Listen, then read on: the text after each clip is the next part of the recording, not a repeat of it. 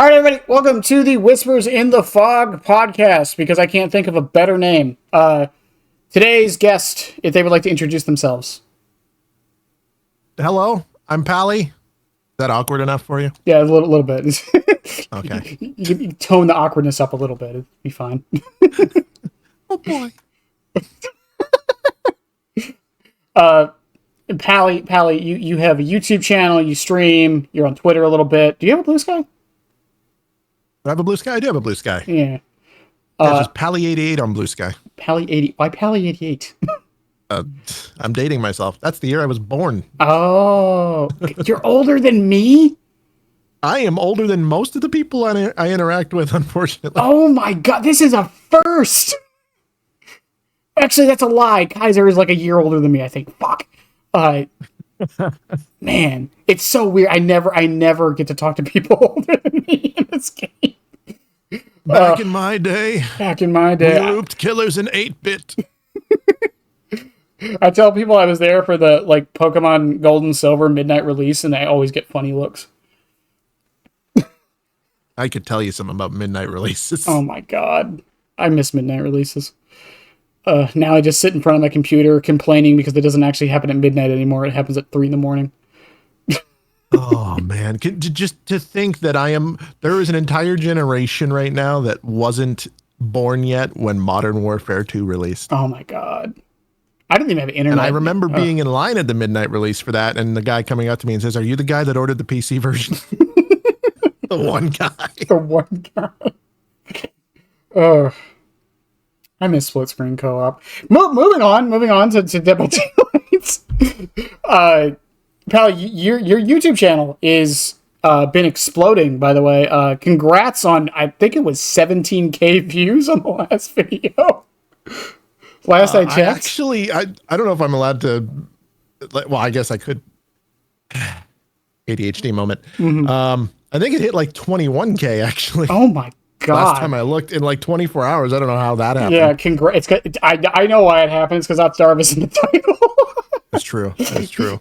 But even before that, I was kind of blowing up a tiny bit, which is, I don't know how that happened, is what I'll say. I mean, there's a few, and this isn't me discrediting anything, but I think there's a few reasons. I think the biggest one is because no one else is really making content like that right now. Because a lot of the discussion channels have kind of either slowed down or died off. So I guess. Yeah, you're kind of filling a void right now, it feels. I mean, you know what? I'll fill that void. It's fine. I also feel like I talk about stuff that in a way that other people may not want to talk about. Not everyone. Obviously, there's some people who talk about whatever, but I feel like I address things in a way that maybe people would prefer not to address them, kind of thing. I don't know if that makes sense. Yeah, no, I kind of get what you're saying. Like today when you mentioned or not today, but in the video when you mentioned like the Legion thing, I read those comments. Some people were not happy you mentioned the Legion thing. There were people that were unhappy that I even used a survivor perk, like Dead Hard for Distance, as a point of reference. I'm like, okay, but I used a bunch of killer stuff too. Yeah. Oh dear God. One of my, I did a video like a year ago. The video was about perks that take away gameplay, and my two examples were Distortion and Lightborn. And I think my comment section had like a mental breakdown because I mentioned a killer perk and a survivor perk in the same video.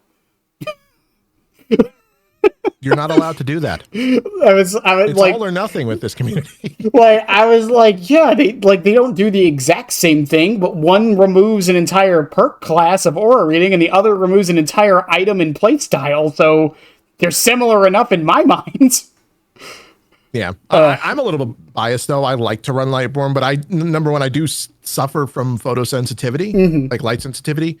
Number two, I do think flashlights are a little too easy now since the timing was kind of dumbed down a bit. Well, my main point with that video was mostly just I feel like Lightborn and especially Lightborn and Distortion, especially at the time, were too free for what they did. Mm-hmm. I don't like the idea of like you throw on Lightborn and then you're just immune completely. No, I don't like free value on anything. Mm-hmm. Right now, I just use it as a necessity. Yeah, no, that's understandable. I'd rather not have to run it. Mm-hmm. I mean, I run it in my brain off build when I'm playing off stream because I don't want to think about it. So, I but mean, yeah, I mean, imagine playing off stream. oh yeah, sometimes, not as much as I used to, but But sometimes. no, I get what you're saying. Like they fundamentally deny the other side gameplay. Both of them do that, and that's where they are equal. It's the same thing that I always say about killer slowdowns and survivor exhaustion. They fundamentally do the same thing for each side. Yeah, and One slows down the chase, the other slows down the gens. right, and to get into like what the main topic of today is, because I didn't even mention that, we're talking about the fundamental problems of Dead by Daylight, which is a fun topic because there's a lot of them. But I think that leads into like the first real main thing is perks, just perks in general, because a lot of perks have a lot of issues. Slowdown and Exhaustion probably being the two biggest examples, because I mean, like you said, they fundamentally change the game in a way that just kind of extends it. It doesn't really like they're like what really interesting plays are you making with Scourge Hook Pain Res?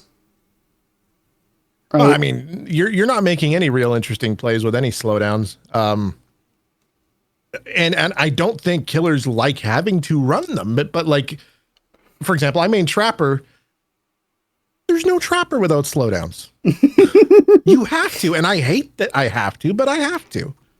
Like, you got to have at least one, and like even then, you're pushing it. Like, yeah, because like this. Obviously, that's not for every killer. Like, I could go in with Nurse and no perks right now and probably 4K. But it's crazy to me that a killer like Nurse exists in the same game as a killer like Trapper. Did you see? I actually posted it today. Did you see my idea for like a weighted rank system? I didn't.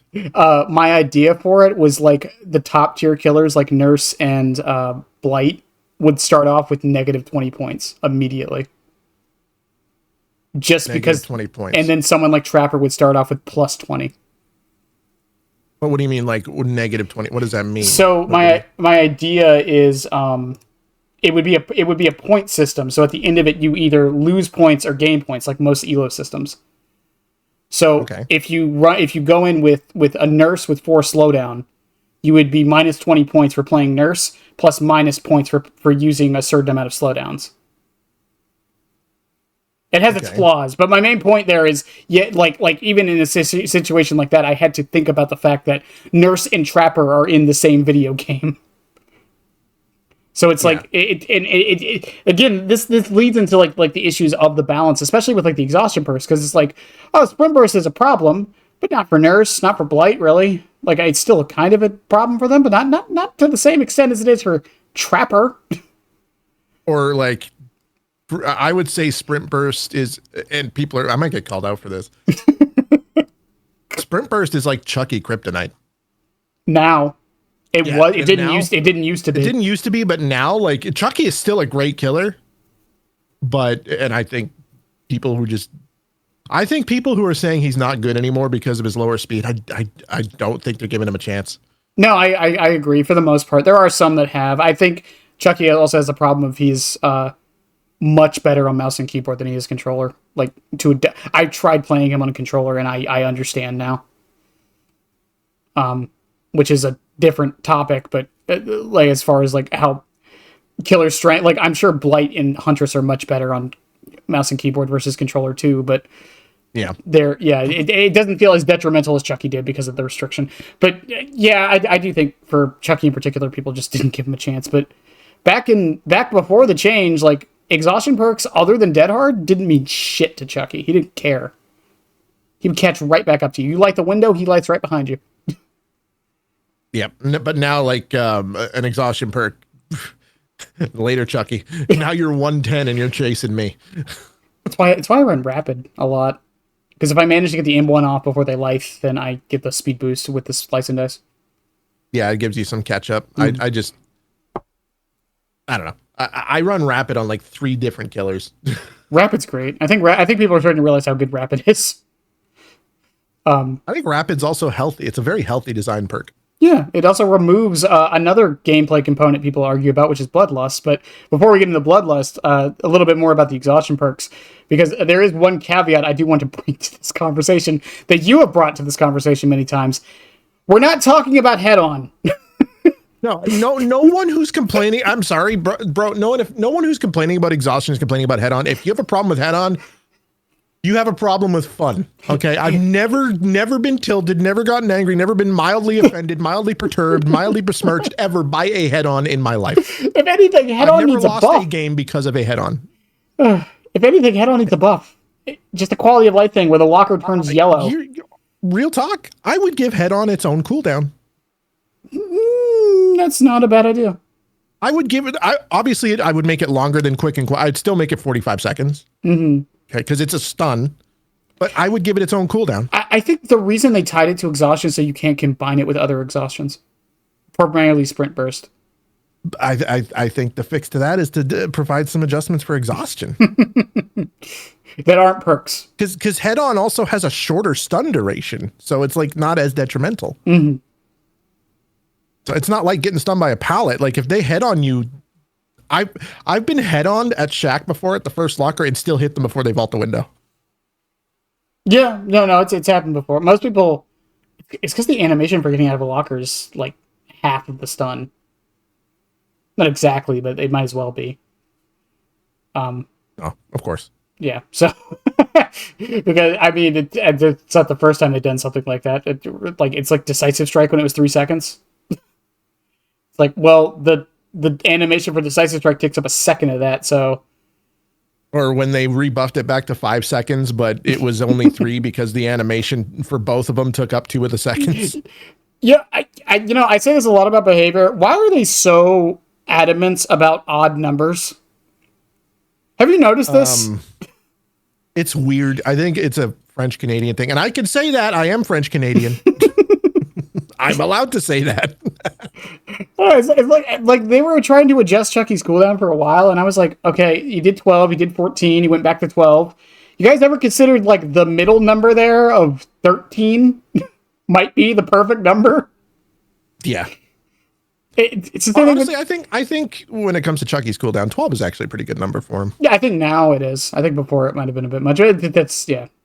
Chucky's a bit of a balancing nightmare to a degree because of everything he has. It has to be adjusted proportionally to him is the issue.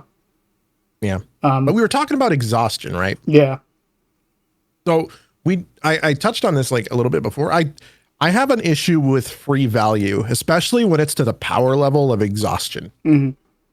I have no problem with exhaustion existing. I just think for something that can be that detrimental to like 85, 90% of the killer roster, it needs to be earned. Well, like, because I say that direct comparison to exhaustion on the killer side is slowdowns, but aside from what is like one slowdown that corrupt and deadlock, mm-hmm.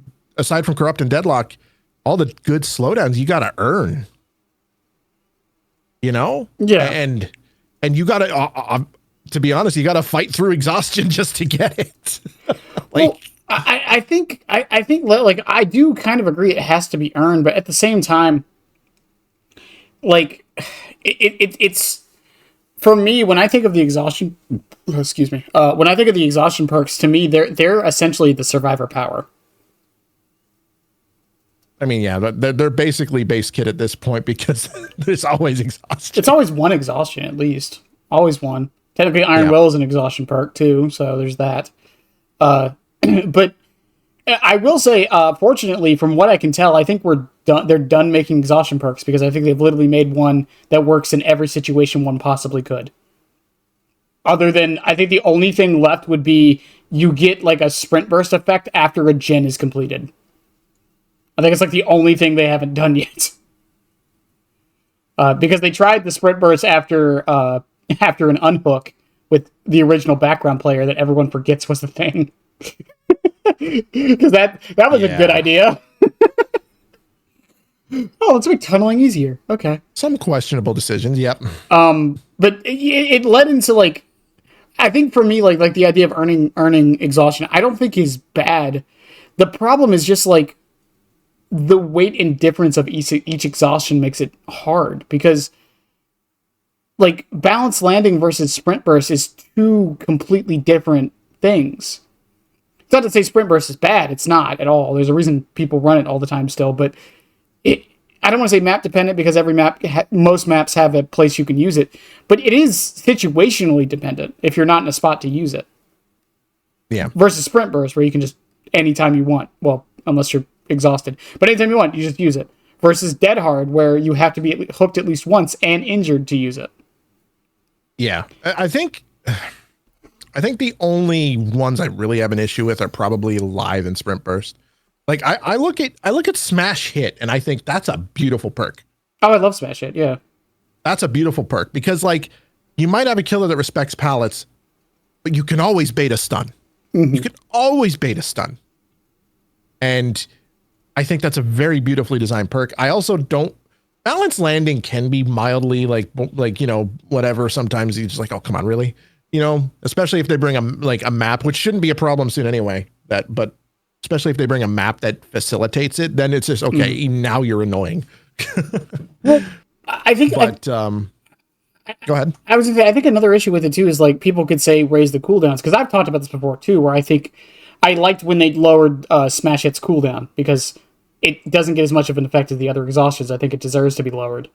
But the argument got brought up of why not raise sprint versus cooldown. The thing with raising the cooldown on most of the exhaustion perks, it doesn't solve the problem because, like, even if you tunnel someone off the hook, their exhaustion immediately goes away when they get hooked. So they still have it.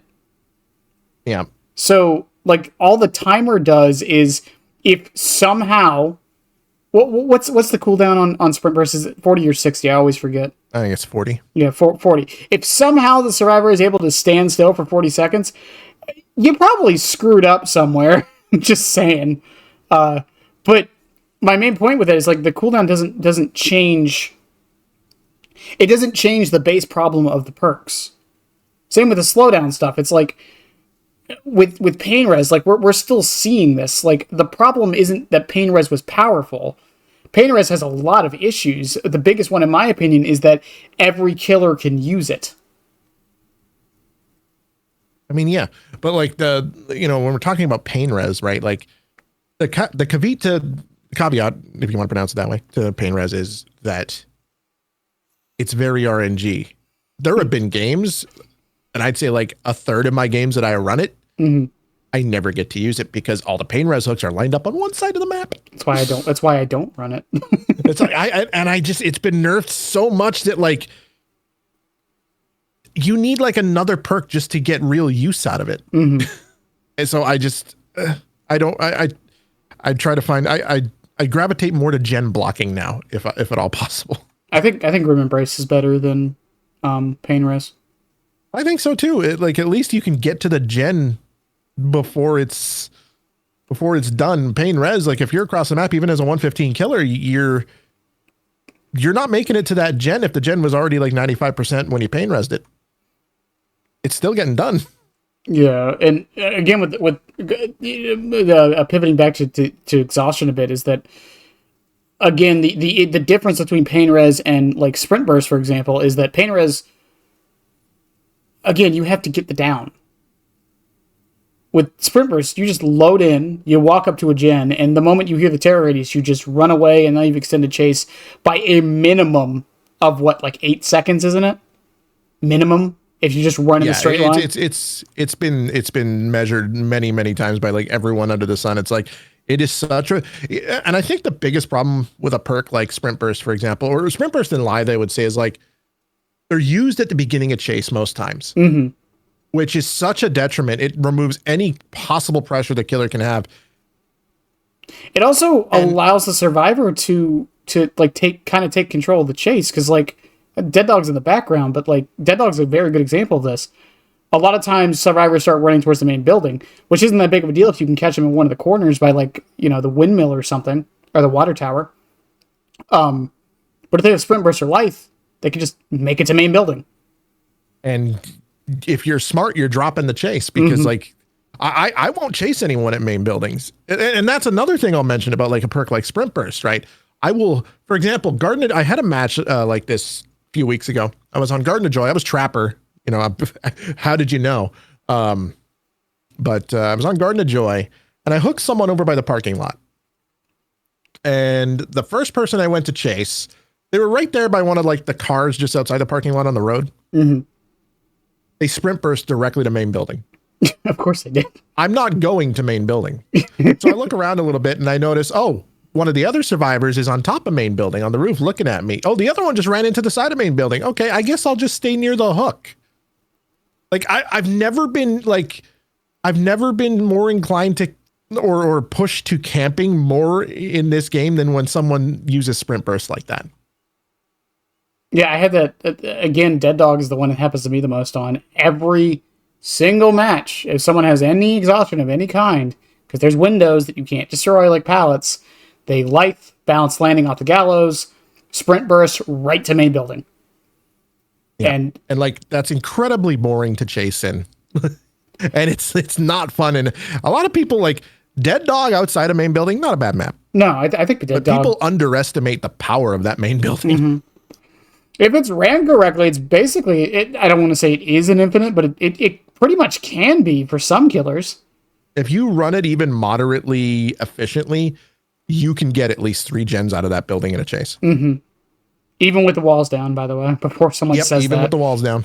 And like, I mean, that leads into a problem of, because the argument would be, well, you know, Nurse doesn't care. It's like, yeah, well, can we stop bringing her up every time we talk about stuff like this? Because she's the outlier and needs to be adjusted. Same with Blight. Same with, not to the same degree, but same with Billy. Like, yeah, well, that's the thing, right? Like, I remember back when Dead Hard for distance was nerfed, everyone said, well, we need that because Nurse exists. That's why it's okay to, okay, what about the other, like, 95% of killers? I don't know if you know this, but Nurse's pick rate is pretty damn low. Yeah, again, like it always comes down to, because even the current Dead Hard, like as much as I hate it, like I don't think it's not nearly as bad as it used to be. For one, it's only 2 uses back in the day. Only one adjustment I would make to current Dead Hard. What's that? Animation lock. So you can't drop a pallet, like, or something like that, because like there are situations where there's not really anything you can do. Mm-hmm. Like if they're in a pallet, there's nothing you can do. You either swing and take the Dead Hard or they drop the pallet. Right. But the thing is, okay, now they got to get hooked again for it to come back. So like there is a big trade-off to that. Yeah. Exhaustion is just normal exhaustion. It's just a cooldown. Yeah. And again, I think it's because you talked about it should be earned, but I think it's mostly just sprint burst and life, I feel. And at this point, I think, because I remember when Dead Hard got nerfed the first time, the immediate response from a lot of Survivor players, I'm not trying to make this us versus them, but a lot of like Survivor players were like, well, I hope you guys are happy seeing sprint burst every match now. Honestly, I am. I would rather see sprint burst than old Dead Hard. But oh yeah, no, people don't understand that wasn't the gotcha they thought it was. No. So the thing is, most people use, even the most inefficient use of sprint burst is annoying to verse, because it's always right at the beginning of chase. I'm like, okay, this chase is already 30 seconds longer. But like most people don't use it right. They bait you to get close to them, then they sprint burst away. That is objectively the worst thing you can do with sprint burst. Mm-hmm. Yeah, you want to get as much distance as possible, so you run as soon as you see the killer coming in your direction. Don't wait for them to get to you. You're losing so much distance. Not even necessarily. Well, I mean, technically it would be distance, but like also you have a chance to lose line of sight. That too, like I'd say probably like 7 out of 10 killers, if you sprint burst as soon as you see them coming your direction, like as soon as the terror radius starts, they're probably not going to chase you. But if you wait until they get to you and then sprint burst, they're going to chase you. Yeah, they have direct line of sight of you. They know exactly where you're going, and they can probably plan a little bit ahead. Plus, they're closer. Like, yep. I mean, that's the thing though with a lot of these discussions too, is like accounting for like people using the thing badly. I think like a good example of this was, well, no, I think old Dead Hard was probably a bad example of this, because even the worst use of old Dead Hard was like, it was impactful. Well, I will actually say old Dead Hard is a good example, and I'll tell you why. So a lot of people would say, well, most people just Dead Hard into walls anyway. There was a lot of people who did Dead Hard into walls, and it did nothing for them. And then there's a lot of people saying Dead Hard never works. I'm like, okay, that's funny to me, because if it never works, why is 99% of the community running it? Like, that never made sense to me. Like, it was like gaslighting. But to base a a perk like that on like the small percentage of the community that doesn't realize you can use it for distance. Mm-hmm. Like to say that that's how it should be balanced, that's insane. Like, of course there's going to be worse players, but it doesn't, I'm sorry, but the skill floor for Dead Hard for Distance is lower than my basement. Well, again, like it comes like that whole idea of like people are using it wrong. Like, if the argument is most people use it wrong, so it's fine, I never like that argument. I will never like that argument. It's just, I don't know. Oh, it's a terrible argument. It also, and I hate to say this, I know what people mean by most of the Dead by Daylight community are like bad at the game. I honestly hate it when people say it feels demeaning a bit. It's like, I don't know. It's like we always talk about how the devs like kind of like say things and like treat us like children sometimes. Like the whole community is like a bunch of drooling idiots. I don't know. There are times, and I don't know if I should even say this, and but there are times where I do think behavior thinks we're not smart. Mm-hmm. It does feel like that sometimes. I remember actually, okay, so I don't know if you know, it was one of the devs who doesn't work there anymore. I won't mention their name. But I remember back when people were suggesting Kindred as base kit, which I wouldn't even have an issue with. Yeah, I know what you're about to say, but yeah. But I remember the devs saying, oh, we can't do that. Survivors wouldn't know what it means. What? Yeah, that was one of the cases where I was like, how stupid do you think we are? Survivors wouldn't, like, you may as well just call us stupid. I mean... It's a bright red aura. What do you mean we wouldn't know? It's like, oh, what are all these things on the map? I don't know. And here's the thing. If it's a brand new player and it's their first match, yeah, they're probably not going to know what it means. That's fine, though. Brand new players aren't supposed to know everything. I mean, and I think balancing around brand new players is silly because it just ruins like everything above brand new. I mean, I think there's a line to that. I think brand new players need to be taken into account, but I don't think they should be fully balanced around. No, that's what I mean, right? Yeah. Like they tend to balance things for the very, very, very low skill floor. Well, a lot of the time, but then they'll balance other things for the high skill floor, which doesn't make sense. Yeah, I mean, there's a reason for that. Part of it's financial, and part of it's game health. Because if the game is already pretty unapproachable for new players. Let's be honest with ourselves. Just the grind alone. Yeah, just the grind alone. Jesus Christ, I feel bad that I can never experience that again. Because I don't want to know if it's I still don't know if it's worse or better than it was. So it was a little bit better for the new player when they first adjusted the blood web, like when they first introduced P100 and stuff, and the ability to get all the perks on everyone at once kind of thing. Mm-hmm. It was mildly better, but now it's been almost 3 years since that happened. It's basically what it was. They need to just remove perk tiers. Yeah, that would also, and I've talked about this before, removing perk tiers would actually, this actually goes back to the exhaustion thing a little bit. Removing perk tiers would actually help with perk design. It would help with perk balance. Yeah.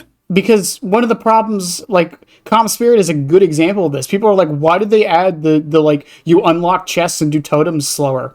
Because it had to have some percentage that could be adjusted for the tiers. I'll never understand the nerfing of Calm Spirit. This perk that I never saw anyone run. Well, except for like that 6-month span where Ultimate Weapon was everywhere. Even then, I barely ever saw anyone run it. And to be honest, if you're running Calm Spirit, that just means you're not running a second chance. I was super happy about that. Well, yeah, but again, like the reason they added that quote downside was because it had to have something for the perk tiers. Yeah, it affects perk balance and design so much. Like, and if you got rid of perk tiers, you're taking away two-thirds of the grind, which is huge. Yeah, and again, like it's not just the grind; it's also just like, and have you played League of Legends? I bring up League of Legends a lot. Have you played that game before? I've gone out of my way to avoid that game. Okay. I played it like twice. Rainbow Six Siege. Yeah, I played that. Okay.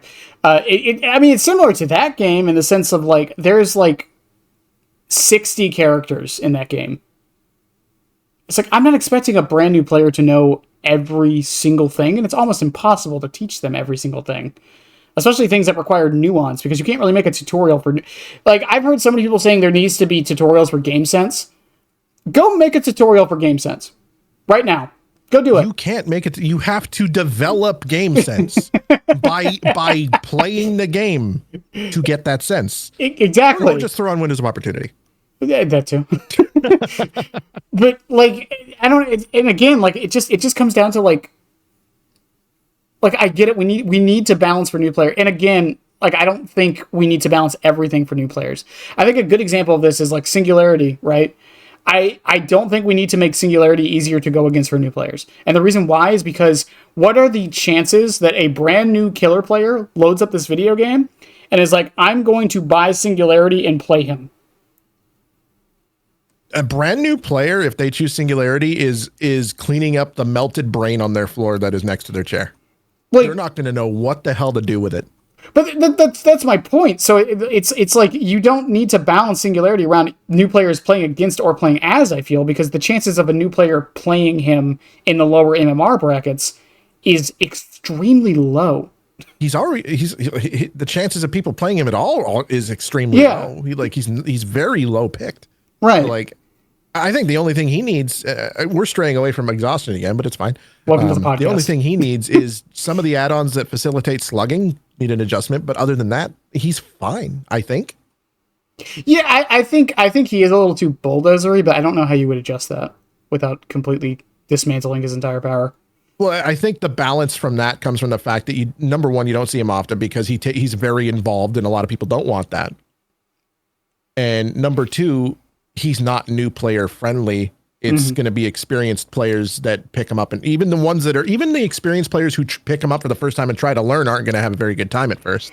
Well, yeah, I mean that leads into a discussion of like Nurse brings up because what is the argument for Nurse being strong? Almost every time someone brings up Nurse being strong, she's okay. I'm gonna break the DVD internet here. Go ahead. Nurse is not that hard to learn. No, she's not.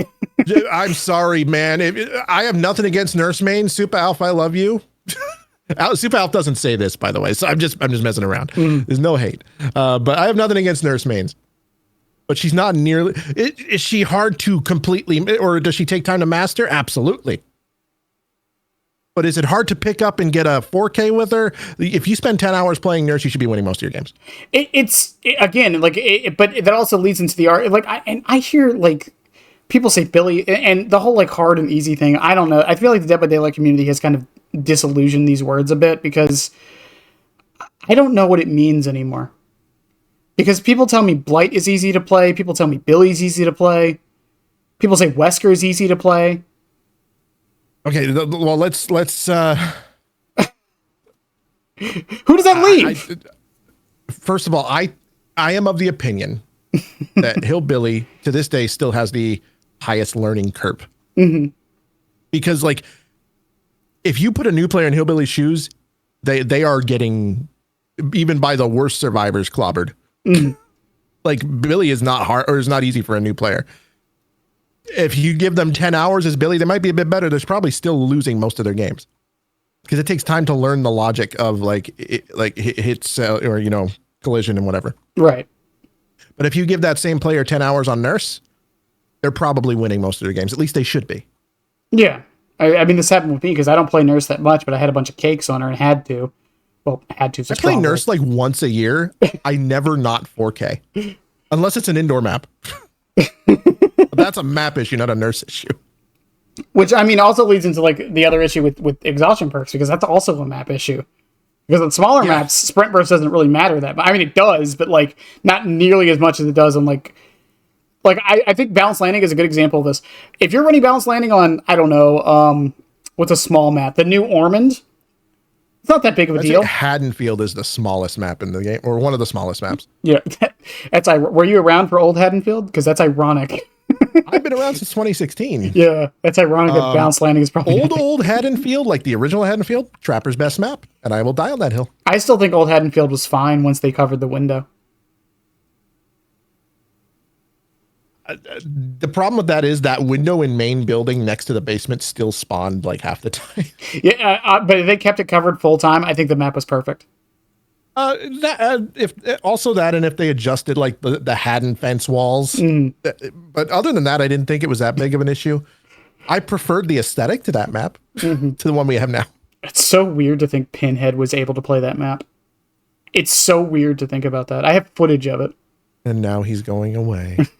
Rest in peace, King. But like that's the other thing with like again with balanced landing is like when I say map dependent, I don't necessarily mean like it can't be, because I've gotten this criticism before whenever I bring this up. Technically speaking, balanced landing can be used on every map. Every map has a basement, and most maps, I think there's like 2 exceptions, have at least some form of a drop off where it can activate. Yeah. My point with that is that there are some maps where balanced landing, even sprint burst, is better than it is on others. Again, sprint burst on Lake Mine, while powerful because it's sprint burst, is not nearly as good as it is on like Shelter Woods. Oh, 100%. Shelter Woods is one of those maps, man. If they sprint burst or lie the way from me, you know they're going to that main area part, which I hate it so much. It's like bad ham fences on crack. It's the same as Ormond. They not only do they go to main building, they go upstairs. They find one of the 17 god pallets that's up there. But like, oh my god! But again, like it leads into the issue of like, how do we balance something within a game like this where there are so many variables at play, including the maps. The maps being probably the biggest variable of them all, which is a completely different discussion I'm sure we'll get into here later. But I think a lot of it involves behavior having to be harsh with the community, both sides, survivor and killer, and saying, okay, there comes a point when we got to stop holding your hand with everything and you actually have to learn. Yeah. I mean, I don't think that's a bad thing. I just think behavior's too afraid to do it. But I have a hot take about that about when it comes to FNAF. I'm sure you've heard it before, but I don't know if I should talk about that now or later. No, go ahead. So FNAF is a very unique license because the FNAF fans, no one coming to DBD for FNAF is coming to play against Springtrap. They're coming to be Springtrap. Right. And if killer is super stressful, it's going to flop. If the killer is not allowed to be powerful with like, so for, I look at Dracula as a good example of this. I think Dracula, a lot of people disagree, but I think Dracula's in a good spot because he's got good counterplay. He's powerful, but he's got good counterplay. And you don't feel weak unless you're actually playing badly. I mean, I think the argument can be made Hellfire might need some adjustments, but otherwise, yeah, I agree for the most part. But I think if for example, Springtrap, when people like new players come to this game and Springtrap, like, this is going to sound very one-sided, but I play more Survivor than I do Killer. I only play Killer when I stream. I think they balance Survivor and Killer differently. I think they balance Survivor where new players are, as if it's a place where new players are going to always go or gravitate to, because it seems like the less stressful, and they're probably right now. I mean, and they balance Killer around like a little more difficulty and experience because there is a lot more to do that you have to do as Killer. And I think if they don't cater a little bit to the new player with Springtrap, it's not going to be good. Well, and I think DBD needs FNAF to succeed or they're in big trouble. Well, the funny thing with that too is, like, I was talking to somebody the other day about this. Everything, because I'm a massive FNAF fan, and every time I talk about like what his power is going to be, every single time like I think about it, it's not gonna be map mobility. It's gonna be like a stealth ability, which in Dead by Daylight traditionally isn't that good. Yeah, which means he's going to have some other form of like oppression somewhere, right? Yeah. And that's another thing. I think when people use the word oppressive, I don't think that should be looked at negatively. I mean, I think that the way I try to word it isn't necessarily oppressive. I think like Singularity is a good example of this as he's on screen. It's like Singularity forces you to go do stuff. He forces you to find EMPs. Same with like, which I think is healthy. Same with like Xenomorph. Yeah, they force you to go do stuff. You have to you have to respect them when they're in a situation where they are in this powerful state. Same with like when Singularity goes into like overdrive. It's like people are like, oh, he just bulldozes through pallets. Yeah, but you have to like greet it a bit. You have to respect what he's doing and pre-drop it or greet it. And that's a decision you have to make in the moment. Understanding how the player is playing, where they are, what loops are nearby, all of these things. But I think a lot of people, and again, this isn't me questioning people's intelligence or anything, but I don't think a lot of people want to do that. It was the same argument for Chucky before his most recent changes. The argument I would often bring up is that the reason Chucky felt so bad to go against is because his 1v1 was so good that the counterplay was splitting up and not starting the chase in the first place. That was the counterplay. And anytime I brought that up, people would say, well, hiding is boring. I don't want to do that. I want to actually be chased. And this is during the Distortion meta. Yeah. That's as ironic as that is. Yeah, well, because I said it all the time. It's like Chucky's a 110 killer with like no like. Let me phrase this correctly before Ghost gets on my ass. With no reliable map mobility. Reliable was the word I used. With no reliable map mobility. So he can't waste time looking for hiding survivors. But again, anytime you bring that up, people are like, well, hiding isn't counterplay. Which, yes, it is. Well, again, like, I mean, to me, like, I've gone on record saying I don't think dodging is counterplay. Counterplay is counterplay. The only thing that I think isn't really counterplay is having to run something to counter it. Like, every piece of counterplay should be doable. Maybe it could be made easier by running a perk. Mm-hmm. But it should be doable without having to run something. Yeah, like urban evasion, countering. Yeah, like hunter. Which is another one of my big issues with Exhaustion is like the only counterplay is either be a specific killer or run a perk. Yeah, because bringing up Singularity, he doesn't give a shit about sprint bursts or their marks. No, he doesn't. That's you see me I've been getting into Singularity. He's my next P100, and it's such a dramatic contrast between going from a Trapper game. Like the other day, I had a game as Trapper on Ormond. It was like one of the Ormond 2 or something. It was one of the bigger ones. Mm-hmm. They redesigned the map and made one bigger for some reason. But not great for Trapper, even though it's a map with grass, which Trappers are lucky to have these days. It's not really good for Trapper. I got a 1K and 8 hook states, which is not bad against a full Armada meta Survivor squad. Queued up again as Singularity, got the same squad, brought an Ormond map. 4K4.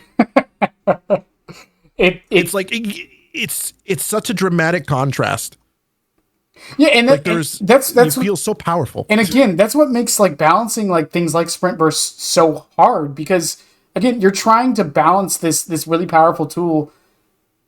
Like again, like let's take Nurse and Blight out of the equation. Even someone like Singularity or Dracula.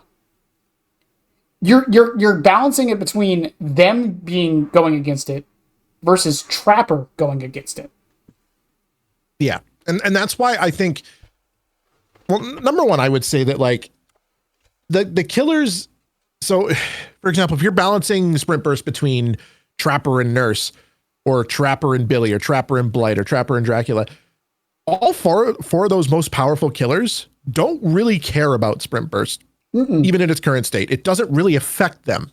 No. Because you have a catch up. So I don't think it's really going to matter if you balance it more in line with some of the weaker ones. Well, and I'm not saying weaken sprint burst. Well, leave it as strong as it is. Mm-hmm. Just give it an earning requirement of some sort. Yeah, because even if you buff Trapper to hell, it doesn't matter, because, and I will die on this hill, it doesn't matter how bad a killer is. If they have mobility, and that's why like people saying Kin is like kind of bad, I don't care how bad he is, he's still going to be good because he can get around the map super fast. Yeah. Mobility is everything. Yeah. Everything. In any game, not just Dead by Daylight, this is in any game. We've seen this for years happen. There's a reason why the term mobility creep is a thing. Yeah, no, I agree. And mobility is everything. It's more valuable than anything else in this game because mobility is map pressure. Mm-hmm. It's also it's time. It's catch up time. Yeah, and killer is time management. Mm-hmm. Gen time or chase time is gen time. Yep. Whatever it is brand says. Well, it's not. Match time. That's a simplification too, because chase time isn't just gen time. Like if you're on your first chase time is 3 times gen time. Which, like, I think that's a lot of the reason you don't see a lot of newer players stick to playing killer. They either go to survivor or they stop playing.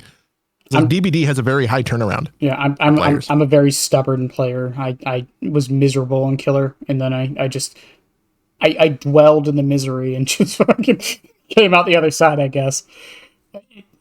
I mean, that's the thing too, is because it's like you see, like, maybe I'm generalizing a bit, but like whenever I'm scrolling through Twitch, and I can't even name names, but like I'll see survivor players and killer streamers, like ones who've been streaming for a while, and again, this is generalizing, but for the most part, most of the people who stream killer more than survivor, I think seem to be better at the game. So I don't think it's that they stream killer that they're better at the game. And I think that's something I make clear because the comments are going to go nuts. I will say you're better at the game if you consistently play both sides. Right. You will be a better survivor if you play a good amount of killer and vice versa. Like I will start my stream playing survivor and then I'll move to killer and I will have better games. Right. But I think my point with that though is like whenever I catch someone who's streaming survivor, like they've been streaming survivor for years, let's say, they for whatever reason they just like it seems like the gap between getting like the skill ceiling to get good at killer seems, how do I want to word this? It seems like if people play a bunch of killer, like I can notice that they're better at the game than people who stream a bunch of survivor, if that makes any sense. Yeah, it's because they're more versed, right? Like they've played everything, not just like and they also have more sound opinions on, or not opinions, but takes on things. Like you'll see someone who plays both sides, like who's a good example of this? Like consistently plays both sides. Scott's a good example of this. I do question a lot of Scott's takes, but I don't dislike Scott. I think it's fine. I say this all the time. If you don't question any of, if someone makes discussion content, and you don't question any of their takes, stop watching them. You're not getting anything from that. Exactly. But Scott's a good example. I would never name myself because I'm a nobody. But I do play both sides. But like you find like I try and find like when I come up with takes, I try and find ways for everyone to be happy. So I'm like, for example, when I talk about anti-tunnel, I'm like, okay, I understand why anti-tunnel needs to exist. My problem with anti-tunnels, I get hit with it more when I'm not tunneling. Yes. So I had a bot do it to me. Yeah, no, honestly, like I will hook someone, then they'll get unhooked, and while they're being healed, I will hook another person, maybe 2 people, and then I'll find that person again. I'll still get DS'd. Yeah, I know. That's not even the big issue for me. The big issue is when things like off the record and the base kit BT are used offensively. I'm like, okay, I'm okay with anti-tunnel existing. How about if we make it so it has to be for you to get out of there? Meaning you take away collision so you can't use it as a weapon. Again, I'm fine with that. That was a good idea. I'm fine with that. I think it's an idea people have had for years. Because it doesn't seem like it has any downsides. The only downside I can think of is like it means like as a survivor player you can't help your teammate, I guess, but you unhooked like close enough for the killer to be right there. You just made a mistake. Well, and that's the thing you get met by, and this is where it comes back to people who don't play both sides. You can tell when someone doesn't play both sides when they say, "Well, all you have to do is not tunnel." I'm like, okay. Again, I was playing on the PTB, and there's a little patch note that says they improved the AI, the bot like intelligence. Yeah. I maybe I was the only one who noticed this. The bots were aggressively using decisive strike. Yes, they do. I had a bot get into a locker in my face. Yeah, this happened to me. Yeah, it was a Leon. I remember this very distinctly. Yep. I could not believe it. The bots had, you know what? Behavior has been doing. There's some Skynet going on with those bots. A few weeks ago, I was playing a survivor game with my buddy Osu, and right at the beginning, it was against the Spirit. Right at the beginning, one person DC'd because as soon as they realized it was a Spirit. And then I got hard tunneled and camped out because I blast mine committed to a gen interface. And I deserved it, and I wasn't complaining about it. Fair I enough. said it during the happening. I deserve this. Um, but and then it was Osu, the bot, and the other teammate. The other teammate, so they get the gens done, first of all the gens done. They open a gate. Osu leaves. The other teammate gets hooked in the basement. The bot goes back for the unhook. A year ago, they'd be running out the door and leaving you for dead. I had this. The bot, not only does the bot get the unhook, the bot escapes. What? I hate bots so much. I hate them so much. But yeah, I mean, I won't lie. I get a little toxic sometimes. Sometimes I get a terrible team. I'll be like, "Can you DC so I can have a bot?" I fucking like people complain about bots, and I know everyone jokes, "Oh, they're better than normal players." To me, it's not that they're better than normal players; it's that they do gens. Well, one, they do gens, but two, they have wall hacks. And listen, this is my bias coming out. I play a killer who literally relies on losing line of sight as part of his power. Yep. It doesn't matter for a bot, so I have to brute force you as a 110 killer, which is not easy to do. And there's no other way to program bots. You can't program them to not have wall hacks. It's just not how it works. Yeah, yeah. I mean, you could do like the alien isolation thing, but like, I don't know how that would work. I think the bots would be kind of useless. You do need the bots to be semi-strong just because of the amount of people who do DC. Yeah, which hopefully they'll be improving that. Going back to Exhaustion, we're still on Exhaustion, by the way. It's okay. We're going to be here for a while. Yeah, welcome to the podcast. It's fine. It's perfect. It's okay. Have you listened to these before, by the way? I listened to... You can say no. It's fine. I listened to the one with hens. Mm-hmm. Yeah. That's why I sent you that message about the video I was working on, because I had already been working on it, but like, I'm like, oh, okay. Now that I know you did this, I just want to make sure you're okay with me doing this. Like, because I don't want to like step on, the homie's toes. You're good. I had a few, or I think a few people actually DM me and were like, hey, are you okay? Because you're about to see like 10 of those videos come out. I'm not going to name. One of them's got a great title like mine does, though. You got to admit that title's beautiful. Yeah, but I love the thumbnail too. So good. It's only because you get the reference. Yeah, it's so good. I don't care, but I like thumbnails with like little references or like inside jokes. I know people like shit on those. I like them. I don't know. It adds charm to them. I don't know. Back to Exhaustion. Yeah. Well, my main point was like Horser was on here once and we talked about Halo for like an hour. So don't worry about tangenting. It's fine. That's the whole point of this kind of. But yes, back to Exhaustion. I mean, the requirement to like get Exhaustion, because me and you argued about this a bit on Twitter. What do you think ideally the requirement should be? So a lot of people like you, I think you said gen progress. Uh-huh. I say gen time. The reason I say it shouldn't be gen progress is because gen progress can be cheesed. Mm-hmm. Like really easily. And there's, and we've seen by the challenges that there's no way to like, you can get more gen progress by co-oping on a gen. Right. Or by running a gen progress perk. That's why I say gen time. Like just something to earn it, right? Say you have to complete 50% of a gen in total, mm-hmm. or you have to spend 30 seconds on a gen before you get your. I think Exhaustion is powerful enough where an earning requirement like that. It seems steep, but I don't think it is considering the value you get. Would you still keep the Exhaustion though, so they can't use it again in Chase? Absolutely, because I think it's that powerful, right? It's the same like that. It'd be like not needing to hook a survivor, or it'd be like only needing to hook a survivor once to use your pop. Okay. Because like the equivalent on the other side, and you got to remember, there can be up to, well, God forbid, there could be probably like 8 exhaustions in a game, because I've seen people run balanced and lives because you never know. Mm-hmm. Well, like I see people run dead hard balanced all the time for some reason. I mean, I think the biggest problem with Exhaustion, and why I don't mind it being either progress or time. I understand the reasoning behind the progress though, because it can be cheesed. Cough, cough, flashbangs.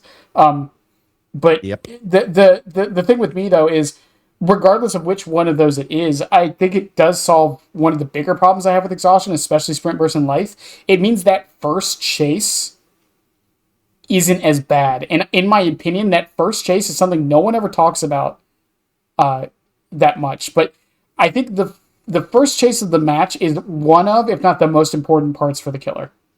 Yeah. If that first chase, and the thing is, a lot of people say, well, if they do that, just don't commit to the chase. You can't just not commit.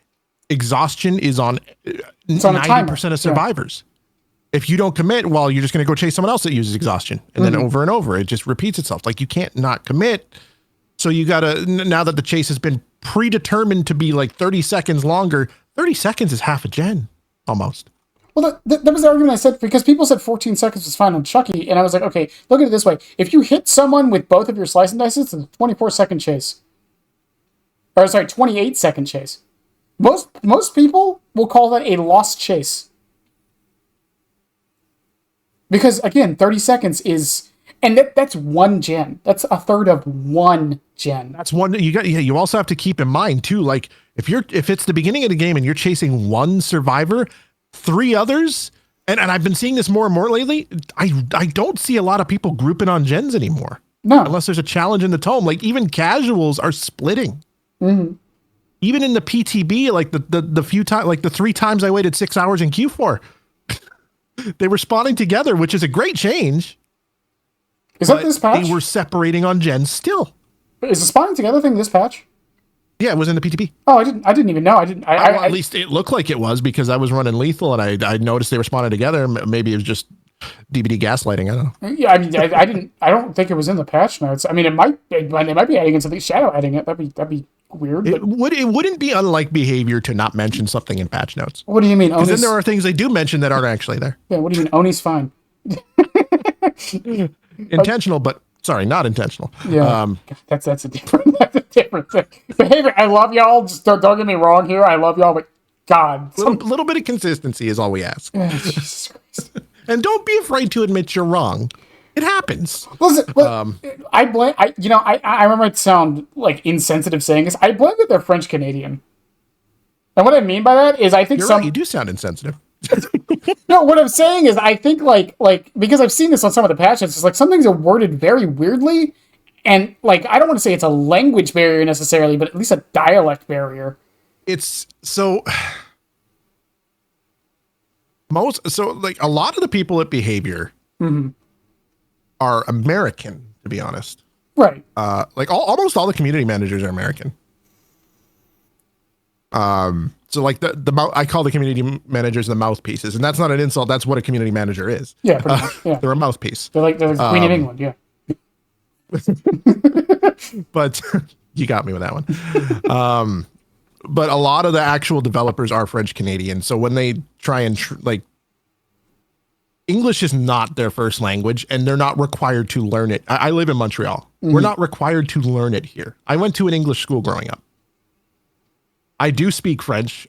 I don't like to speak French because I don't have the French Canadian accent, so I get made fun of because I went to an English school. I'm the most American sounding Canadian you've ever heard. Would you know I'm Southern by the way I talk?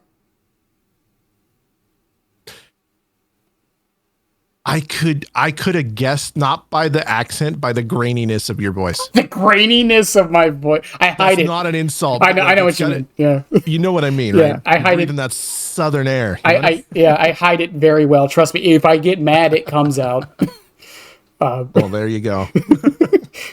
But no, there is some language barrier there. But I also think part of it is, like, when it comes to making changes, like if we're looking at patch notes and how the things are worded, yeah, it's language barrier. But when it comes to making changes, I do think that there is. It's one of those things where, like, you would expect the developers to know their game better than anyone else. But I don't think, and I think they're starting to realize that now, that they don't necessarily. And I know this based not just on the consultant program. There's other things I know that I can probably tell you after. I can't say it on video, but no, fair enough. But I can tell you after that shows very well, like, things have changed at Behavior, like, which was what that announcement of game health update was a result of. Yeah. Believe me, I've been told a few things. But again, like, I don't know. I feel like that's part of it. I think like, as someone in a management position in my real life job, This has to mean streaming. I'm just saying I can't pay my bills with streaming. But with my normal job, I get it that sometimes things get down the pipeline and things are misunderstood. And especially as a community manager, if like you forgot to get the okay to say something and you just assumed, which does happen, they're human. I think it was just a mix of things on like the Oni like wording of like what they meant when they said it was intentional. Like maybe or maybe they didn't understand what people were talking about or something. Yeah. Like and then once someone actually got wind of it that understood it, like, oh, that's what you were talking about. Okay, no, that wasn't intentional. Yeah. Yeah, it's the same thing like that happened with like the Chucky bug. Yeah. But I will not let die. Which Chucky bug? You're gonna have to be more specific. There was a Chucky bug where There's many of those. The thing with this one is that apparently it was actually a feature. They just called it a bug. His cooldown would start the moment his dash started. Oh, I remember that. Yeah. Yeah, they removed it. I remember them saying that was intended, and then in patch notes saying fix the bug. Mm-hmm. Yeah. That was one that still makes me mad to this day. Bring it back. But again,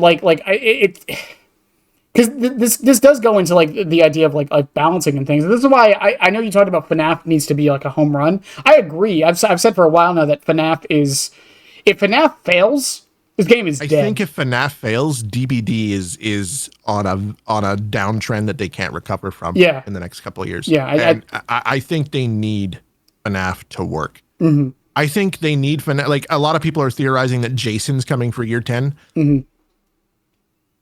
I think if FNAF doesn't work and Jason does come year 10, Jason does not save DBD. Yeah, as sad as it is, yeah. I think they need to treat this as if it's their cream of the crop license that they've ever gotten. They have to get in the office, spend time squashing bugs, rewrite code. They have to. I hope they're doing this. And maybe that was the start of what the Unreal 5 update was. Well, because they have to. And bringing this back to like the exhaustion thing, it's like the other problem I feel with especially sprint bursts in particular for new players, and technically life, because isn't Doctor and Fong free on like certain platforms? Yeah. Yeah. The problem is these are perks that everyone has access to. Yep. Why they're in the shrine. And the thing is, the reason my videos have been doing so well is because I've done some research on like search terms and stuff. One of the most searched terms is DBD best beginner survivor build. Yeah. Yeah, of course it is. It always will be. And the next one is like DBD best beginner killer build. The problem is, best beginner killer perks, almost all of them are paid perks. Yeah. Almost all the survivor perks, except for decisive strike. Mm-hmm. Like for a beginner build which decisive strike, you don't really need much at a low level, but are all like free perks. Yeah. It's like deja vu, sprint burst, prove thyself, and lied in some cases, dead hard. Have you played against new players? But like, story time. A little while ago, because I used to play on Windows Store because I'm a weirdo. I used to play on Windows Store because it was free. But I used to play on Windows Store, still PC, and I bought the game on Steam so I could specifically play PTBs, because for some reason PTBs are only on PC, but also only on Steam. But I know the reason for that. Yeah, yeah. Regardless, so I thought it would be not funny, but I thought it would be interesting to load up my Steam account, get Chucky, and see how new players play against Chucky. And I double checked every time I turned crossplay off. I went in, and MMR was matching me against people who had like 5 hours. Now, I wasn't mean or cruel before anyone brings this up. I made a rule to myself that I would only 2-hook everybody. I wouldn't camp. I wouldn't tunnel. I wouldn't perkless, no add-ons. Right? I tried to be as handicapped as I possibly could. What ended up, like, but the funny thing is, like, the players were bad. Okay? I'm not trying to be mean saying that. They were bad. They didn't know what they were doing. They couldn't dodge. They didn't know where gens were. Bad when you first start, yeah. Yeah. However, what I did notice is every single one of them, almost every single one of them, still had what I would consider meta builds. Yeah. Even with like meta is more accessible for survivors, in my opinion. But what blew my mind again, though, was like how consistent it was for like 5 to 10 hour players having like these stacked builds. It was insane. And again, like my point with this, with the FNAF thing, is like sprint burst being as readily accessible as it is part of the problem, I feel, because let's say Springtrap doesn't have a map mobility of any kind, which I have a feeling he won't. Let's say he doesn't. Sprint burst is going to destroy him. And all those people that are coming to place, I don't think this is a situation where people are coming to DBD for FNAF, and when they realize Killer isn't fun, they're going to go play Survivor. Mm-hmm. They want to play Springtrap. Like, FNAF fans are different. They are. They're a different breed. You know this. They want to be Springtrap. They've spent all this time going against Springtrap. They want to be him. Mm-hmm. And I don't think it's going to translate to them going to play Survivor. I think it's going to translate to them leaving. Yeah, unfortunately. And we don't even know who the Survivor's going to be. Regardless, it doesn't matter, I feel.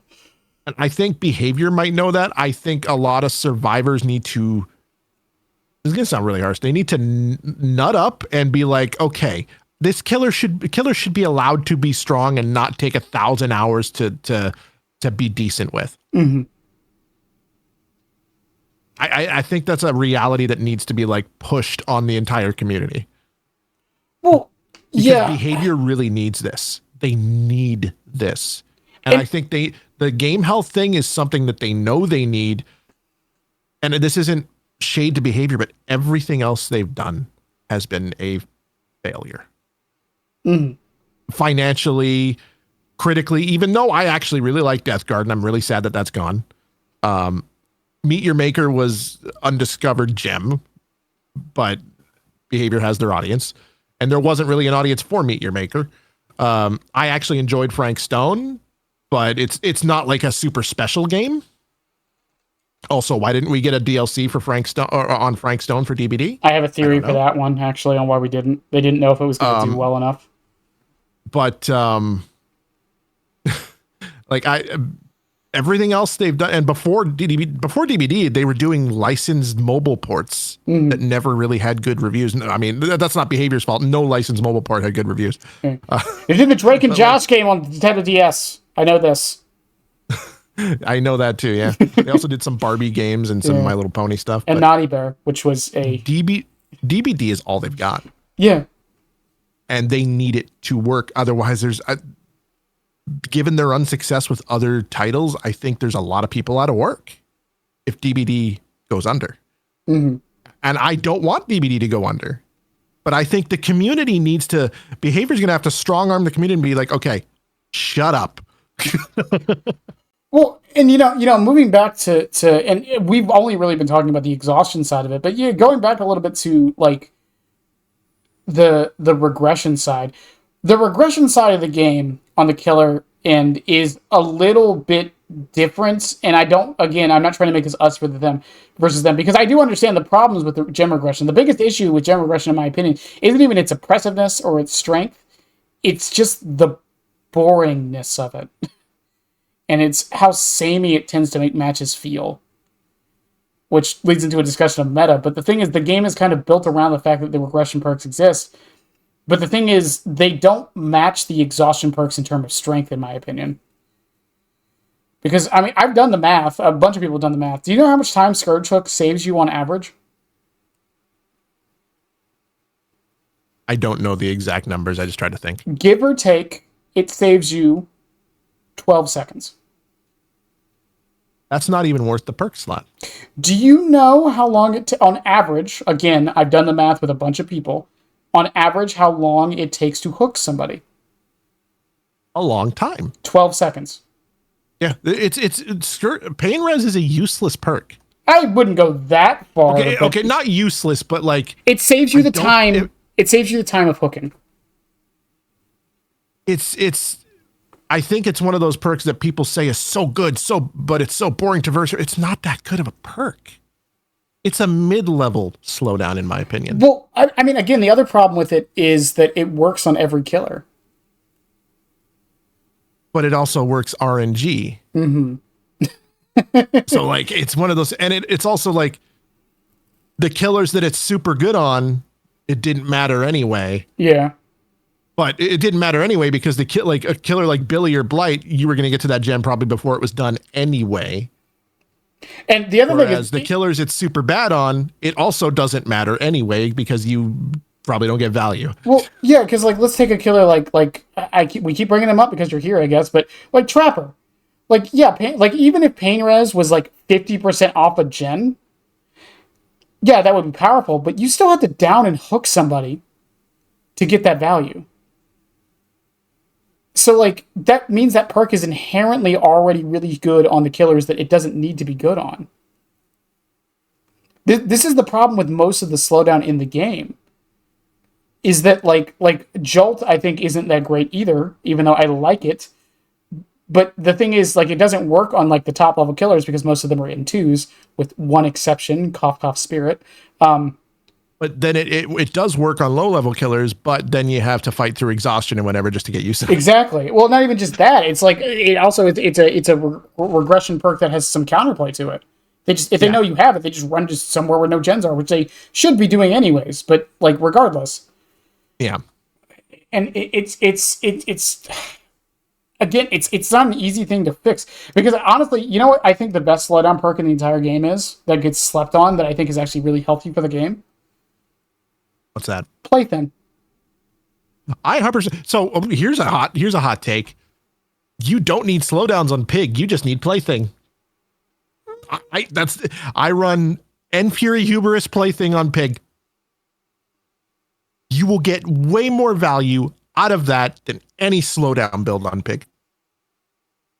Oh, I can see it. I'll die on that hill. I think I understand the reasoning of it. You have to be willing to not necessarily play by any rules. Like if you see someone on a box and you're crouched, you got to be willing to go for that person. Mm-hmm. But my point with this is like I think like Plaything is actually a very healthy slowdown. The problem with Plaything is its combination with Pentimento, which is a whole different thing. Because I don't think that's that big of an issue. Well, I think I'm also someone who runs Counterforce every time I play Survivor, and if you run Pentimento, I am limitless in my power. The thing is though is that like both of these things though will get conflated by one argument. One argument will kill everything we just said about the killer things. Swifts. And that's the big problem too, right? Like that's another like rabbit hole to go down, but like we see so many things in the game that need to be balanced around the solo queue. Okay, once you do that, it's busted on Swift most times. Absolutely broken. Like I understand the idea, for example, behind Shoulder the Burden. This does nothing for solo queue. Well, you know what I mean? It's a perk that really only buffs Swift. Well, the thing with Shoulder the Burden is actually, I do think it's actually pretty decent in solo queue. I think Shoulder the Burden has another issue that why people don't run it in solo queue. Because it doesn't. A lot of people use it to troll in solo queue. Well, maybe that, but my thing with it is, I feel like it's the same thing with Babysitter. This is a perk that when it got buffed, and you can go watch videos in the patch notes when it got buffed. So many people were freaking the fuck out about this buff. The thing is, I still don't see it even in Swifts. I don't see it very often, but when I do, it makes a huge difference. And it's usually not even when I'm usually not tunneling when it does make a difference. Mm-hmm. So like, I never understood the whole only affects people who tunnel. It doesn't. It affects the game as a whole because that's a whole house state. You know what I mean? Yeah, well, it's not even just that. It's just, I think the thing with it is, from a solo queue perspective, let's say you shoulder the burden your teammate, and the killer tunnels them anyways, and then they die in like 10 seconds. Yeah. So and a lot of that, like, it's true. Like, a lot of the times you'll get zero value from it. Yeah, and right? that's the problem. That's why people don't run it in solo queue. And Shoulder the Burden is one of those good examples of, like, for example, I'll be playing Trapper. Shoulder the Burden will hurt me very badly as Trapper. But then I'll play against the same squad as Singularity. I won't feel it at all. At all. Because there's chase efficiency on Singularity when there isn't on Trapper. So it doesn't really matter that much. You also don't feel it because like it doesn't feel like a chore to fight through Exhaustion and stuff on Singularity. Whereas like, what do you do if you're Trapper and there's Exhaustion? But my point with that though is that like I feel like a lot of perks in this game get slept on or not used or are said that they're only beneficial in Swift when I don't actually fully agree with that. I think the problem... I agree. There's a lot of perks in this game that don't get the respect they deserve. But my thing with it is I think the reason why is because a lot of them don't have that initial burst of, for lack of a better word, of dopamine. The benefit they're providing isn't readily apparent. You're not getting the feedback it's doing anything. I think a good example of this for new players is like Sprint Burst, right? To an extent, it's like, okay, you use Sprint Burst and you still go down, like let's say 10 seconds later. It's not because Sprint Burst is bad; it's because you're bad in chase. But I know you're just trying not to make people angry, but like that's true. If you went down in 10 seconds after using Sprint Burst, skill issue, bro. Well, and again, like it's also like another good example I bring up all the time is Breakdown. I dread the day people figure out how good this perk is. Do you remember the Breakdown bug? Yes, people have told me about it. But yes. Yeah, all of a sudden this perk no one used was meta for like 3 months. Well, even like Boil Over after it's buff, people were complaining Swifts were going to abuse it. Bro, Solo Q was abusing it. Yeah, Boil Over didn't need Swift to abuse. But it was kind of broken when it was originally buffed on its own. It's in a good spot now. Yeah, but it's an example of a perk. I feel like the reason why it was like, not only did it like take away gameplay, it felt like kind of funny, quote unquote, to like do that to the killer. But the other thing with it was you got that feedback of it doing something. Now, most of the time, the thing it did was cause you to bleed out because the killer wasn't dumb enough to pick you up again. But, but regardless, like it gave you that feedback, and I think that's honestly the bigger problem with most of the perks in this game, as far as like balance goes. It's not what they do; it's how they present what they're doing. Absolutely. I'm trying to like on Killer. There's a bunch of perks on Killer that are like this. Like Zancian Tactics before its change, I don't actually think it was that bad of a perk. I know object permanence, the killer should know which pallets are up and down, blah, blah, blah, blah, blah. It's still like sometimes it was nice to know that you were running up on a tile with 2 pallets in it or something, you know? Yeah, I think Zancian was like, I would always point, Zancian was one of those before it was buffed that it was really better suited for a newer player though. Like I always directed a newer doctor player to Zancian. I still run it, even if it didn't get the change. Actually, Herman, the doctor main, is the one who told me this. Run it whenever a new map comes out. Yeah, no, that's fair. Yeah, like I think it's in a good spot now, though. I think the buffs they gave it weren't too powerful or anything. I think it makes it more usable on other killers. Really good on Pyramid Head. Good on Pyramid Head. And I think like an actual better example of this is a perk like Remember Me. Like, I'm not going to say Remember Me is like an S tier perk or anything. It's not bad. It saves you time. It does its job, but you never see it doing that job. You never feel it doing that job. It's the same thing with anti-heal builds. It's like, okay, you can run Chlorophobia, right? That will lower people's, like, how, that will make people in your terror radius heal slower, and the skill checks be faster. If they never miss a skill check, you have no idea it's doing anything. Even if it is. And I think that's more of an issue than like don't get me wrong, the balancing of the perks, which I think they are getting much better with. Like the changes they just did on the PTB for the deception type perks were actually kind of cool. I know some people are like not afraid, but like worried about it. I never understood that. I don't know. It'll shake things up for a couple weeks, which is what we need more often than not. I know people complain about 6.1 all the time. The 2 to weeks, me, like deception style perks. People who were worried about that, people who still complain about them are kind of like killers who still complain about them are kind of like survivors who complain about aura reading. Yeah, like Aura reading does not mean you die. If it means you die, it's because you let that happen. Mm-hmm. And it's the same with deception. If you lost that survivor, it's because you let that happen. or the amount of people who take a swing at that, I forget what that perk's called from the Dungeons and Dragons DLC. You know the one I'm talking about. Still sight or mirrored illusion? Mirrored illusion, that's the one. That's another deception perk. It's the amount of people who take a swing at that is hilarious. Buff still sight to 2 seconds. Moving on. I agree, actually. I don't dislike that change. It's funny when that perk came out. I went on a tirade that behavior specifically targeted me with that perk. I used to do community nights in my Discord. I don't do them now because I don't have the time. But I used to do Discord community nights, and everyone knows that I do chuck spots. Which, do you know what a chuck spot is? Enlighten me. Do you know what a check spot is? I know what a check. Obviously. Yeah. Okay, it's the same thing but with Chucky. Oh, okay. Well, I could have guessed that. Yeah. So you just stand around a corner and the survivor runs into you.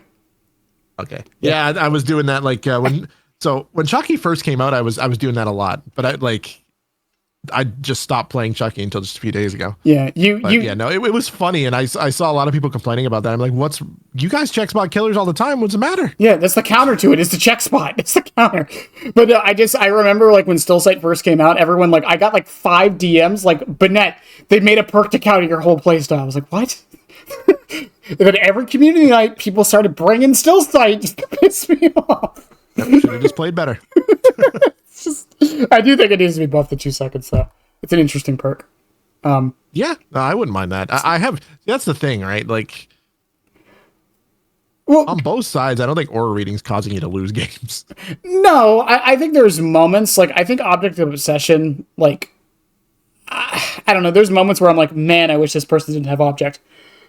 But I don't think it's, super detrimental. Because that's the other thing with because we talked earlier about, I can't believe that Nurse is in the same game as Trapper. I can't believe a perk like Stillsight is in the same game as a perk like Sprint Burst. Yeah, no, it's crazy. And we talking about aura reading, right? It's funny that a lot of survivors complain that the killer can see their aura so much with all the aura perks they have. Mm-hmm. Do you remember when Object used to be constant aura reading for the killer? They just knew where you were all the time. Yeah. I ran that for fun back in the day because I wanted the killer to know where I was. For a community, I'm not bad mouthing, okay? Maybe a little bit, okay? But for a community that says that the chase is the most fun part of the game, they don't really seem to like getting chased. There's do you know the game Destiny 2? Oh, I wish I didn't. So there's a joke in the Destiny 2 community that the Destiny 2 players will do everything they can to not have to play the game. Sounds about right. It's like translates so well. It's like, oh my god, how do I do this thing in 20 minutes so I can just get what I need and then never touch the game again for 3 months and then complain there's nothing to do? Sounds about right. And that, I think that goes along with there's a lot of people that come in, do tome challenges and don't play anymore. I stream. If I didn't stream, that would probably be me. Hey, aside from a little bit of Survivor, I don't really, I play a bunch of Survivor, but I don't really play Killer off stream. I don't play Killer off stream very often either. If I did, after 13,000, my burnout would be ridiculous. My burnout's already ridiculous. I've heard people complain to me that I don't play the game enough because I only play 10-ish hours a week. And I'm like, bro, do you realize how much time that is? Yeah, dude. People have full-time jobs. How much video games in general do you expect them to be able to play in a week? I do other shit. I play other games. Yeah, it's not just DBD. I in my off time, I'm sitting around playing. I've been playing a lot of Hitman: World of Assassination. Mm-hmm. I've been playing. I play DRG. I play Destiny 2. I play Cult. I've been playing Cult of the Lamb a lot recently. I play that on my Switch. I play Doom Eternal. I have 4,000 hours in Doom Eternal. Yep. I play other shit, guys. If the dream is to make content creation your job, you never play your job game off stream. Pretty much. Seriously. Yeah. It just causes. Otherwise, it's going to be impossible to do your job later. Mm-hmm.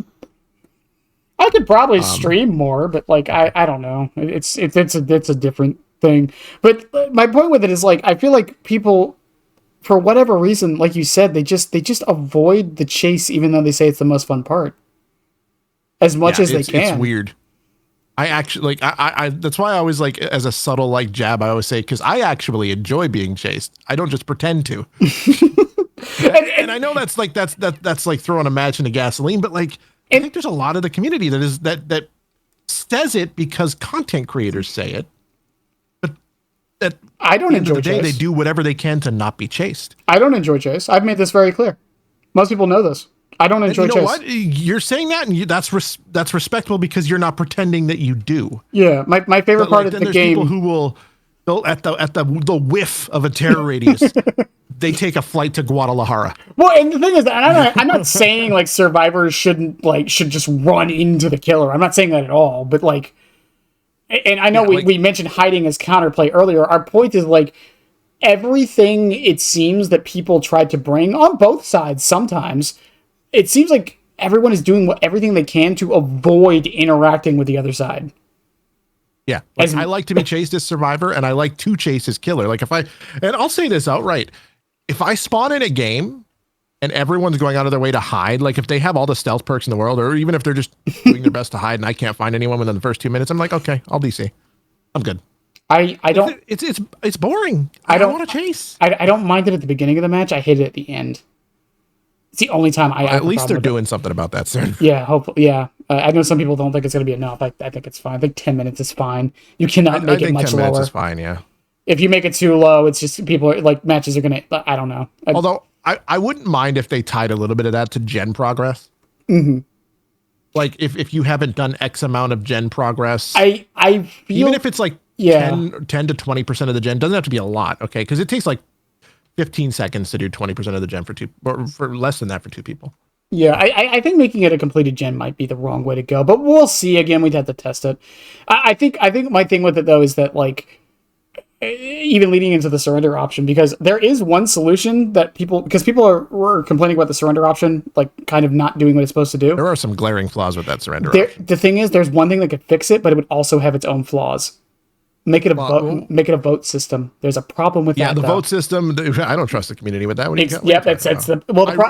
That's the reason I say the disconnect penalty is necessary, because I don't think the community has shown that they can handle it without a disconnect penalty. And I don't know how else to say it without sounding mean, but it's people. Man, I'll start up a game as Trapper on Area Crows. Someone will walk into my trap first chase when there's one gen left, and they'll still DC. I still get people who immediately hear my terror radius is Chucky and DC. So like this is, and it's very much the same thing. But the thing is with the voting system, my problem with a voting system is that, let's say you're solo queuing and there's 3 teammates that are swiffing. You have you're held there. Power there. That's the problem with a voting system. I saw this in League all the time. I was one of the assholes who wouldn't surrender in League.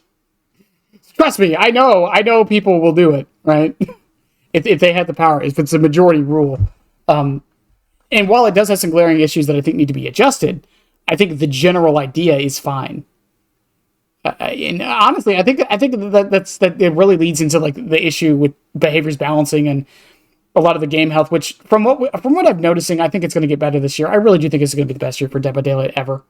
But I think the problem is always their ideas. For the most part, there's someone's going to bring up examples where they're not, but for the most part, their ideas are sound. So it's the executions.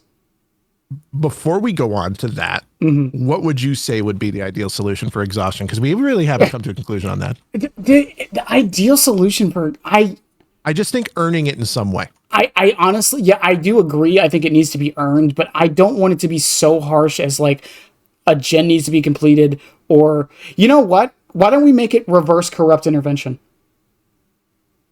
Like you don't have it for the first 2 minutes. No.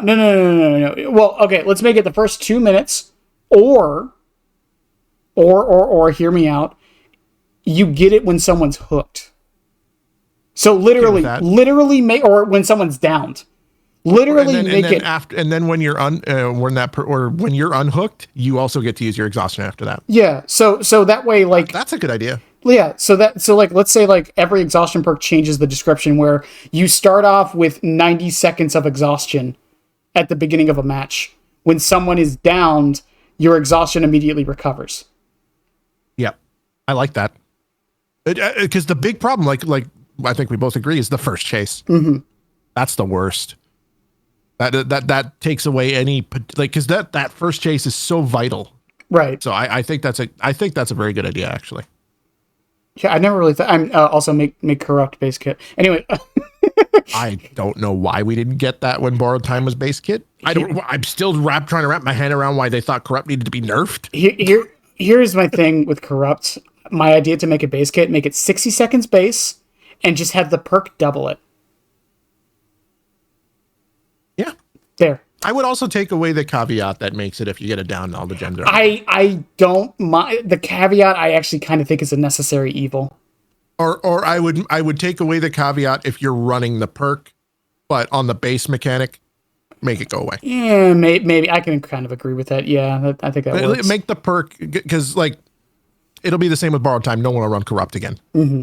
No one runs borrowed time anymore. You should, by the way. It messes up killer. It's a great perk. It is, because it's not just the borrowed time that stacks, it's the haste. Yeah. Well, not even just that. Like, you're messing up killer timing so much, which is a massive thing. Oh, yeah. Yeah. Am I? Like the very, very, very few times I've seen people run BT in my games, and I've been, as a trapper, there are times when I am forced to get someone out. Sorry. I was getting enamored by the gameplay in the background of old Gideons. This looks terrible. Oh yeah, no, it's yeah. I'll take old Gideons over current Gideons any day. It looks so like blocky. Like the Minecraft I'm one of those people map. who thinks the old map aesthetics are so much nicer. Well, I'm also the weirdo who thinks Eerie is fine. So. All right, I'll see you in the parking lot. I got old man eyes. What do you want from me? I think the brightness is fine.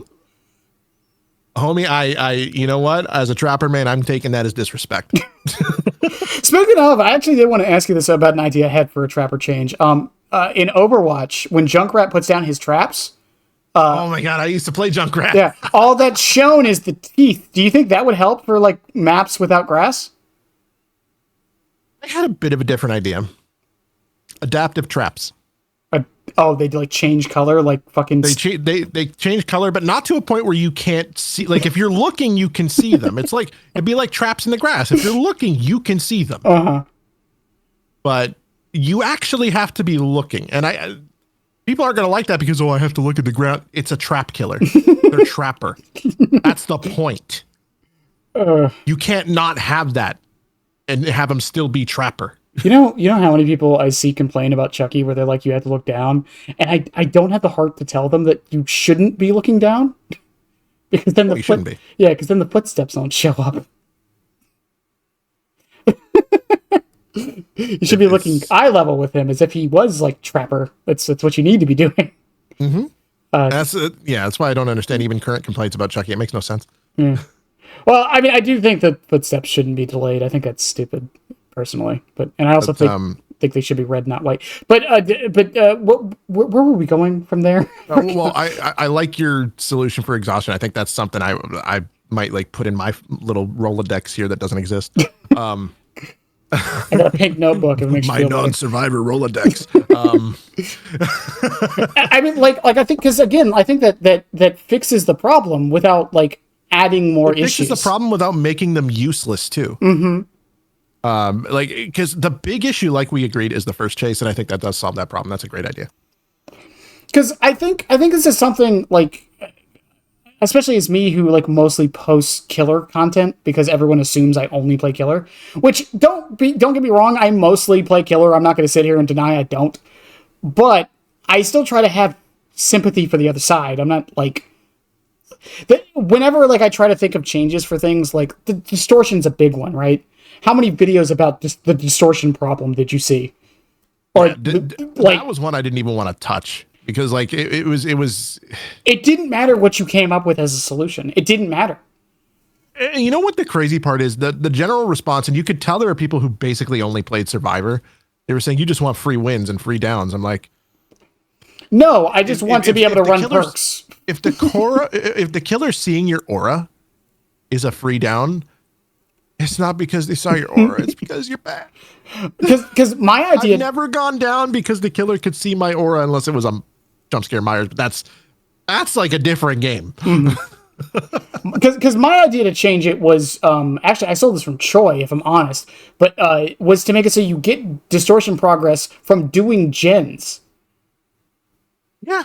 And the reason why I liked that idea so much is because that means that when you don't have a distortion token, or even if you do, you still have to go and do the objective where I'm patrolling anyways. You can't just be hiding in a corner. But I saw when like someone brought up that idea, particularly Choi, got destroyed for it for the same reasons you just pointed out. Yeah, it's the thing. This, if you watch my videos at all, it's why I always have a jab at DBD Twitter in my videos. Did you see my dumpster fire? The dumpster fire with the big DBD Twitter sticker on the front. Yeah, I try not to bring it up too much. I mean, I joke about it, but like. But it's you can't. And I tried earlier to have a civilized conversation. The first I got met with just anger. I mean, don't get me wrong. I've gotten mad on Twitter before, and I have apologized whenever it's happened. But there are some people that just seem constantly mad on that site, to the point to where I say one thing. Like I said one thing about anti-tunnel. Like, oh, what if we remove the collision, which is not. I don't think that's a very hot take. No, I think it's that's a very common thing I've heard over the years, and I think it's a reasonable thing to ask for. And the first person to respond said the R word. Like, really? I wasn't even coming at this like a know-it-all. I'm just like, okay, would this work? Do you think this would be a good idea if it really is all about being tunneled, right? You know, that's what I get met with. I mean, you can't talk to people. You can't try and find solutions. Anything that looks like it's going to make something less useful, or in a lot of cases even less broken, it's met with, you know. I mean, shut up, you know what I mean? Well, we like you brought up earlier, this happened on Twitter. Me and you had an interaction on there about the Chucky's terror radius.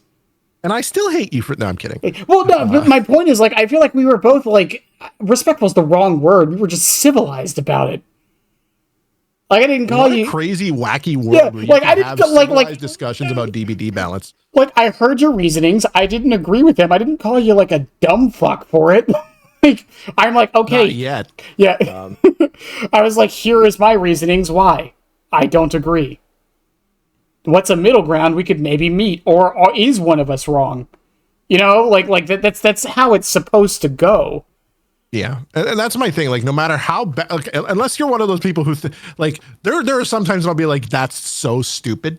And that's the people who say that exhaustion should just recover while you're running. I'm like, you're insane. God. You're actually insane. Please stop talking. That's what I like when someone says something so egregious. That's when I'm like, okay, I can literally feel my brain melting and leaking out of my ear. Like I was talking about like obviously because everyone was. I was talking about the Blight 110 thing yesterday with somebody, and they weren't mean, but I wanted like. And again, this is also a problem with text, and because Twitter has word limits. But that's a conversation about Twitter kind of making conversation bad. But anyways, the point is, like, I was trying to like make my point clear, and I feel like I wasn't, and that was leading to like some aggression from both of us, because I felt like I wasn't understanding them and they weren't understanding me, and we were both kind of like making subtle digs. And I think that also leads into like a bigger issue with like again, just Twitter is just not the place to like have those discussions, which sucks because I want to have those discussions on Twitter. Oh, for sure. It's why I love doing this, because I get to actually have those civil. Because contrary to popular belief, most people don't agree to come onto this just to be assholes. No, I get that. It's like, I mean, Hens even said it after the thing, even though for whatever reason some people think that I was really dismissive towards him. And whatever, but like Hens even said that he said it was nice to actually like sit down and just talk one-on-one, even though it's live, but like one-on-one with somebody about the game. And that's something I spoke about in my latest video too, right? Like, I don't mean to plug myself. I'm not trying to. But, you're good. I'm gonna plug you too. You're fine. What I spoke about is like the whole what I call the Otstarva effect. It's like none of the creators are like this. Mm-hmm. They're the ones that are most willing to hear opinions and ideas. It's the people who a lot of the people who watch them, not a lot, I'd say a good amount, mm-hmm. Not a ton, like probably less than half, but like that's all you ever see. But it's those ones who like just take it as gospel and no other opinion is allowed kind of thing. Well, whereas if you sit down and talk, I've had conversation with hens before, and I've talked to like, well, I haven't talked to Otts. I can't afford it. What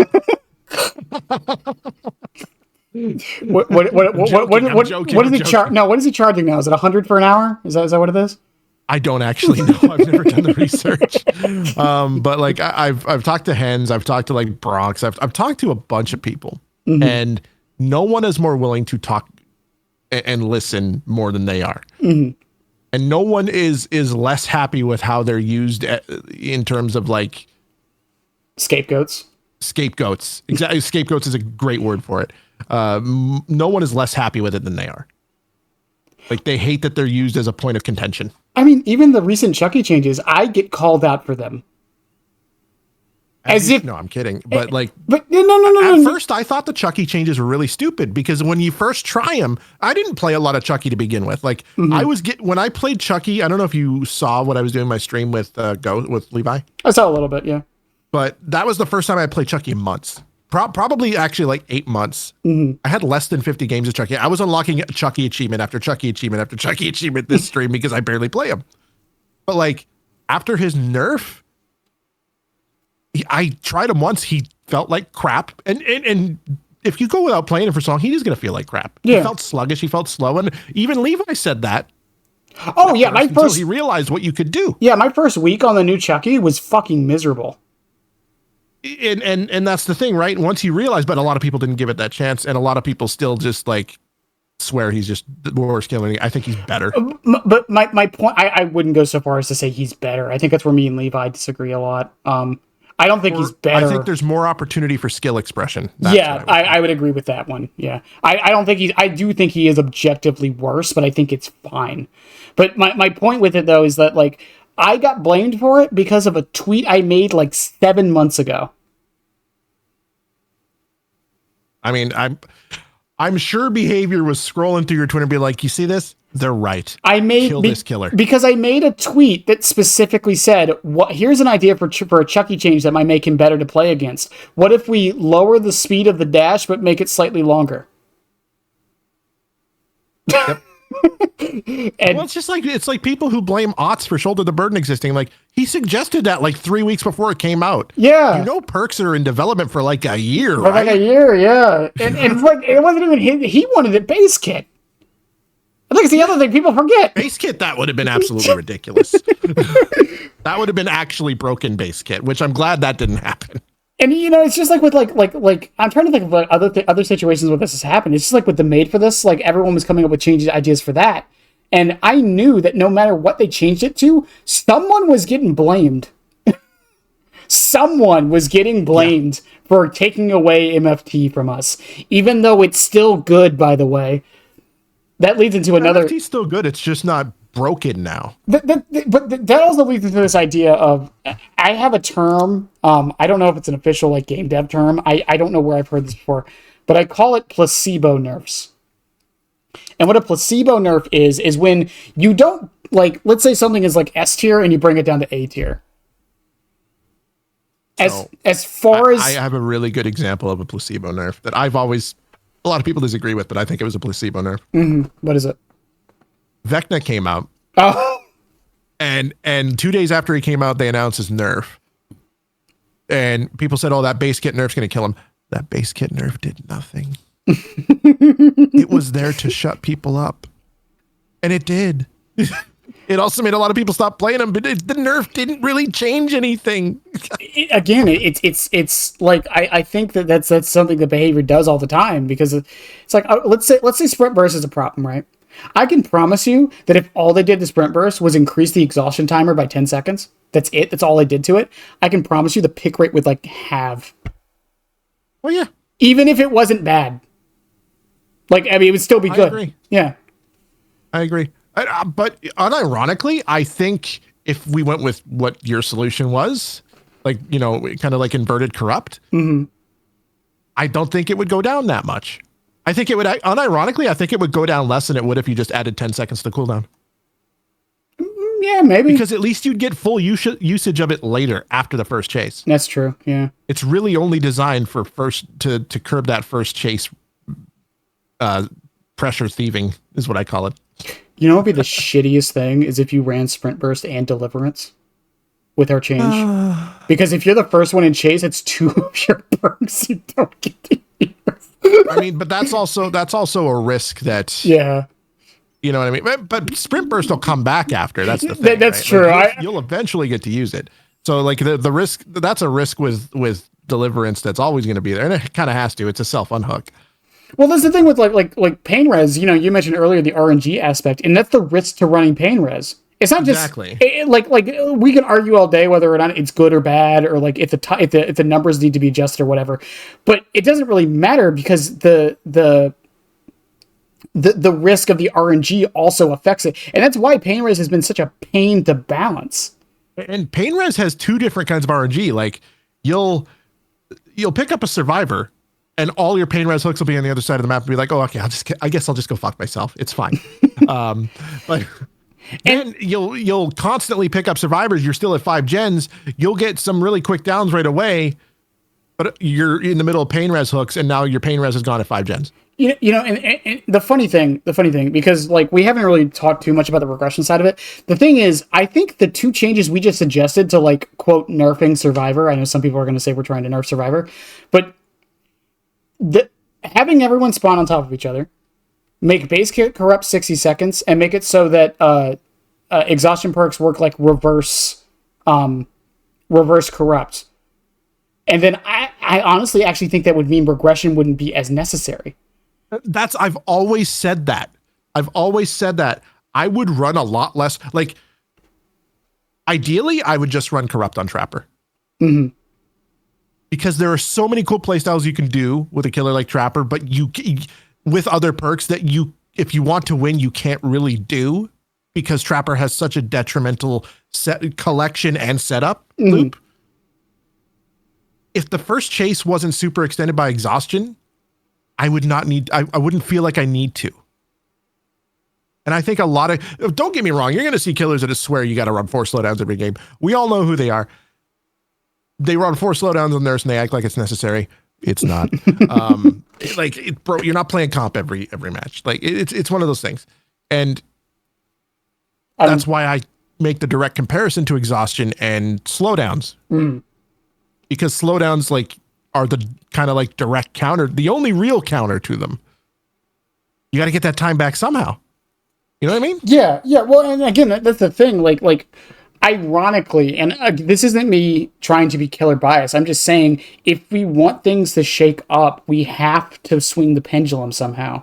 And we have to be willing for a little give and take. It can't just be take. Yeah, because I'm not saying like do all this and not touch killer at all, right? I'm just saying with the ideal we just presented, I feel like it would make it so killers aren't running regression every match. And then if a new problem comes up from that, then we adjust it when it happens. That's how it should be. And as a byproduct of that, you're going to see a lot less. Over time, you'll see a lot less tunneling, a lot less camping. Don't get me wrong. There are people who tunnel for sport. No, they exist, but there's nothing you can do about them. Right. There is nothing you can do about them. And they also exist on a very, very minority scale. That's been proven time in and time out. Well, and they exist about as much as bully squads. Yeah, and I think that actually segues into the other fundamental issue with Dead by Daylight of tunneling, camping, slugging, because we talked a lot about the survivor side. We'll let down our bias a bit and talk about the killer side of this, technically survivor issues of camping. Survivors know I haven't forgotten. Camping, tunneling, and slugging. These are 3 different things, and I think the one I want to talk about the most, because it's probably the most relevant, is slugging. Yeah. I like what they're doing with the with the mechanic they're bringing in, but it has some glaring flaws. The first one is, if it works anything like it did in the PTB, it's just a free DC against Legion. I tested it. Yeah, because you can just go down. You can go and like I queued up as Legion. The first game I got, survivors went into deep wounds, let themselves go down, and left. That would also be Ken too. What's that? Ken. This would also affect any killer with deep wounds, right? Yeah. Slinger, Ken, The Legion. the problem with it though is that doesn't really address slugging. It just means you can get out of the match faster. Yeah. So like,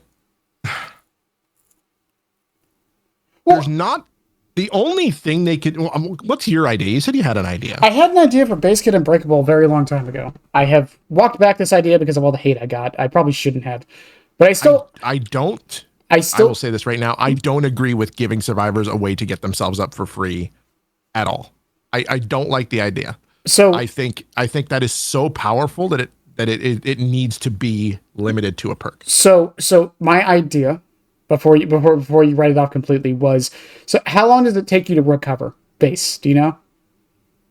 Off the top of my head, I don't get, and that's the thing. I don't see slugging that often when I play Survivor, and I play a lot of Survivor. So it's about 30 seconds. It's actually like 28 seconds, but it's about 30 seconds.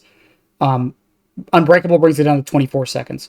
But my idea is when you hit that send help option after recovering, where someone has to come finish off the heal, a new bar pops up that is 90 seconds long. 90 seconds long. See, that I might be okay with, as long as it's only once. That's the thing. Because it's 30 seconds base, 90 seconds on that's 2 minutes. Plus, a lot of people don't know this, your bleed out timer actually starts the moment you get hit, which is 1 second of you falling. So it's technically what is that? 90 plus 60. It's I can do math. It's basically 2 minutes and 1 second is what it ends up being. Well, yes and no, because the killer also has a hit cooldown, weapon wipe, right? Yeah. So like it doesn't really, none of that time means anything until the killer can move. You know what I mean?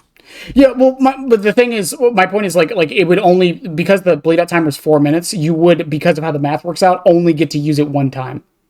See, that's a good idea. I don't hate that idea. Was that your original idea? That was my original idea. And the reason why I made it like take 2 minutes is because the argument I would often get is, well, what if they go down under a pallet and someone's there for a flashlight save?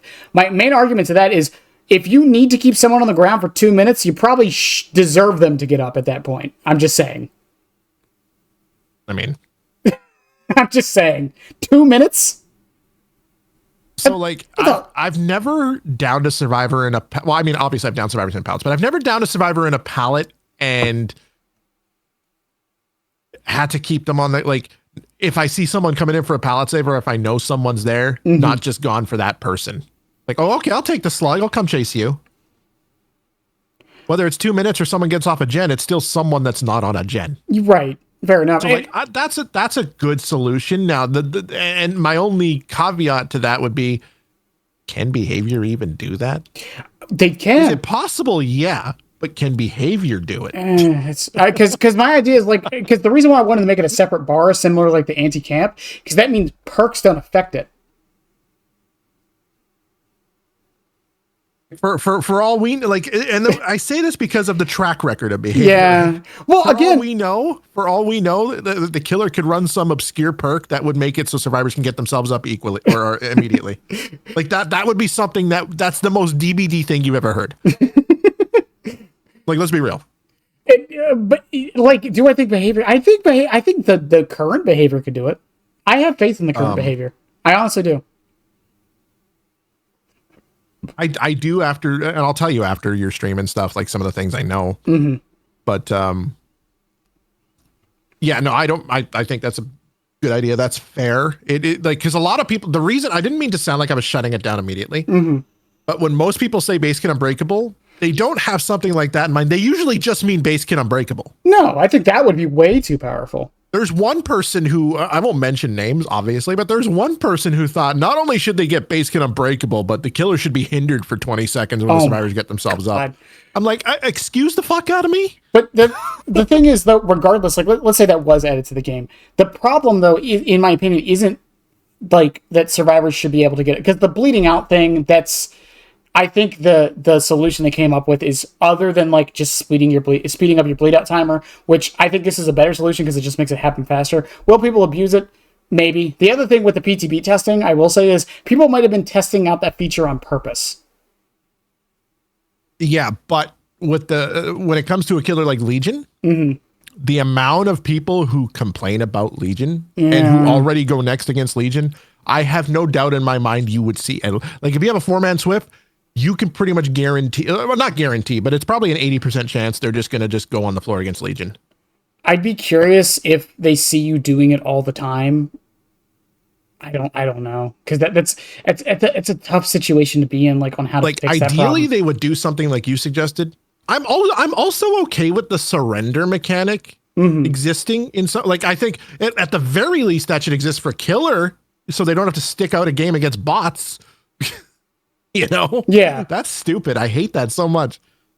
Unless there's like 5 bloody party streamers, and I'll kill the bots. Why not? But I'm a whore for blood points. It's fine. I have everything I could need.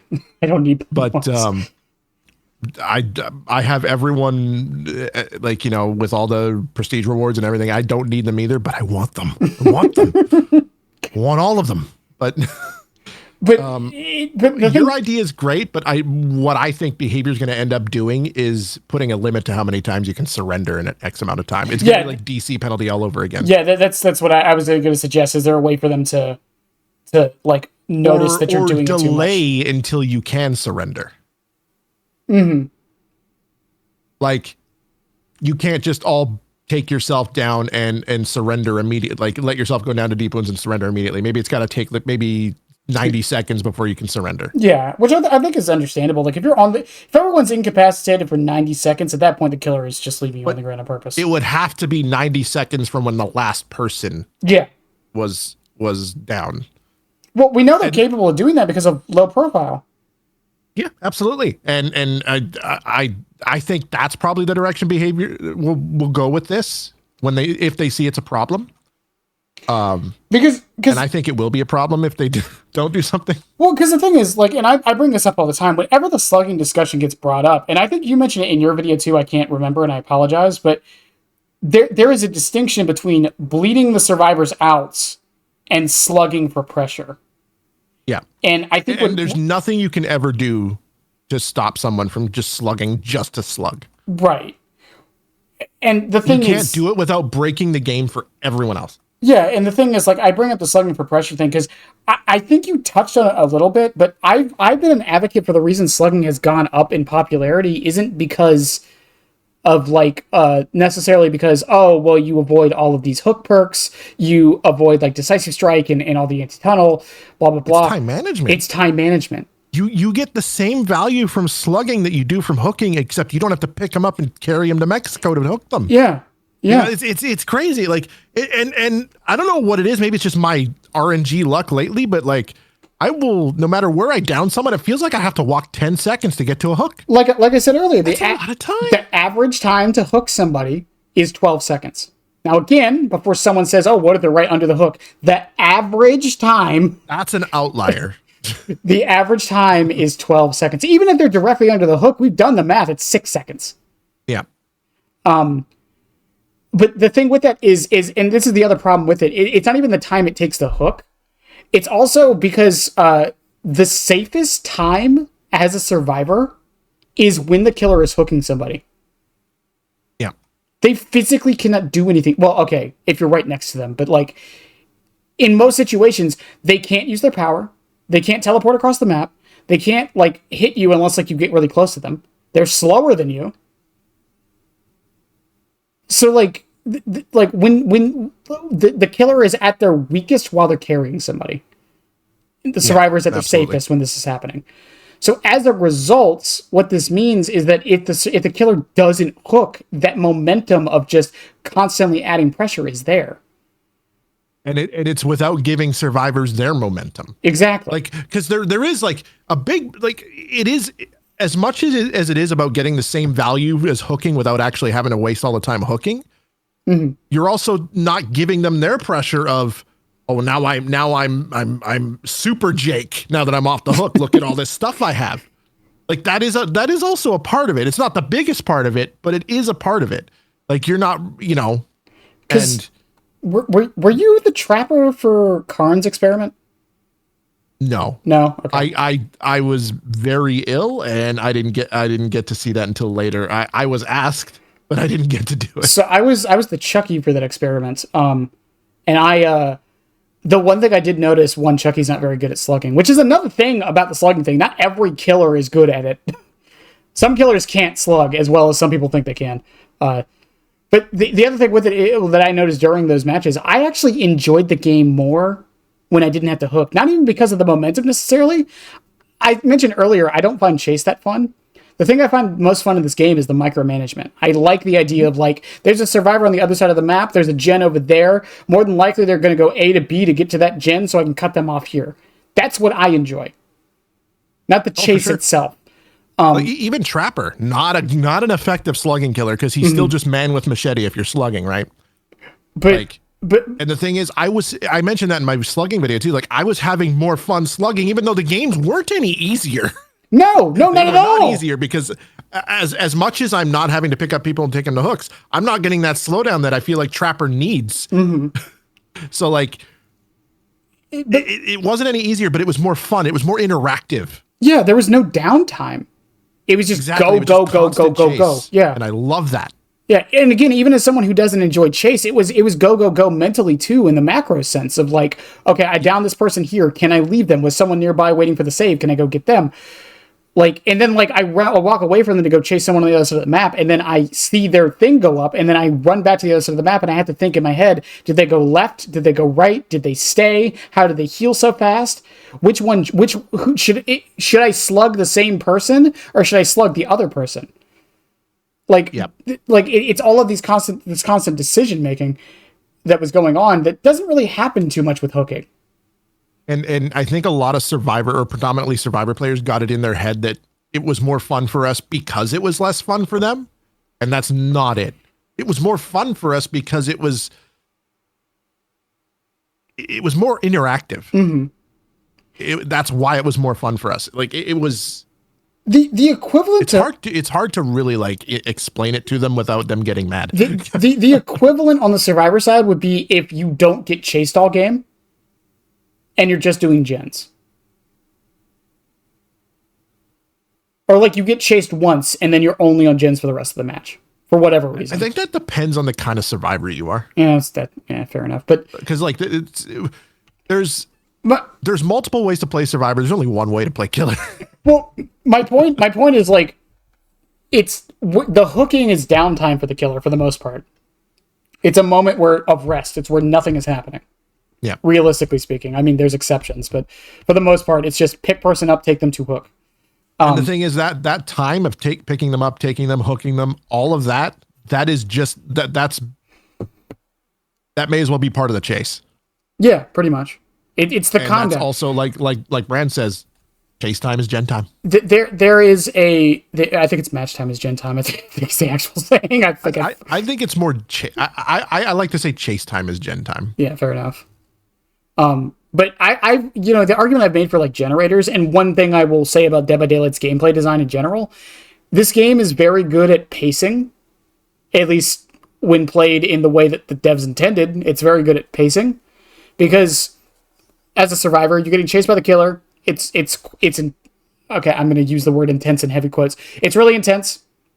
You go down, eventually, let's say you ran the killer for a really long time. They hook you. Now you've got that moment of rest of being on the hook, and, like, nothing's happening. You're just kind of waiting, and then you get off hook. You get healed, ideally, and then you go to a gen, and then you're still in that relaxing phase. And then the killer finds you again, and the chase starts again. It's an ebb and flow, right? Which is very important for any video game. I mean, I bring up Doom Eternal sometimes with this because I think it's a master at this, because you're, like, in these high octane arenas shooting, like, 100 fucking demons, and then afterwards there's a platforming section for, like, 2 minutes, right? That's to calm you down. That's the whole point of it. It's to calm you down, because if it was just constant combat, you would burn yourself out.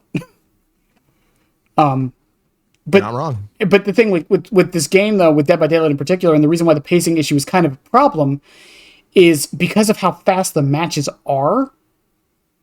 You really don't need that pacing as much as I think the devs think you do. Because, I mean, what's the average match of Dead by Daylight? It's like 10 minutes, right? 10 to 15? Give or take? Yeah. Ideally, yeah. Yeah, it's 10 to 15 minutes. So, as a result, what that means is that, like, a 10 to 15 minute span of like constantly being chased, especially in a game like Dead by Daylight, and this isn't the shit on the game, but is not that intensive, right? For the most part. So like, I don't think it would be a bad idea to find some way to not necessarily like prevent slugging, but make it so slugging isn't. Hooking just needs to be more fun. There needs to be something about hooking that like incentivizes you to do it. I agree. That was the most menacing nemesis I've ever seen in my entire life. What the fuck was he doing? Try not to think about it. But I mean, because like, did you play Anniversary last year? I did. Remote hooking was probably the most fun I've had in this video game. And a lot of people said that was busted. I disagree. It might have been busted with how I was doing it, but because I think that because I made a whole there's elements of that I think would work well in the base game. Elements, not the whole thing, but elements. My suggestion was make it a perk at the very least and make it so it doesn't work vertically. That would immediately be meta. No, probably, but I say give it a restriction. I would run it on every killer. I say give it a restriction. I would run it on survivors if I could. My restriction for it would be you have to hook, like when you get a hook, you get a stack. Okay. That would be my idea for it. Or make it a hex. I don't know. But regardless, my point with that is like I would make it maybe start with one stack. Because that first chase time, just to get that one out of the way kind of thing. Yeah. And the thing is, with how I was using it, it might have actually been busted because I made an entire build around it. Well, you're one of those people. It's fine. Starstruck, awaken awareness, agitation. The problem is, like, if you remember the bugs we saw with remote hooking. Oh, yeah. I experienced a lot of them. Don't worry. I feel like it would be, I could imagine the circus it would be if that perk were ever introduced. Oh my goodness. Fair enough. But again, like remote hooking was like, I thought it was really fun, even on the survivor side, because again, it was less down. Because the thing is, people say they like chase. Remote hook means you're almost always being like hooked closer to a teammate. Yeah. And I would say if you're going to remote hook, make it as far away from you as possible. Like, as long as it's not vertical, put you across the map from where you're at. Yeah, it's almost like they solved this problem in 2v8. That's what I was thinking too. Like when it came to slugging, I'm like, you guys kind of solved this in 2v8 by allowing remote hooks or remote cages rather. Well, and they also added the feature of your ultimate ability can be used to get yourself off the ground. Like, I don't care that they're immediately getting unhooked if I can get that hook quicker. Right. That doesn't bother me.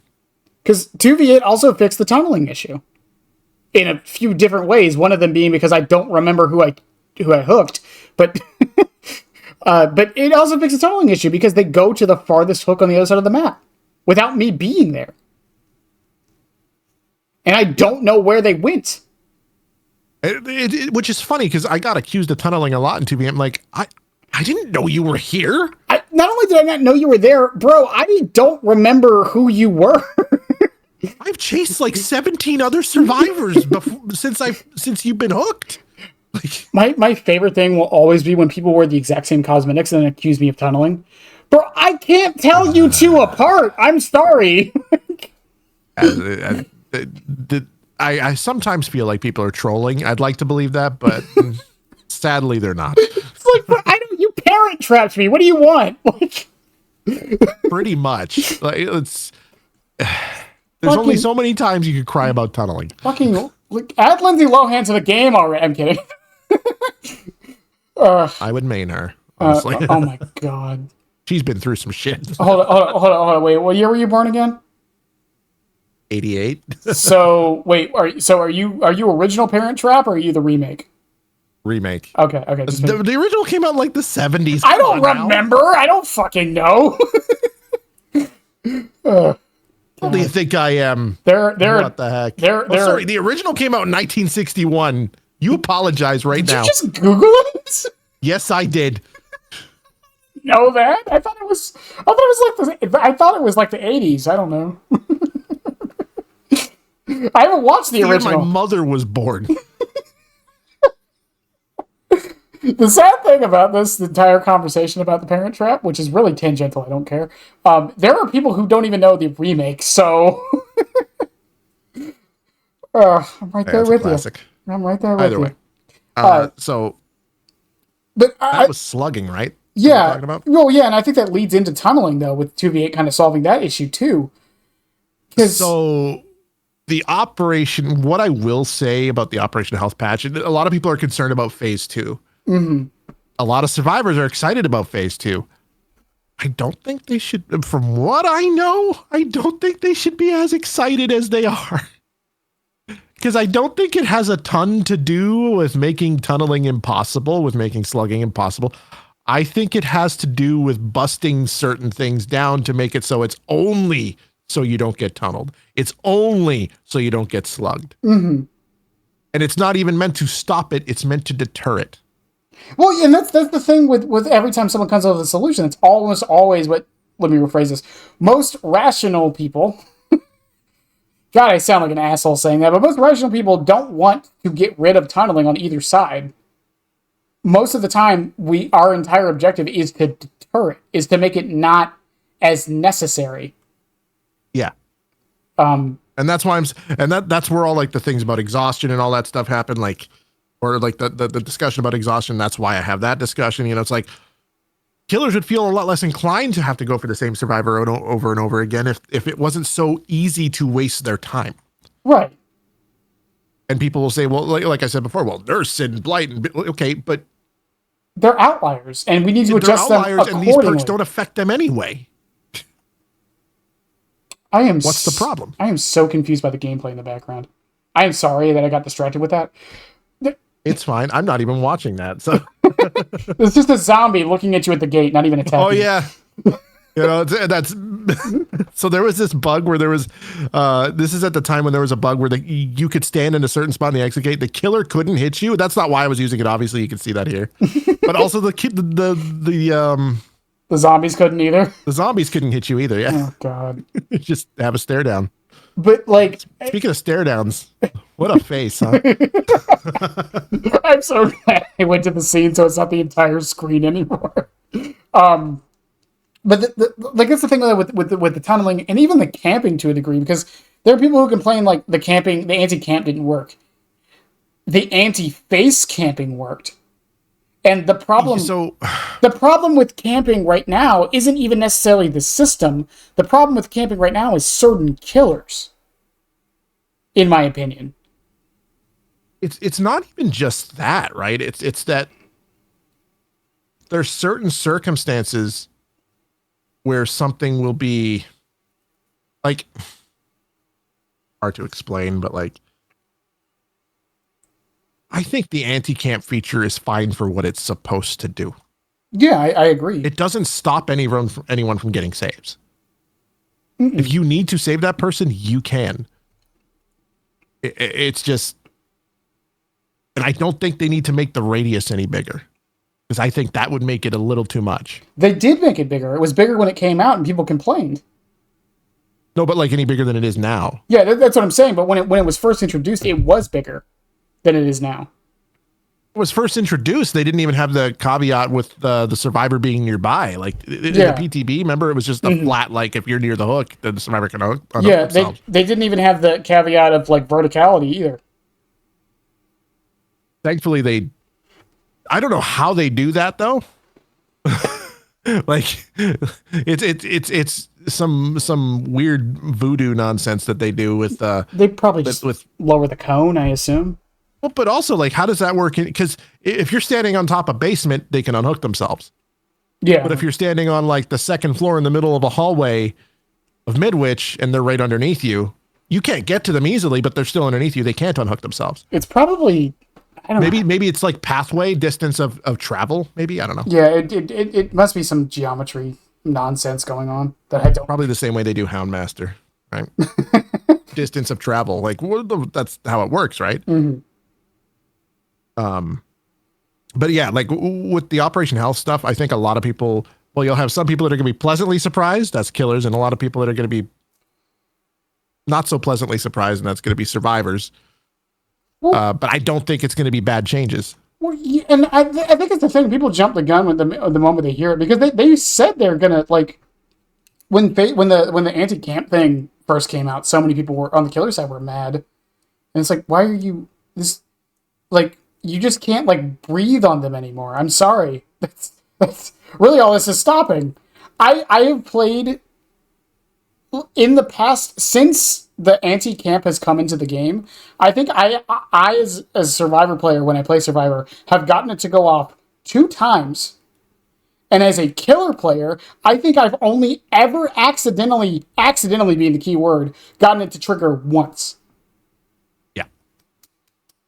And the only thing I miss is being able to flex on survivors as Bubba.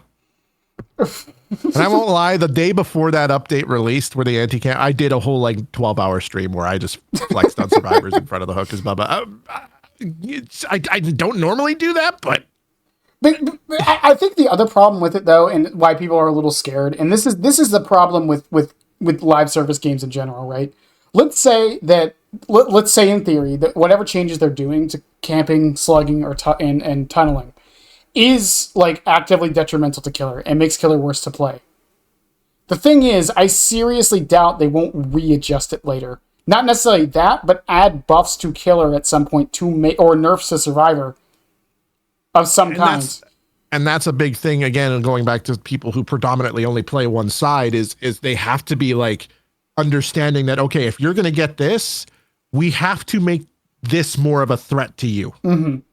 Like if you're gonna if it's gonna be impossible to tunnel, this has to be way stronger. Well, yeah, and my point with it though is like, so like with the Blight 110 changes I keep bringing up all the time is my argument for it is because people are like, well, he also needs this and this and this and this, and I'm like, guys, one thing at a time. We do this, see what happens, and then we adjust from there. So I'd be okay with Blight being 110 as long as he gets his hug tech back. Fair enough. But I like the hug tech. I didn't think it was a problem. But for people who know about it, that's my problem with hug techs. I mean, but like that's the same thing again, right? Like that's all about learning. Yeah, but I feel like that's one that like can't be like taught, and it looks like it shouldn't do that is the problem. Well, no, but like what I mean is going against it. Oh, right? Yeah. Like going against it, like once you realize that they're hug teching, it's really, really easy to not get hit when they're hug teching. Depending on the loot, but yeah. I mean, like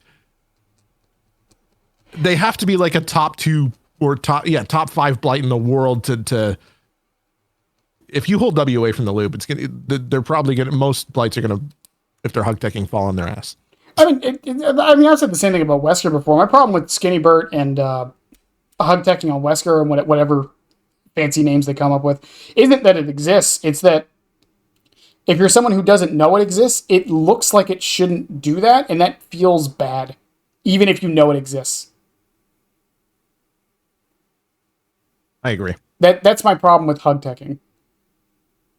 Is like, even if you know it exists, it feels bad because it feels like it shouldn't. I don't know. Maybe that's just a me thing.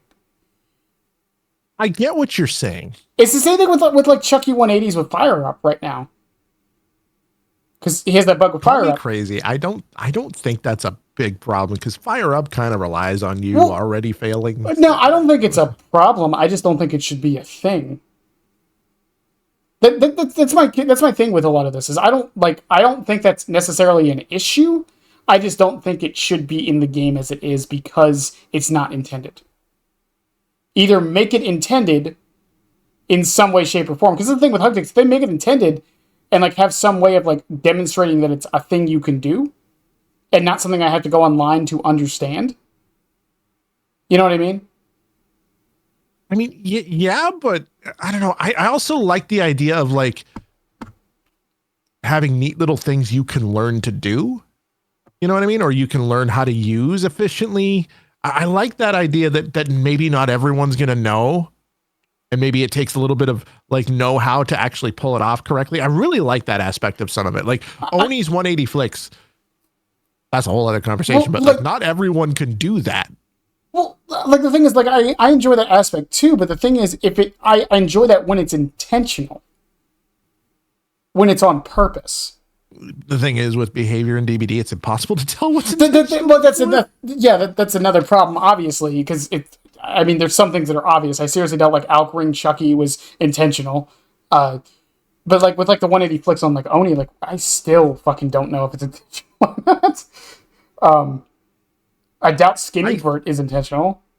Yeah. What about orbitals on a Huntress? Are those intentional? Oh man. See, you know, I have no love for Huntress, but I'm not trying to insult them here. But again, though, and I think like orbitals on Huntress, like the problem is when so much aura reading exists, is it really that monumental of a feat to actually hit an orbital when you have aura? Not anymore. Not anymore. It's not. Back in the day, I was like, "Oh, that was a nice hit." Now it's like, "Oh, full aura build, good job, I guess." You know. But going back a little bit to the camping and tunneling again, it's like I feel like no matter the solution they come up with, people are gonna hate it regardless. But again, I think the solution at least needs to be tried because we can't adjust it. Because do I think camping and tunneling are necessarily a problem? No, but they're kind of miserable to go against. Again, I think that depends on the kind of survivor you are. Like, I love being tunneled. So, my God, this gameplay you're watching is old. Look, yes, Old Wind Farm. Yes, it is. I just picked a playlist and put it on loop. Yeah, you did. But the way I try to word this, so you're playing solo queue, you queue into a match, you run the killer for, let's say in theory, you run the killer for 5 gens. Let's say in theory you do this, and this is technically camping and not tunneling. But let's say you're camped, you're tunneled, whatever, you were the only one being chased by the killer the entire match, and you get tunneled and die, you didn't touch a single gen, you didn't heal anybody, you didn't do anything. Right? Yeah. Let's say that happens. Your team does all 5 gens, they get out. No matter what, for most people, and I know I'm generalizing with most, but for most people, that is going to feel bad. Because even though your team won and the killer lost, you lost too. I mean, yeah, but I mean, at the same time, like, it's one of those things where no matter what you do, no matter what you balance, no matter what you fix, there's always going to be things that some people think feels bad. Mm-hmm. And I think it's a losing battle to focus on fixing those things rather than trying to enforce the idea that, hey, you let them on a 5-gen chase. That's a W. No, it should be. I agree 100%. Your team got out. I think that should be. It's a mentality thing, right? Yeah. And I think if you're one of those people who doesn't, and this isn't me trying to insult people, but if you're one of those people who doesn't see that as a W, I mean, that's a you problem. Well, the other thing with it too, and this kind of leads into the DCing problem as well a bit, but let's say like your team didn't get the gens done, you got tunneled out, and there was 1 gen left, and then you die, and then what do most people in solo queue do? I mean, they just give up. They leave the match. Or they hide. They leave the match. Not DC, like they're killed. Oh, I thought you were talking about the people still in the game. Yeah, no. The person on hook who just died. They leave. They leave. So they don't even know what the result was. I mean, that's true. Because why would they stay around and watch? They have no reason. That's true. That is absolutely true. Like I've said it before, I think my biggest problem with Survivor is that the game is too individual, even though it's a team game, if that makes any sense. Yeah, and the part of the reason for that is DBD was never designed for Swift. No, of course not. A lot of people don't know that, but like if you look at some of the issues in the game, the balance issues, you can tell it was never designed with that in mind. Survive with Friends was put in the game because people demanded it. Mm-hmm. It released without Survive with Friends. Like that's why I say, like, a lot of people will look at True Talent, call him a wacko, right? And he's got some pretty questionable takes. I don't hate him, but he's got some questionable takes, and I think everyone has questionable takes at times.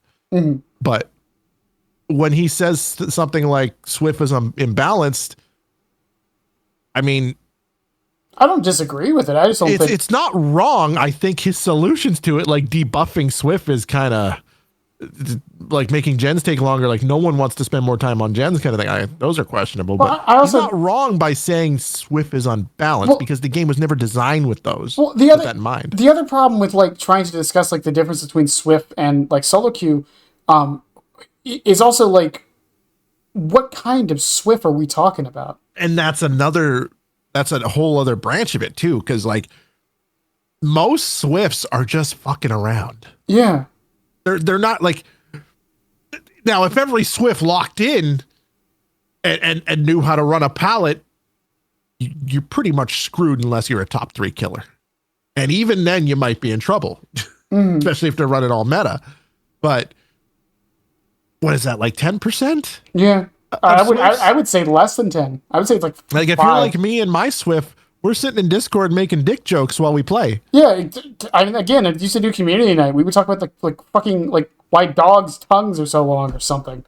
Like, like just random. Playing Swift with like just a few days ago, playing Swift with a full squad of Swift too, and we were having this discussion like, would you rather get a or who would win, a silverback gorilla or a tiger?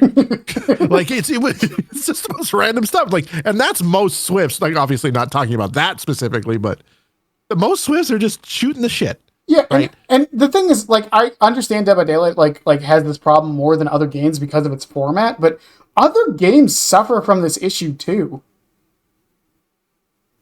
And yeah, every single game that you can play a team with, you're going to have an advantage if the other side does not have the same kind of communication with someone. Yeah, because even let's say voice comms were edge of the game. As someone who's played Overwatch and Rainbow Six Siege, let me just tell you, voice comms do not help as much as people think they do with strangers. Voice comms in DBD would be a terrible, terrible, terrible idea. Not because of the balance. Yeah, no, I'm not suggesting we break. My point is, like, voice comms do not help as much as people think they do with strangers. Can you, like, just a little off topic, can you imagine the slurs you would hear in DBD voice chat? You know, it's funny because I actually think toxicity might go down with voice comms. I don't know. Like, I as a streamer, I would mute voice comms and never turn them on. Well, yeah, that's the other problem with voice comms. You know, it's worse than it's worse than being able to not talk to somebody, thinking you can and they have you muted. But like the thing is, like, I don't know. I personally, from experience in Rainbow Six Siege, maybe I'm just lucky, but I think I encountered less toxicity in that game than any game because of voice comms were so important. But I have played a bunch of Rainbow Six Siege. I haven't played it in like 2 years, but I've played a bunch. And I didn't experience the same level of like almost like of entitlement and superiority that you see from like a lot of people in DBD. Like, cause it's different too, because a lot of people in DBD only play one side. Yeah. And again, Rainbow like Six, Siege, there's no one side or the other. It's the same gameplay on either side. when you switch sides. So you understand each other. You understand what the other side's doing. So I think there's that there, but there's a lot of people in DBD who don't do that. So they don't understand the other side. They don't understand what the other side's doing, why they did it, kind of thing. So there's, and because of like the us versus them mentality, it digs up a lot of animosity. I just don't think I think there'd be a lot more toxicity than you think because of those factors. Yeah, well, I mean, there's also the other problem in Dead by Daylight in particular, because you don't switch sides or are forced to play the other side. But like in a game, because it's asymmetrical, like Rainbow Six Siege is a good example of this. It's like, oh, this strat is bullshit. Well, you know what's great about that game? You can do the same thing. you can turn that around on them, and then if they beat you, you can be like, oh, that's how you beat it. Now I know. You can't really do that in Dead by Daylight. That's true, and that's because that's what's missing from DBD. And I think if you had a way, and I'll say it straight up, and I've heard this from people who only play Survivor. They don't play Killer because it's too stressful. Like, that's the thing I hear more than any other thing. And some people say, oh, I don't play Killer because it's too easy. Sure. I'm sorry. Like, if it's too easy, like, that just tells me how often you play Killer. I'm not saying nothing in DBD is particularly hard. Okay, like I'm not saying that, but Not mechanically. if that's why you don't play killer, I'm immediately questioning. But most of the time, I don't play killer because it's just too stressful for me. And I mean, I think if it were less so, you'd see a lot more understanding and more people playing both roles. I mean, anyone listening to this right now, go to Twitch, go to the Dead by Daylight category, and tell me how many killer streamers you see versus survivor streamers. Yeah, and the thing is, and there's a reason. I joke around about this all the time. If I could be a survivor streamer, I would. I joke around like that all the time. I wouldn't. I wouldn't know what because I feel like I only really stream killer, but I feel like I want to have a survivor day because it's a nice time to chill. I don't know what to talk about. What do you mean? Like, don't get me wrong. Like, I can talk during survivor gameplay, and but with killer, it's like I always have the fallback of I can talk about what I'm doing. I can't really do that on survivor. You're narrating, yeah. Yeah, I can't really do that on survivor. At least I can't.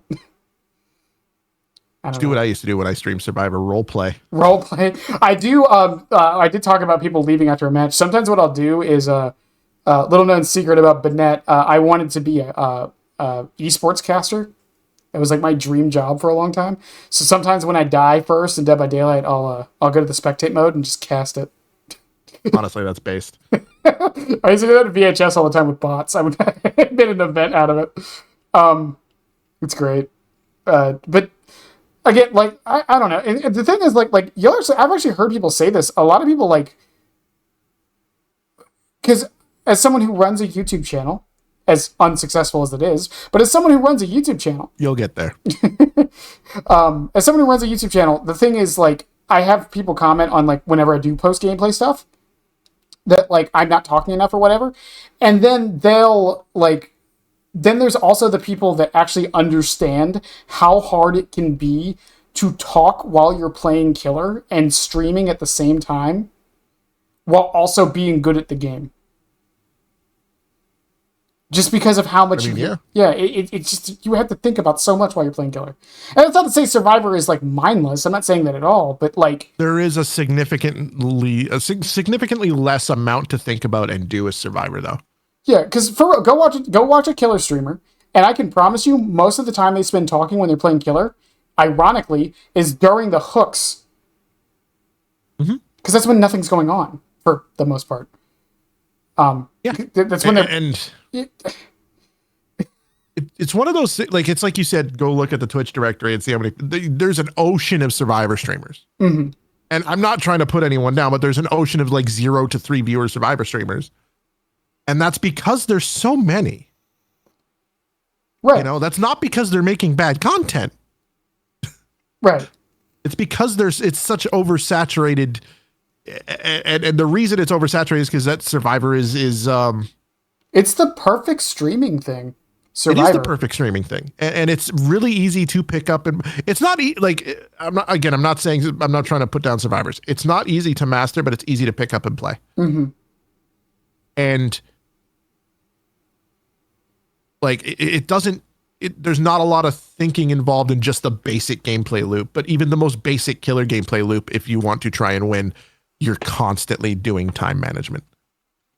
And I think that's why you don't see as many killer streamers as survivor streamers. I mean, like, and on top of that, I mean, how many people, like, whenever I think of a killer streamer, for the most part, I associate a killer with them, right?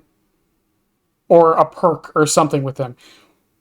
Survivor streamers, I really don't do that at all. Like, I mean, there's a few, like when I think Naya, like, I think of Yui, right? But like, what do you think of when you think of me, huh? I wonder who it is. Hag. You're just a knockoff Gummy Peach Rings. All right, interview's over. I said what everyone was thinking. I said what everyone was thinking. You scurvy son of a bitch. No, it's fine. But no, like that's the other thing with it is because, like, again, like, I can't go to a Survivor streamer's thing and like they particularly are mastering a specific part of Survivor, if that makes any sense.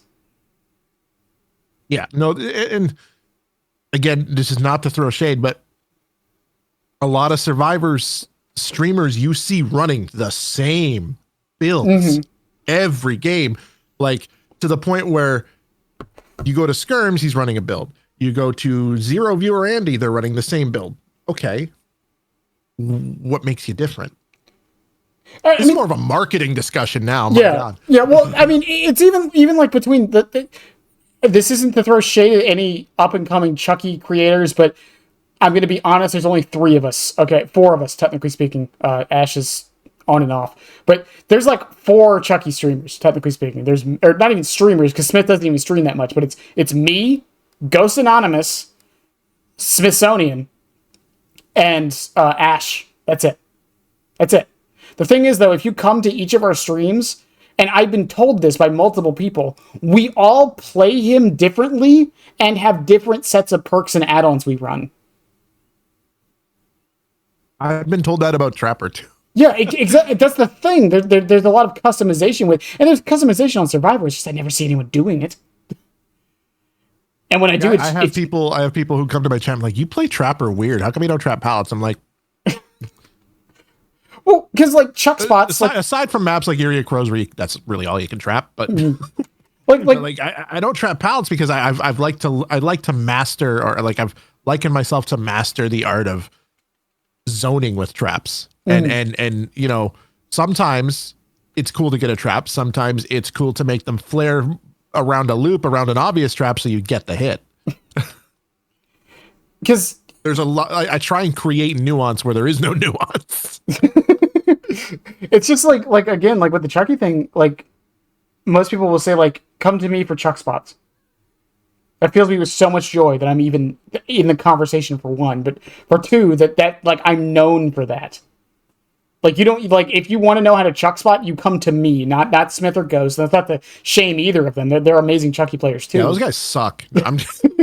But it's like if you want, I love you. Yeah, if you want to know like the how to play Chucky like competitively, or like at like the super high end, go to Smith. If you want to know how to play Chucky like to the bare bones, in my opinion, you go to Ghost. Like we all have like our little niches within that niche of playing Chucky, in the niche of playing Killer. I mean, it checks out, and that's just really how it comes down. I mean, don't get me wrong, Killer has the same problem Survivor does with a couple of killers, cough, Blight, and Wesker. I mean, yeah. No shade to anyone who plays those characters. I'm just saying, like, if you're an upcoming streamer and you're trying to be the Blight main, good luck. I'm doing this intentionally because I hate the Huntress. Mm-hmm. The only reason I like the Were Elk is because it's implied in his lore that he killed the Huntress. Because in his lore it says he wears the masks of the people he killed on his back. Know whose mask is on his back? Also, the deep voice ASMR is kind of nice. But it's the same with Huntress. Yeah. Oh yeah. Like, I off the cuff make the joke whenever I play Survivor with my friends and it's a Huntress. I'm like, oh, it's a TTV.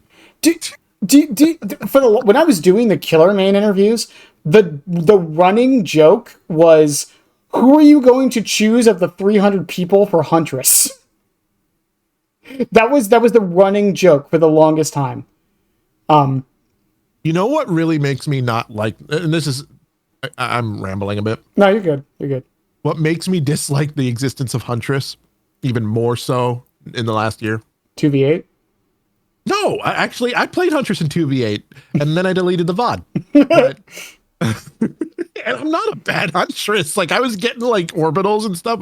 Granted, 2v8 is nothing but aura reading, but like, I know my Huntress. But what makes me hate her even more is the fact that, like, last year during a Reddit AMA, someone asked about Trapper buffs, and Behavior said, we're happy with Trapper's kill rate and pick rate right now, so we don't think it needs changes. 6 months later, or 5 months later, Huntress, above average kill rate, highest pick rate, hard buffed. What do you mean? That second part is why. Second part is why. Why? It makes you feel any better. Most Huntress mains don't even fully agree with the changes they did. It makes you feel better. I'm still wondering why she can get bloodlust while she's holding a hatchet. Wait, she can get bloodlust while holding a hatchet? I didn't even know that. Yes, she can. Yes, she can. And that just, I never understood why. Deathslinger can't when he's ADSing. No, he can't. What? That's another thing, man. And then we can pivot back to where we were. Yeah. When they nerfed Deathslinger, I understand the ADS and all that stuff, but all the stuff that people complained about with Deathslinger, Huntress has been able to do and has been more effective at since day one. Yeah, but she has to reload every single thing.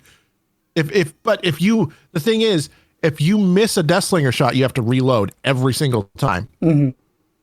If you miss a Huntress hatchet, which just by nature are dedicated servers and her hatchet hitboxes, which all you got to do is pull out another hatchet. Which this actually does kind of pivot back to the tunneling issue, because which of those two killers do you think tunnels more?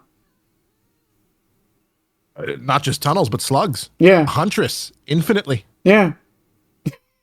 And the thing is, Huntress can do it from across the map. Well, and that's the other thing with it, because I kind of alluded to this a bit earlier with the idea that some killers are better at slugging and tunneling and camping than others, which I think is fine. I think the problem is how good they are at it. Because, like, Oni is kind of encouraged to slug by the nature of how his power works. And there's really no way for them to fix that. Same with like Plague. She's kind of encouraged to as well. So is Nemesis. So is Unknown. Unknown is encouraged to slug. Unknown is a very difficult killer to learn, though. So I think for me, okay. Well, so because I didn't even think about this until someone mentioned it to me. Good friend of the channel. Also nice Chuck spot. Good friend of the channel. Unladen Crow, a very good Unknown player. Mentioned to me that Unknown is really good at slugging, and I was confused as to why. And then the explanation made so much sense. It's the same reason Singularity is good at it. Because when's the best time to get rid of Weakened? I'll be honest, I don't play enough I don't play enough unknown, and I don't play against a lot of unknowns, so I don't know. When they're carrying somebody. I mean, yeah, no, that's the best time for a lot of things, to be honest. Yeah, exactly. That goes back to the problem of slugging. But yeah, but again, like that's the thing is Unknown is good at, and that's the same reason Larry is good at slugging too, that people don't really talk about. The bipod doesn't go away when you're slugged, only when you're hooked. Mm-hmm. So by hooking them, you're removing your power. Why would you do that? Exactly. And also, you can't just re-bipod them after they're unhooked. Like, there's that cooldown, too, which is, I think, where a lot of the balance for Singularity comes from. Yeah, well, because we even saw this, like, with the anti-camp thing that they walked back on for Singularity. Because they added anti-camp after he was released. Because remember, he used to have that cooldown of, oh, shit. Break. Thank you, YouTube recommended. I love you. I watch Breaking Bad stuff. Playlist, huh? Yeah. I said loop, man. I said loop. Man. I hate you. No, in a conversation about DBD, you're asking a little too much. Just got the joke. Fuck. But that's that's the thing is like some killer design. Like I don't mind that it's designed around slugging, because the problem with like Oni, in my opinion, isn't that he's good at slugging. It's that he can be good at slugging and tunneling and camping if you know what you're doing. Yeah, absolutely. Because like I said, with Chucky's actually very good at tunneling. Because he doesn't care about Decisive Strike, he doesn't care about off the record, he doesn't care about all the anti-tunnel things. So it's like Clown is good at tunneling, at least in my opinion. He's very good at tunneling. Yeah, like even like Blight doesn't care. Ironically, that's another problem with Blight, is that he doesn't care about tunneling. Like, why would he? I think the balance from that comes from the fact that Blight is not an easy killer to learn. See, and that's a caveat that is hard to argue, because the argument there would also Blight is, I don't mean to cut you off, but Blight is not only is he not easy to learn rather. Well, I mean, if you're grinding, it's probably not easy to earn either. Mm-hmm. But like, not only is he not easy to learn, but outside of content creators, not a lot of people play Blight. It's usually every time I play, maybe this is a hot take, every time I play Survivor and it's a Blight, it's almost always a content creator. Yeah, because he's flashy. It's flashy, but outside of that, casuals, like which is most of the community, not really playing Blight that much. And if they are, they're real. No offense. I suck at Blight. I don't take no offense to that. Oh, I'm a mediocre Blight. I can only play good Blight, decent Blight in 2v8 when he's got 17 add-ons built in. I'm terrible. But I mean, that's the thing though, because again, we brought this up a little bit with Nurse. It's like, where is that line of like a character being hard to play versus how good they're allowed to be because of it? I think Nurse needs to be exponentially harder to play for the fact that she just ignores the rules. Because let's say in theory there was a killer that was almost impossible to play, right? They were really difficult, and their power was, let's say they were 90% movement speed at all times. They have no power to chase. They have no teleport, no nothing. Their power is if they can M1 4 survivors, they all die. A bit extreme. Well, I'm just saying, like that's a difficult killer to play. But it is, but I also, that's the problem with asymmetrical games, right? Mm-hmm. Like that's another thing the community has to accept. It is never going to be perfectly balanced because it's impossible, especially now with everything that's in the game, layer upon layer upon layer of bullshit. Mm-hmm. It's impossible for it to be balanced. There are some things you're going to have to accept. Because if you don't accept them, the other side's just going to stop playing. Then you'll have no game.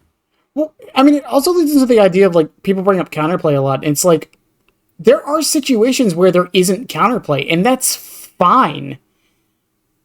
That's fine when it's something that is not like every 10 seconds, mm-hmm. right? Yeah, that's my point. Yeah. Like if the killer is like, for example, like Oni's 180s, it's easy enough to 180. Okay. Mm-hmm. But it's not easy to aim that shot if you're not good at Oni. Mm-hmm. So it's not something you see successfully very often. And that's where I think, is there counterplay to it? Questionable. Okay. Questionable if there is or isn't, depending on how good the Oni is. Well, but like, it's not something you see all the time. Yeah, it leads into like a bunch of like, it's like many people say Wesker's dash is too counterable, but it's like for what it does, I think it kind of has to be. The only exception I have with it is that it's not a guaranteed injure. That's my only problem with it. But it is a guaranteed infect. It's guaranteed, technically speaking, zoning, right? Yeah. So like it and that's another problem, because I know you brought this up with Huntress. There is physically no way to stop zoning. No, and the thing is, again, not shitting on Huntress players. It's like 90% of Huntresses hold hatchet at loop. Like, well, and the argument is that it's inefficient. That's the argument. But no, it's not. That zoning with her with a hatchet held up is one of the most powerful things she can do. Maybe that's a hot take. It's again, I bring this up all the time. That's why people hate Skull Merchant. I can promise you that's the quiet part no one wants to say out loud. Is because she zones you. Yeah. In the loop you're at. Yep. But she's constantly doing it. And I think that's actually the bigger problem with Skull Merchant's design. It's not even necessarily it's a bad design, it's just people don't like zoning. People don't like being zoned.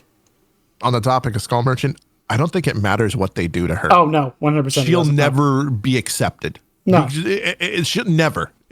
People will constantly just call her boring. There's nothing they can do, and behavior is going to realize that eventually, and they're just going to find a place to leave her at that. Yeah. They killed the community's love for her. Like, because when the trailer aired, the community's like, oh, she's fucking hot. She's got the sexiest Mori in the game, I'll tell you that. She's got sexy Freddy Mori, but like with a drone. All of a sudden, it's like, oh God, get her away from me. It's again like, and you know that also leads into another thing with the idea of like camping and tunneling, in the sense of like, well, I don't find it fun to be camped and tunneled.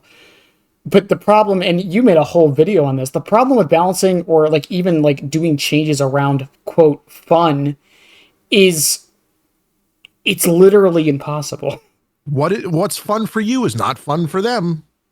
I love being tunneled. You hate being tunneled. Okay. Well, if they take it away, I'm not going to play Survivor anymore. Well, yeah. And on top of like the fact that so like I think I try to think of like a good example of this. It's like Hug text on Blight, I think, are a good example. I actually love that they got rid of hug text on Blight. Not because of like the reasons I stated earlier, because now playing Blight feels smoother. I mean, I didn't really play Blight before. I enjoyed versing hug text. Mm-hmm. Well, that's the other problem with Dead by Daylight in particular, is that when you're designing around, quote, fun, you have to take both sides into account with that. But it's not just both sides, killer and survivor. It's both sides, as in people who enjoy something and people who don't. Like, now if you fix it for these people that don't enjoy it, okay, now these people don't enjoy it. Right. So like, at what point does the buck stop? Yeah, and I think some killers inherently have that design as well. Like I've mentioned it before with Chucky. It's like the old version of Chucky was just not fun to play against for most people. Oh, it's every killer has that issue with some people. Yeah, but even Trapper. Yeah, but like, Wraith is another good example. Mm-hmm. A lot of people hate versing Wraith. I never understood why. I think it's the stereotype of the hit and run. I mean, I get it, but they have to hit you. Like, that's a chase, right? It's the same. Like, people find Legion boring. I mean, yeah.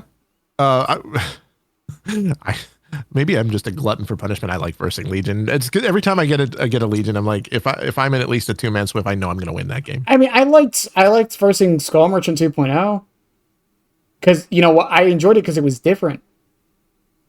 Yeah. I mean, I make this criticism all the time. Every time people talk about like killers they don't like, it just really sounds like you guys just want to face the same killer every match. And that brings me to something that I've been saying for years that I've gotten a lot of hate for.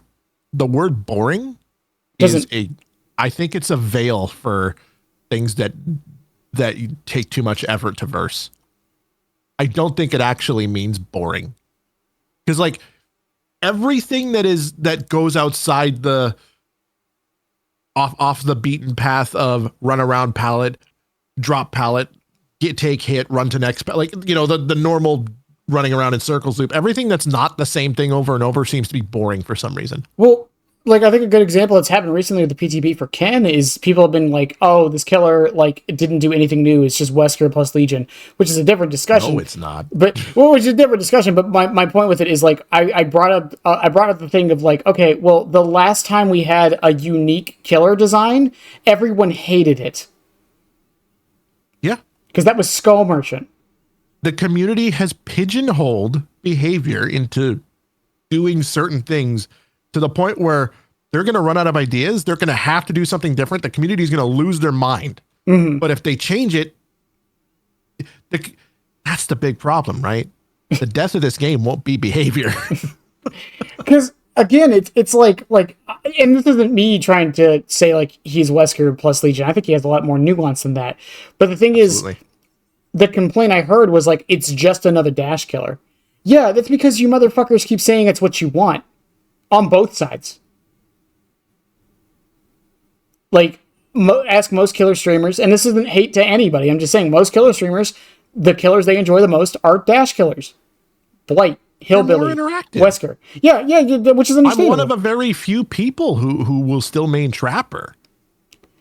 You know? Like, and there's nothing really interactive about Trapper except that giant grin you get on your face when someone steps in a trap. Right. But, you know, and then on the Survivor side, though, they'll also say the same thing. They'll be like, I only enjoy playing against these certain killers, and all the ones they name are usually, like, again, Wesker, Billy, Blight. And then we wonder why behavior only releases dash killers. Yeah. No, it's ridiculous. Again, it's like they're giving you guys what you want. And it's also true that the age of M1 killer is over. Mm-hmm. The game can't, like, the M1 killers that are still in the game that are just strictly M1 killers, no one plays them because they're painful. Well, I also think there's only like 3 of them left, to be fair. There's like Clown, Trapper. I wouldn't even consider Clown an M1 killer. I mean, his mobility is one of the worst mobility abilities in the game, and he's still M1. Like, that's his attack. Yeah, but like... but Trapper is like the purest M1 killer. I wouldn't even say Trapper. There's a reason you don't see a lot of them. I wouldn't even say Trapper's the purest M1 killer. Who would you say? Ghostface. maybe Myers by association. Yeah, but Ghostface, I think, is the purest M1 killer in the entire game. He literally, even his power requires an M1. I mean, that is true. That is true. But I think Ghostface, and that's another thing too, is like Ghostface is higher on a tier list than Trapper. Because my point with it is because Clown, right? Like, I've had this argument multiple times on like what an M2 is. My point with Clown is like, yeah, he does M1 you at the end of the day, but his power allows him to get to you better, to get the M1. Ghostface doesn't even have that. Even with Trapper, it's like, yeah, it requires a mistake, but if they land in a trap at a loop, you get the down. Your power still got used. With Ghostface, you're really just expediting the process. That's all you're doing. Yeah, no, that's true. That's true. That's why it's a lot harder to get that down with a trap, but yeah. Mm-hmm. Yeah, I'm not saying it's not. And again, like, I understand when you say M1, I know what you mean. I'm just saying from a pure M1 stance, in my opinion, Ghostface is the only one. Maybe Myers. But even Myers has vault speed. Yeah. So, like, I don't know. Even with the new killer, I mean, technically speaking, the new killer is an M1 killer. I don't think anyone's going to call him one. So when I think of M1 killer, I think of something like basically no mobility and their attack is an M1. Yeah, fair. What about Legion? I always look at Legion as the killer with no power. Again, like, I've had this discussion multiple. This is the problem with it, is like I can make an exception for any rule someone makes it, for the most part. I'm sure someone will actually come up with a concrete, like Legion's kind of in his own like little group of like, well, I don't know what the hell I am. Identity crisis. Well, yeah, because that's what it is with Legion. Because even with like that definition, technically speaking, that means Clown isn't an M1 by your own definition. It's difficult, but like the counterpoint I often bring up, the two I bring up for both sides, because people will say Spirit is not an M1. Why? She fits every definition of an M1, other than the fact that she's not weak. See, my definition of an M1 would be like not something that doesn't have an effective anti-loop, which I think Spirit kind of has an effective anti-loop. Mm-hmm. Because the argument I often get back is, well, it's consistency at the M2. How the hell do we measure that?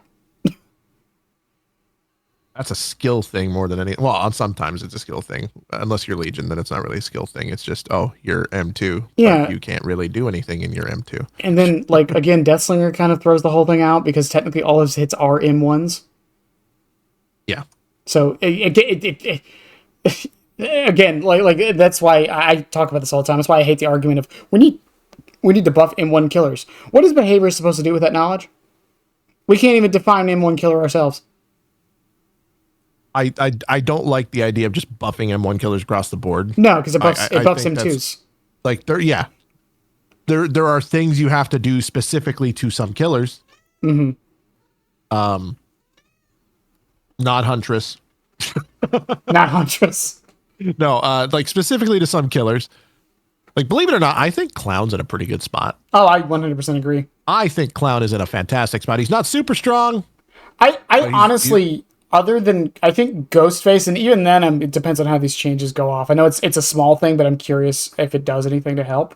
I think Ghostface, Trapper, and Scully are honestly the only, like, bad killers in the game right now. I would also say Legion. I don't even think Legion's that bad. I don't know. I don't think anyone queues into a game as Legion thinking they're like trying to win. They're just trying to go fast. Fair enough. I don't know. Legion's an outlier on a lot of these, because I don't know. Legion is just such a different power. Like, how you'd have to change him completely, which you don't want to do, because I can't. Playing Legion is fun whether you win or lose. He's the Garen of this game. He's the Rook of this game. He's the... Right? It's like, he's simple on purpose. Like, and that's the other thing with like killer balance in general. I am of the agreement that some killers just are going to be bad. And it's like, I mean, we talked about this a little bit beforehand. It's like, honestly speaking, it doesn't matter how much you buff Trapper at the end of the day. He will probably still be bad. Like, unless you give him too much where he's Skull Merchant 2.0, he's going to be a terrible killer. And Even like I then, said before, even Skull Merchant was not a good killer. Because She could just exhaust your patience enough to make you just give up. it's my favorite thing to do is wars of attrition. Battle of attrition. Yeah. Everyone finds them boring. I find them fun. I don't know. Battles of attrition are hilarious to me. But no, like that's a big thing, and a lot of Trapper mains disagree with me. Like I think Lefty disagrees with me on that, but Lefty's a good dude. But again, it's like the Myers changes recently are a good example of this. They buffed Myers across the board. And they were good changes, but he's still not great. Yeah, he's still Myers. He feels better to play, but he's still not great. You're still going to get curb stomped if you're against a semi-decent team. Right. But the thing is, I think, and I know I'm probably the outlier on this take, I think that's fine. Not specifically Myers, but like, I think it's fine that there's going to be killers in the game that are going to be kind of bad. I think a bigger issue than that, obviously, like people, killers like Trapper, Ghostface, whatever, they do need buffs. Okay, they do need buffs. They are exceedingly weak for what they should be. But like a bigger problem than killer strength across the board is maps. Yeah, 100%. Like, and the thing is, people argue like in favor of Eerie Crows, be like, well, Eerie Crows is fine because killers like Blight and it's the same argument they always give: Blight, Billy, Nurse. But like, okay, what is the difference in experience playing Nurse on Eerie or playing against Nurse on Eerie versus playing against Nurse on Haddonfield? There's no difference. The map does not matter to her. It does not matter to Blight. It does not matter to Billy. So maybe to Billy, but well, maybe Billy, but like, if you're a good Billy, probably not.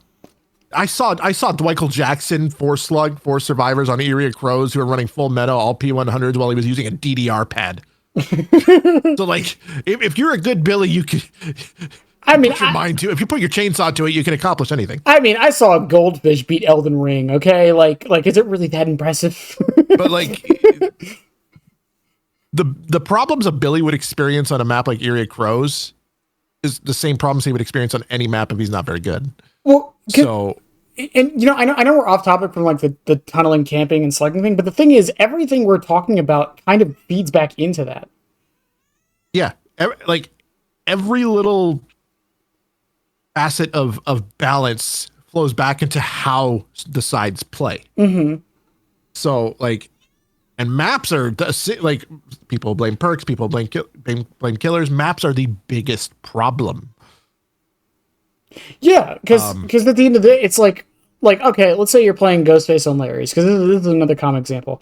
Ghostface is actually pretty decent on Larry's. He's decent. He's not great. But my point is, like, playing him on Larry's, you probably don't have to camp and tunnel as much as you would if you were playing him on Eerie of Crows. Don't even get me started on Trapper on Eerie Crows. And that's the thing. You're basically just man with machete.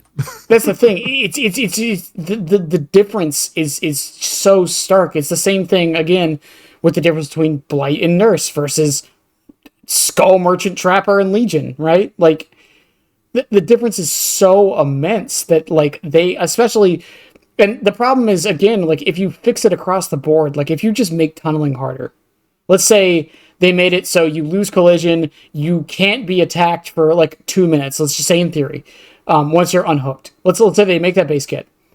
Well, okay, that doesn't really affect Blight and Nurse. It just makes it worse for everybody else. Because Blight and Nurse can afford to go for other people during that time.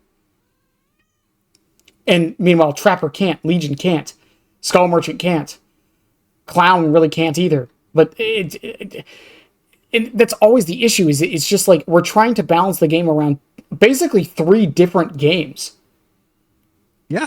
We're trying to balance it around Nurse and Blight, on top of like Swifts, on top of Swifts that aren't like communicating, on top of solo queue, on top of like the differing perks. That's not even mentioning killer versus survivor, because each one, like, even though you're versing each other, it's a different game. Like, you're playing an entirely different video game. The objectives are different. The loop is different. Like, it's impossible to balance. But I think a good starting point that you'd see would be maps. And I think Area Crows, what they've done to it is a massive improvement. Oh, 100%, except for the one loop, but I'm fine with one loop being busted. Dude, every map has to have one, okay? You know which loop I'm talking about? I could guess, yeah. It's the double window, double pallet loop. Yeah, double, yeah. What the fuck? Like, if you look at it from at a glance, it doesn't look that bad.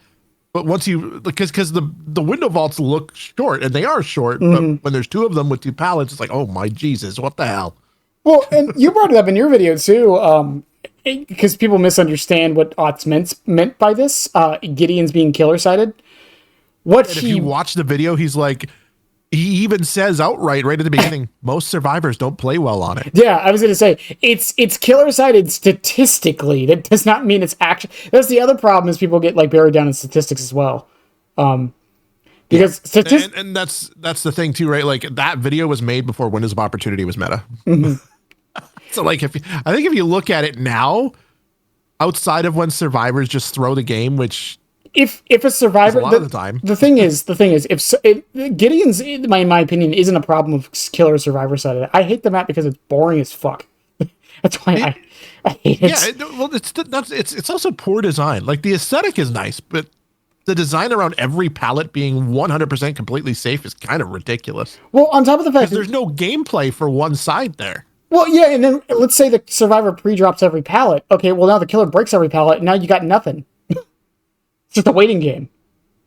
Yeah, but also at the same time, there are so many pallets on that map that they can just pre-drop them for the most part. Yeah. I'm not saying that they can't. I'm just saying, like, if they do and you somehow manage to break all of them, they literally have nothing.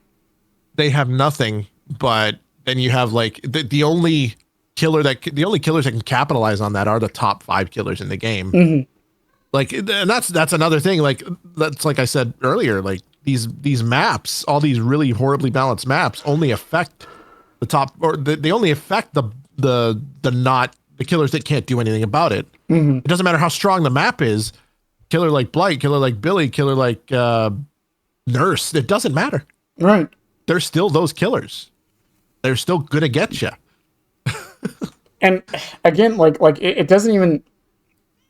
The thing is too, like, and I kind of feel for behavior on this because we constantly tell them to fix the maps, and we do give good points, but at the same time, I also don't want the maps to become stagnant. The only 2 points I like to give when I say fix the maps is like keep the aesthetics, do whatever you need to do. Every palette should have gameplay for both sides. I do think God palettes have a place. But I don't think there needs to be more than a couple of them on a map. No, yeah, I agree with that 100%. Because the thing is, if you look at Area Crows right now, like, there's like 2 pallets that are not completely safe. Unless you're Chucky. I mean, but again, like, that's yeah, also like, unless you're Nurse, you know what I mean? Like, well, yeah, I mean, I made like on the other 80% of the roster, it's like, oh, this pallet is just completely safe. Yeah, because I used to make the argument before the changes that Area Crows is Chucky's best map. I'm a big fan of Area Crows on Singularity. I love doing the thing is though, like, because it's like I also do think, and I've gotten some hate for saying this, I do think maps need to be survivor sided slightly being the key word there, because the map is realistically all the survivors have, other than whatever perks they bring in. The problem is they don't, when there's maps that are survivor sided, they're not slightly right now. That's what I'm saying. Yeah. Like, back when in 2023, before they reworked Auto Haven again, they were slightly survivor sided. But now their Auto Haven's basically outdoor Gideons. Or Garden of Joy, which is also basically outdoor Gideons. Yeah, like they added so many safe pallets chained together, and it's crazy. I wonder. That's where I say Coal Tower, the original Coal Tower, is a slightly survivor-sided map. I would say even like which makes it okay. I know some people say like Lake Mind is killer-sided. I actually disagree. I think it's slightly survivor-sided. It is. It's a small map, but it's got a very powerful main building. It's got some pretty powerful pallets in that main building, deceptively powerful pallets even. I think that word right there is the problem. Deceptively powerful. Which means that just skill issue. Yeah. But Like, if you run those pallets in a certain direction, they have to break the pallet. yeah, I also wonder at the solution, and I know this is a weird thing to kind of bring up with it, but do you think more windows is a solution? It's hard to say because there's no real counterplay to a vault. That's what I'm saying. What if we made more tiles that like had playable windows, like windows that both sides could play? As long as they were playable for both sides, as long as there was like mind game potential. Because the problem like, with for me, an LT is that's almost a perfect tile. Mm-hmm. Like, or even a four lane's a decent tile too. Because there is potential for both sides there to have gameplay. And if you play it right as survivor, you're getting a ton of distance and wasting a ton of time. If you're playing it right as killer, you're going to get it down very quickly. Like whoever makes the right guess. And I like that kind of loop. And that was the point I was bringing up a bit with Gideon's. Is it's like, as much as we say I'm not saying it's not survivor sided. My point is, like, once all the pallets are down, they have nothing. So it's kind of boring on the survivor side if it gets to that point. And it's also like really boring just to pre-drop every pallet. I don't understand why people do that and then call it looping. It's so weird to me. I will never understand why people go to a loop and don't loop it. Yeah, dude, it's so fun to loop. and that's another thing, man. The community, like, definitions, like terminology, the definitions of certain terminology rather have changed over the years. Looping is not the same thing it was back then. Well, I mean, that's just semantic. There's a word for that. It's called semantic change. Most looping was based on actually looping, like running around things, right? Like that's where it got its name from. Right. And now it's just, for most people, there's still some people who loop, and even if I lose those games, I'm so happy to play against those survivors because that's a fun and interactive chase. But nowadays it's like pre-drop pallet. Oh, get looped. Well, I mean, it also comes into the idea of like the tunneling thing. It's like I still don't know the full definition because it's like if I hook somebody else, and then hook you 2 times, did I tunnel you? Yeah, no, it's like, you know what I mean? Because like, yeah, I technically did by some definitions, but by others, no, I left you alone for 1 hook. So, like, I didn't tunnel you. Mentioning that, would you say it would be acceptable to, like, because I know I've talked to Levi about this when it comes to tunneling, because we're still technically on that. Mm-hmm. When it comes to tunneling, would you think it would be acceptable to have anti-tunnel disabled once someone else has been hooked and you're already off the hook? Yeah, 100%. It's impossible that you're being tunneled if someone else is being hooked. Yeah, the only argument I can hear... If you're running the perk because you're being tunneled, then surely that would be acceptable, right? I think the argument could be and this is the problem with most arguments in any video game. This isn't just Dead by Daylight. People will always bring up that golden unicorn they found. Oh, what do you mean? They'll be like, well, in this 1 in a million situation... So, like, in a situation like that, the one argument I could hear is, well, I was body blocking for them, and then they hooked me, that person went down, and then they hooked them. So, like, they could still technically be tunneling me because they didn't actually stop. You see what I'm saying? Okay, but if they hooked you, how did... That only really affects you if that person went down really quickly. Mm-hmm. If they went, I'm sorry, if they went down really quick, that's a skill issue, man. I think that's a standpoint behavior has to take. I'm not saying tell the community skill issue, but there has to be a little bit of, okay, you guys really got to learn to play the game. You can't hold your hand with everything. I mean, there is a point when that has to be the case, though. I mean, the Xenomorph community has been basically saying this for the past 2 weeks.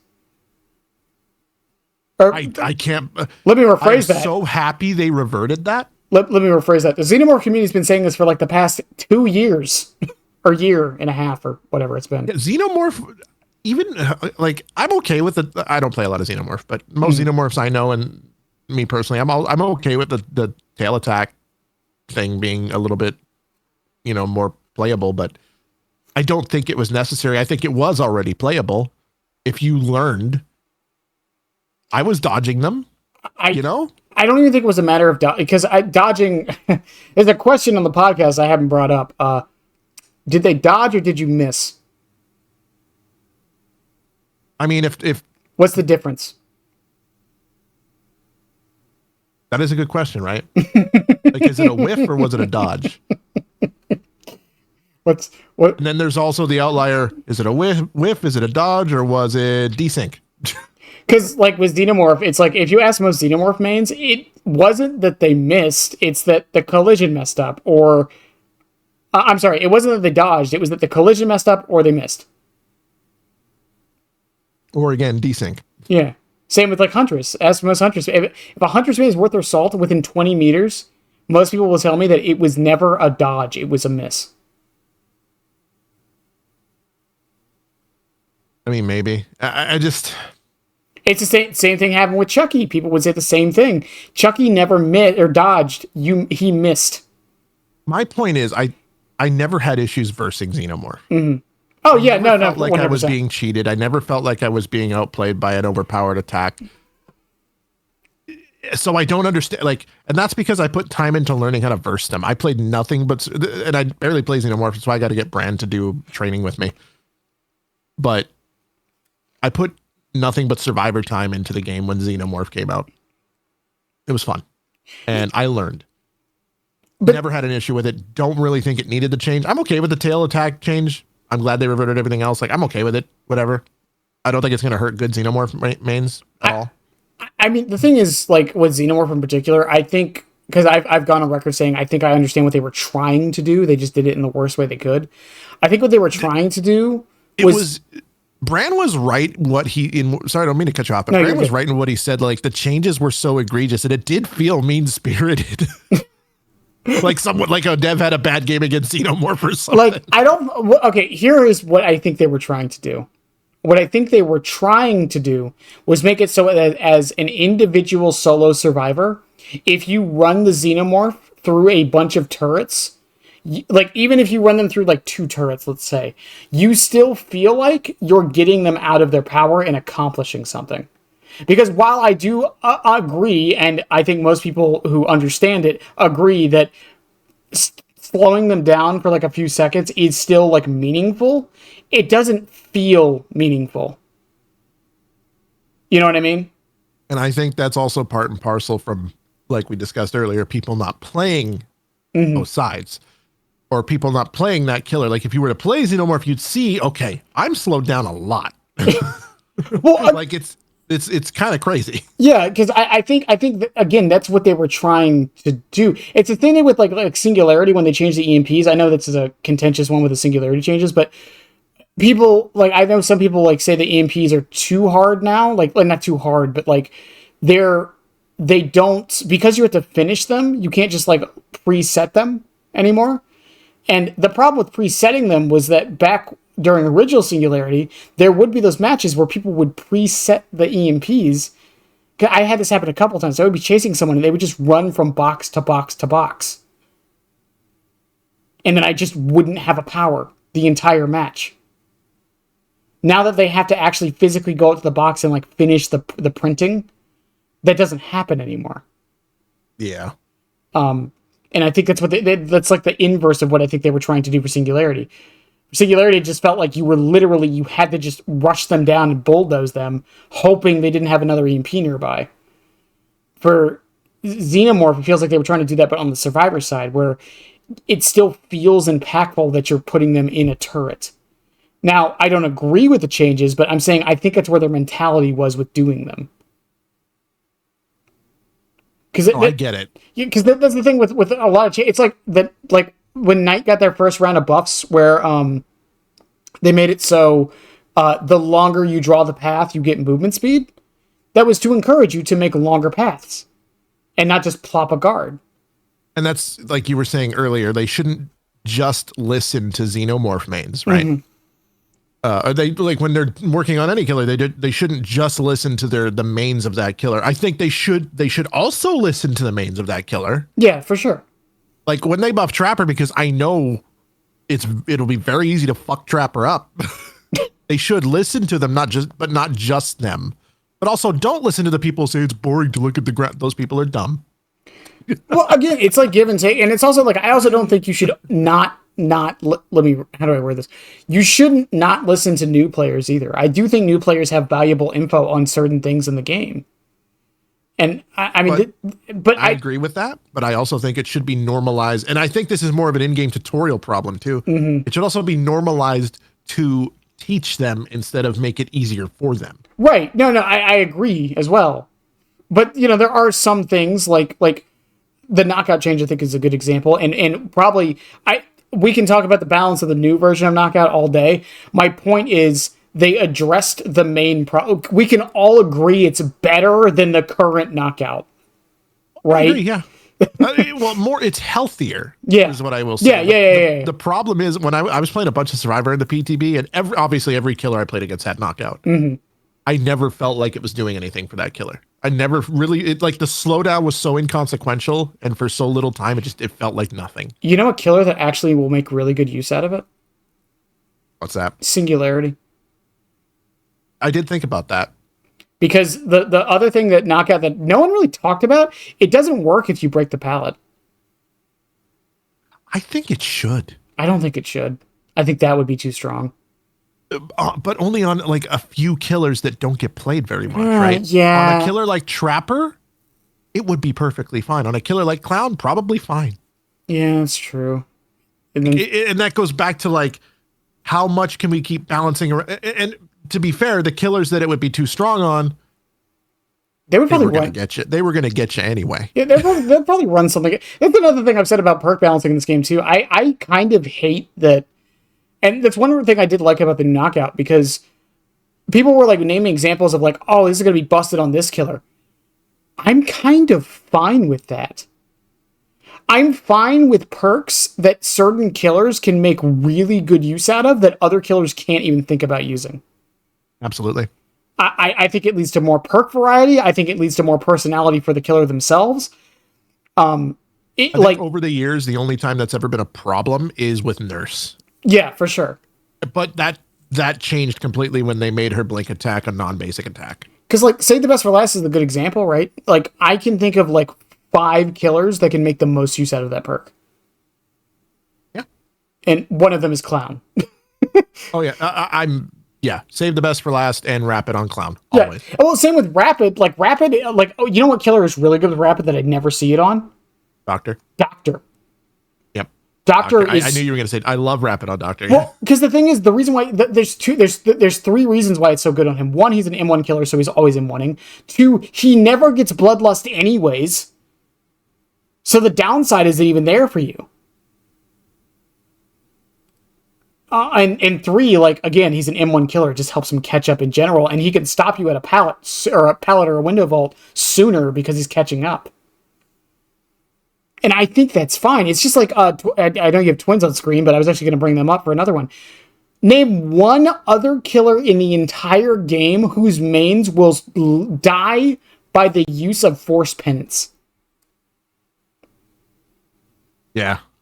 Twins is the only killer I can think of who can run that without it being like a gimmick build. It's just part of. No, that's true. Yeah. I think that's fine. I think having the only other time it's good is, like you said, it's a gimmick build where you're backpacking. Yeah. And I think it's perfectly okay. I think another one is like Gift of Pain. Like, that's not really that good on most M1s, but it's actually pretty decent on most M2s, because that's like the easiest way for them to apply Mangled Hemorrhage. And most M2s want you to stay injured anyways. Yeah. And not to say that most M1s don't, but like they can't make the most use out of it. And I think we need to lean more into that design on, at least on the killer side of things. Because the problem with doing that on Survivor, because we mentioned it kind of a little bit earlier, where perks can't really counter things. And the biggest problem with perks, quote, countering things, is that, like, I think one of the bigger examples, and technically it doesn't counter, but it makes things harder. Calm Spirit versus Doctor. Also Calm Spirit versus Clown. Well, yeah, to a degree. That one's more a feeling thing, in my opinion, than actually being bad. But Doctor has, like, if Calm Spirit was that big an issue, Doctor does have counterplay to that. Also, you hit them with your shock because he laughs. whether they have calm spirit or not. Like it's like it doesn't counter him completely. Right. It counters his tracking, and that's about it. But he has a counter to that. It's called restraint. Mm-hmm. This is true. But my point is like, well, okay, a good example that happened recently was the Thrill of the Hunt meta, right? This isn't killer specific. This is like a meta, right? So as soon as it was, yeah. What did everyone say? Everyone said just run totem builds. But the problem with that, and while I actually don't think it's a problem, I actually think it's healthy, but the problem with that is, what if they don't bring that build? Not the survivor, the killer. What if the killer doesn't bring the Thrill of the Hunt build? I mean, that's no different than like, you know, a healing build versus plague. I bring, yeah, well, that too. But I bring Lightborn because flashbangs are completely broken at the moment. Mm-hmm. I think they are broken because it's so stupid. But I bring that, and then it turns out no value whatsoever. Like there's no real, and that perk, because it's one perk on killer, that's like 4 perks on survivor. Yeah, exactly. So like that, I think that goes both ways, right? Like if something is that diehard in the meta, then why wouldn't you run something to counter it? Well, yeah, but the problem with Dead by Daylight in particular, and I meant more so like direct killer counters, because I think like and most of them are soft counters, they're not hard counters. But like another example would be like Urban Evasion versus Huntress, or Trickster, or any of the range killers really, because it doesn't counter them, but it does make playing against them easier. Yes, it does. Some situations. But the thing is, you're not going to run Urban Evasion because, well, okay, most people aren't going to run Urban Evasion. You're not going to run Urban Evasion because... You'd be surprised. Fair enough. But my point is, like, you're not going to run it with the intent of, I'm running this to counter Huntress, because you don't know if you're playing against Huntress. That, like, that's valid. You don't know what you're going into. It's the same thing with, like, people who complain about, well, I can't bring fun gimmicky builds. And while I think those people are actually wrong for more other reasons, but the other thing with it is, like, let's say you're playing killer and you bring no slowdown and you get Area Crows. Not from a map offering, it just randomly spawned. How the hell are you supposed to predict that? Oh, you don't? So you just bring the best stuff every time, because why wouldn't you? You have no reason not to. No, that's true. And again, it's like, I bring up Rainbow Six and League as examples because the counter picking is a thing in both of those games. But the thing is, at least recently, Siege added the thing where the attackers can switch their characters during the prep phase. So they can drone in, see who they're playing against, and then switch accordingly. So, I mean, but what that ended up doing is there was a bunch of characters in that game. There's a character called Nook, who wasn't that great. And the reason she wasn't that great is because she counters something, and that was her entire game plan. But if the enemy doesn't bring that thing she counters, well, she's kind of useless. That's true. But I think, like, when it comes to perk builds and stuff, that is something that I don't think that's something you can ever, that's a problem that can't be solved. No. I think on the survivor side for sure. And I mean, I started the tangent off mostly just from the idea of, I do wish we had more perks that only certain killers could use correctly. And I feel like we don't have enough of those. Yeah. I think we more so have perks that are just bad and no one uses. Here's a hot take, and I'll probably get a lot of hate for this. I think killers have more useless perks than survivor does. No, I agree. I mean, it also depends on your definition of useless, but like Hangman's more perks that are just bad all around. Mm-hmm. Like either there are better versions of them, or there's no reason to run this when you can just run this instead, kind of thing. Alien Instinct. Oh my god, dude. Don't even get me started. Oh my, that is like legitimately, in my opinion, one of the worst design perks in the game. It's right up there with Septic Touch. Because it got power crept before it released because of barbecue, and after it released because of Friends to the End. Yep. How do you manage that? But yeah, Septic Touch is another one. That's where I think, like, on one hand, I want to say behavior needs to lower it to 1 perk per killer in Survivor. 1? No, not on builds when they release a new DLC. Oh, okay. just because there's not a lot of things left to do. Yeah. There's so many perks. They're running out of ideas. Yeah, even like Ken's new perks, like none of them like. And the thing is, like, I don't need game-changing perks. I don't think anyone's something with a new function that doesn't it just isn't just a better or worse version of something that's already there. The other problem with it though is every time they do this, like boons are basically dead. How often do you see boons? So they overkilled boons. Okay, Yeah, like I agree. It was broken for every survivor to be able to heal off one boon. They should have just made it so the one survivor could heal off the boon. Mm-hmm. I would still be running that every game. And then Scourge. Like if Circle of Healing made it so I could personally heal in its radius, I would still be running that every game. I mean, Scourge hooks are a little different because I do see Floods of Rage every now and again. I think people are starting to understand how good Gift of Pain is. I've been really I've been running an all Scourge build on Singularity because it's fun. Mm-hmm. All Scourge with Ball Glove and that range range add-on. Run the Blindness one, I'm telling you. No. I like the flow of my build. It's just nothing but chase, and it's Fair great. enough. But like, I should just Jagged Jagged Compass, Floods of Rage, Pain Res, and Gift of Pain. That is a solid build. I should definitely send you my brain off Singularity build. It literally is just chase. Also, I tried instead of Gift of Pain, I ended up trying Monstrous Shrine too. Monster Shrine is, I don't want to say it's underrated, but similar to... It is underrated. You never see it, but my God, the additional, like, it gives you a little bit of that extra time back because they have to get off a gen a lot sooner.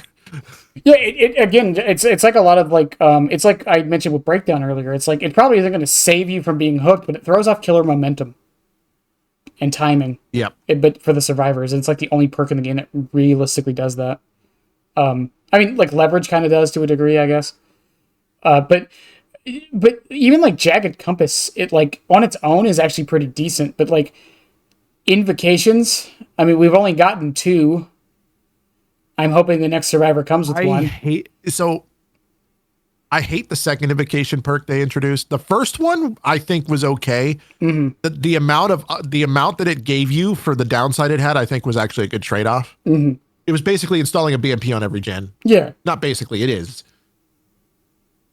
So being broken for the rest of the game, I think was perfectly fine. And what does it take? 60 seconds or is it 2 minutes? It's 60 now.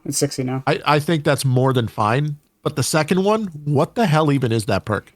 For those listening, and I'm going to ask you this rhetorically, do you understand why that perk is as bad as it is? I'm going to be honest, it's so inconsequential. I don't even remember what the perk is. So basically, when you activate the Invocation, anytime the killer disturbs a crow, you see their aura. Yes. Now, here's the problem with this. If you're being chased by the killer, which is probably the time you want to see their aura the most, you're scaring the crows. You're scaring the crows because you're in front of the killer. Yeah. So, unless you run it with Calm Spirit, I guess. Calm Spirit meta? It's such a badly designed perk. Just like make it so that is the most I'm running out of ideas perk in the game right now. Like just make it so like every I don't know 20 seconds, just make an object of obsession without showing your aura. Like only you're for broken. That one survivor, right? Yeah, for just that one survivor. Yeah. Like I think it's got enough of a downside, so I don't see the issue. Yeah, because the best time to use an Invocation is when you're on Death Hook, anyways. Yeah. So, I think that would be fine. That's why a lot of survivors call Invocations bad is because they use them right at the beginning of the game. I'm like, no. Of course it's going to be bad if you use it in the worst way you could possibly use it. Yeah, you're on Death Hook. There's 2 gens left to go. You're probably going to die anyways. Just leave your team something when you die. It's like sprint bursting to the pallet that's right next to you and immediately dropping it. Of course it's going to be. Of course sprint burst sucks if you use it that way. It's like using Dead Hard, but your E key doesn't work. It's like, yeah, of course it's bad. It's, and again, like this all does lead back into camping and tunneling as well, because a lot of these problems that are inherent to the game that aren't even fundamental issues in my opinion, because the fundamental issue is the verticality thing, right? That's a fundamental issue. That is something that physically, from what I understand on how it works, that physically can't be solved. No, it can't. as much as it sucks, right? But it's a limitation of the game. They cannot make something that interacts with the game vertically in the traditional sense. I think that's, they've said that outright, that yeah. the game is not designed that way. It's not possible. Yeah. So, But like when we're talking about like the exhaustion problem, the tunneling problem, the hooking, the slugging, the perks being like problems in and of themselves, some being more useless, some being more useful, some killers being more powerful. A lot of these things aren't inherent issues. Like they're things that can be fixed. well, I wouldn't say fix, because there's nothing you can do to get rid of or to fix any of them completely. Mm-hmm. Like they're like, obviously it's part and parcel because if everyone has a different opinion on something. Right. So what is fixed, right? Like there's a lot of killer mains that would be like delete exhaustion, then it's fixed. There's a lot of survivors that'll be like make it impossible to tunnel, then it's fixed. You can't do either of those things. Mm-hmm. You just can't. I mean, people bring up, people give shit for behavior for the 60% kill rate thing all the time. I always laugh when people bring up the kill rates as if it's some sort of like crux. It just doesn't work. Well, no, They don't take into consideration anything else. Just the amount of people who died on a hook. yeah. Well, on top of that, I've said this before, 60% kill rate, I don't think means what people think it means. Because that's 60% of 4 survivors. Well, over multiple games. Over multiple games, yeah. Yeah, if you get 4K in one match and 0K in the next match, that's a 50% kill rate. Yeah. So, like, and also, like I mentioned earlier, with the whole like selfish mentality a bit that survivors have, which granted the game kind of encourages it. I'm not saying it doesn't. Killers have it too, right? Yeah, but no, what I mean is like, if you're in a match and the killer kills 2 of you and 2 of you escape, 1, that's a 50% kill rate. 2, that's a tie. I mean, for the survivors that escape, that's a win. Exactly. For the killer, it's a tie. That's the problem. The survivors get nothing if their teammate dies or survives. Exactly. That's the problem. The win conditions are so different. Fundamentally different. And that's also why the MMR is bad, because it hinges on the same thing that right now the win con does. Mm-hmm.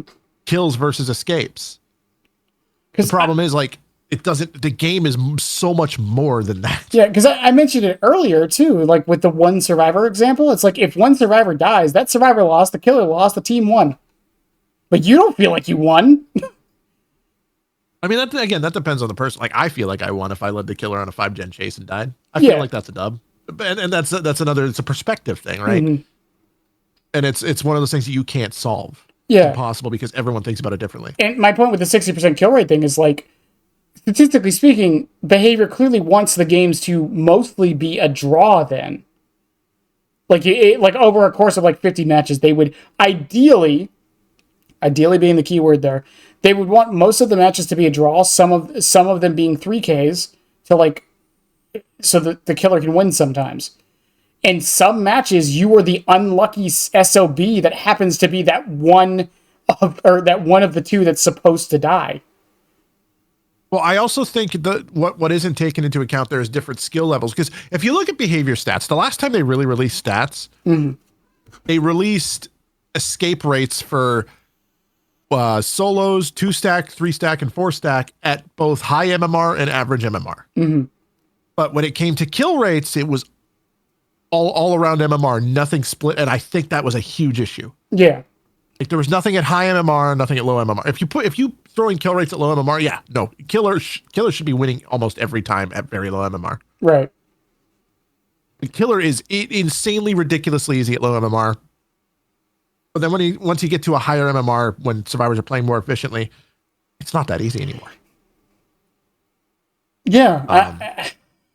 And that's a big discrepancy that is not being accounted for in any of the stats. And I think that's information we need. That I don't know why they don't give it to us. And I thought that, I don't know about you, but when they showed survivors in different Swift stacks and different MMRs, but not killers, that was a red flag to me. Why are they not showing me this? I think the reason they don't show it was because I feel like that. How do I word this in a way that doesn't sound like I'm defending them? I think the reason they don't show it is because of killers like Trapper and Myers. Genuinely. Do you think at high MMR, Trapper's going to be like, he's going to tank the high MMR kill rate? Well, not even just that. It's just like, especially if they did it by individual killer. But regardless, I think it's because of the variation between killer versus, because at the end of the day, every survivor is just a skin, right? It's the players playing them that matters. Not to say killer isn't the same way to a degree, but it's like every killer plays differently. Yeah, every killer has a different way to play because they are a different power. Like, that's used differently. Like they're not just a skin. Yeah, like again, like I suck at Blight, even though he's probably one of the best killers in the game. And then there's people going on win streaks with Blight that are insanely good at the game. Yeah. Yeah, and same thing with Chucky. Like Chucky's kill rate right now is like 46% last I checked, but me and Ghost have like an 80% win rate. And that goes across the board too, right? So like when they talk about kill rates, I don't think they mean for it to be a tie every game. Or a draw every game. Yeah. I think what they mean is overall average is half the survivors in games are dying. Like if you're a better killer, you're probably going to win more games than not. Right.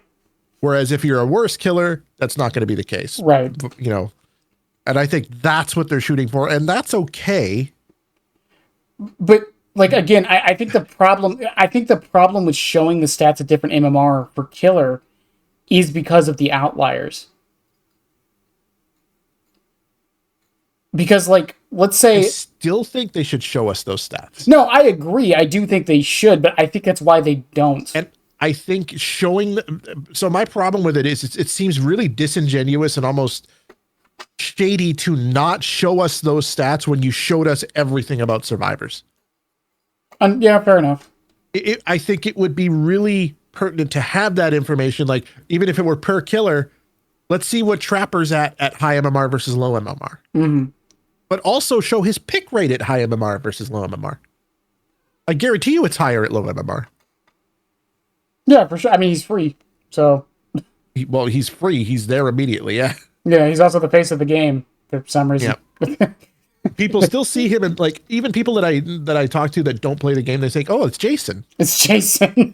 No, seriously, like people that don't play the game, they're like, "Oh, that just looks just like Jason."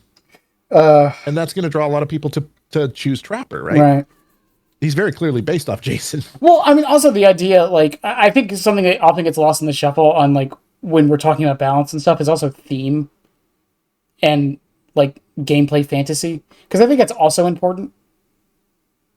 Because, like, again, we mentioned earlier, it's like Trapper, like, it doesn't really matter how much you buff him unless you, like, somehow make him ridiculously stupid strong. He's still probably going to be bad. But he does fill his gameplay fantasy. Yeah, no one is queuing up as Trapper expecting to feel powerful.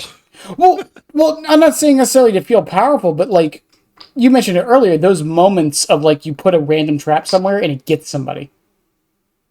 Yeah, and that's another thing about Trapper too is a lot of people don't understand this, and a lot of people are scared to play Trapper because of this.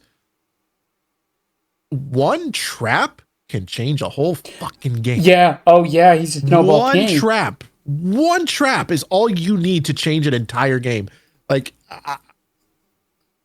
I have a piece of gameplay footage from like a month ago that I'm going to make into a video. It's called, and I'm going to call it like the art of the comeback. I had like 2 hooks at 1 gen left on what's that stupid Coldwind map? Cold Tower? Oh no, Thompson House? I was about to say Cold Tower. No, it's not Thompson House. It's Rancid? No, oh man, Cowshed. Cowshed. Okay, yeah. ADHD moment. And I was at like 2 hook states at 1 gen left. And I put a random trap because I was looking at pathing and I was looking at where Shack was, where Shack window was facing. I knew basement wasn't in Shack, but I was looking at which direction are they going to run when they jump out of Shack window. They're going to run to Cow Tree. Of course they are. They always do. Because it's always static where Cow Tree is on that map. Mm-hmm. And the window is facing Cow Tree, so I know they're going to run a Cow Tree. So I put a random trap, not in a loop, but in a path. That trap saved me the game. I 4K'd that game because of that trap, but I had no business 4K. And that's like one of those things. So something small like that is actually not small. So this actually does bring me on to another point on the frustrating and like inherent problems of Dead by Daylight. I've mentioned this a few times. I forget the video I watched or who it was by, and I feel bad for that. But they brought up like a good point I have never seen anyone mention about this game on a fundamental level. That's probably an issue. Survivors don't have a snowball mechanic inherently in the game. What do you mean? Like you just mentioned with that Trapper game. You were able to snowball that into a win, weren't you? Was it clearly a loss before that? It was clearly a loss, but it wasn't a snowball Okay. per se. It was I got one person in a trap and then another two people just they it wasn't a snowball so much as they played really, really terribly when I got their best looper in a trap. Well, yeah, but that's kind of my point with it. Like I had a Myers match on Erie a couple weeks ago. I had two hooks. Two hooks. Granted, Myers on Erie, whatever. I 4K'd. I mean, yeah. They But messed this up. more had to do with like where I got the trap. It was nowhere near any gens. Mm-hmm. So I hooked them opposite corner of the map where all the gens were already done. Right. That's huge pressure, right? That's better pressure than basement when they have to go across the map. And this person was on second hook, so they didn't have a lot of time. Right. But I think the point I'm making is Survivor doesn't have that. If they're like in a losing game, what do they really have to come back? Base kit. And this is going to sound really biased. I don't think they should have that. You don't think they should have anything, even if it's like a teamwork mechanic? I don't think they should because there's 4 of them.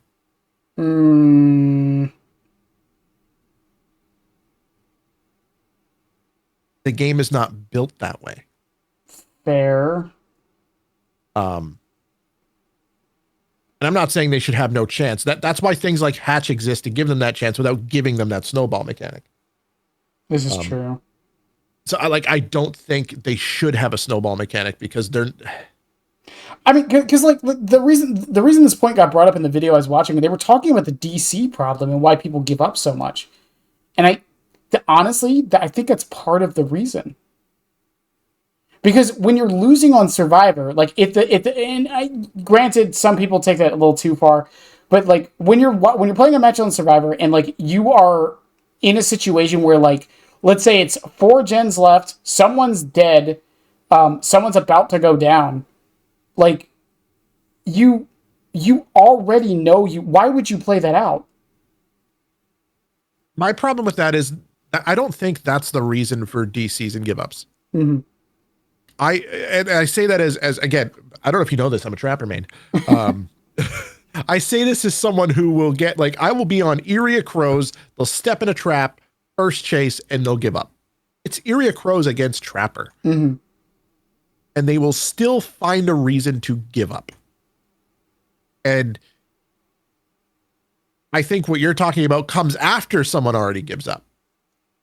And on the flip side to that, like, could you imagine how the win and kill rates would be skewed if killers also had a way to give up? Oh, we're about to, but only once everyone else does. Like to the extent that survivors have had all this time, they can just give up when they get on a hook. Killers didn't have that luxury. Mm-hmm. And there's a lot of time, like most killers just go walk around the map or well, you can't even AFK in a corner anymore. If you AFK, you get a DC penalty. Yeah. Like killers, I feel like as killer, you feel like you're in hopeless circumstances just as much as survivors. Yeah, but again, I feel like survivors don't have a way to come back from it where killer does. But the asymmetrical nature of it, mm-hmm. They shouldn't have one because the game is built around. And I give Almo a lot of shit. You know Almo, yeah, the old dev, but he did have a post about it. There was one take he had that I didn't agree with, is that VHS failed because there was no camping and tunneling. I disagree with that. Well, I disagree because VHS failed for a couple of reasons. One, Monster was terrible to play. Number 2, the marketing sucked. Okay, but yeah, he said one thing that actually I think is very true, is that DBD is built on the fact that you can, like, you get one person out, now it's a 3v1. You get that next person out, it's a 2v1. Like, it's built around that gameplay. You'd have to change so much more in the game if survivors had a snowball. it's like, or a way to come back from something like that. They're not supposed to. Okay. You know what I mean? Yeah, I got you. And I Did you play VHS at all? I did. You did? Okay, so you were in the trenches. As much as I tried to play Monster, it was so. I won most of my games, but it felt like a chore. I had 600 hours on Monster. It was so weird to like, because I played a lot of Monster. I won most of my games, but it felt like a chore. And I gave up on VHS when they nerfed Werewolf for some reason. Why? So you weren't around when they finally added the danger sense? No, So in the last patch before the game died, they added a thing called danger sense, which basically think of the visual heartbeat, but for Monster when a weapon is nearby. It's one of those things that must have been too little, too late kind of thing. It pretty much was. They did it way too late. But my big issue with VHS was like, it's not just the devs that dropped the ball multiple times. It was also the community. Like, you'd have all these, I'm not calling anyone out specifically, but we all know which content creators, right? They would swear up and down, yeah, Monster's fun, fair to play, everyone loves Monster, but they would still rather sit 45 minutes in queue for teen. Sure. Unless you're a masochist like me, I never touch teen in that game. Well, no, but like, you know what I'm trying to say. Yeah, Like, they would swear up and down, Monster's so fun and everything and interactive and, you know, the best thing ever. But then they would go out of their way to spend almost an hour in queue for teen not to play Monster on stream. Yeah, fair enough. Like, but back to like the whole comeback mechanic for survivors. Like, I don't think the game, you'd have to change so much more about the game for that to work. Yeah, and the reason why I brought up VHS is because it did have a comeback mechanic. And when you said the 3v1 thing, I was like, yeah, you know what? Book of the Dead was kind of bullshit. It had a lot of positives to it, but it kind of did feel bad. It just erased momentum, right? Mm-hmm. And that's once the Book of the Dead is a lot like a DBD totem in that it was never random. There was always one of X amounts of spots it would spawn. And once team players learned them, it was like the first death meant nothing. Mm-hmm. You know, it's even if you get to that point. Yeah, and DBD is built around the elimination factor. That is like the biggest semblance of balance in the game. Yeah, and I truly believe that. Well, and I also brought it up earlier too. It's like the whole like slugging thing, like part of that is momentum, and like part of like the game is the pacing. I think VHS had the problem, and I know I'm not trying to talk about VHS completely, but as a comparison, VHS was very slow paced, even in the moments of intensity, because a lot of the Monster gameplay was dodging weapons. Unless they didn't have one, then they were just dead anyways, or running you into an ambush. So, like, it was stressful in a different way on the Monster side versus how Killer is stressful in this game.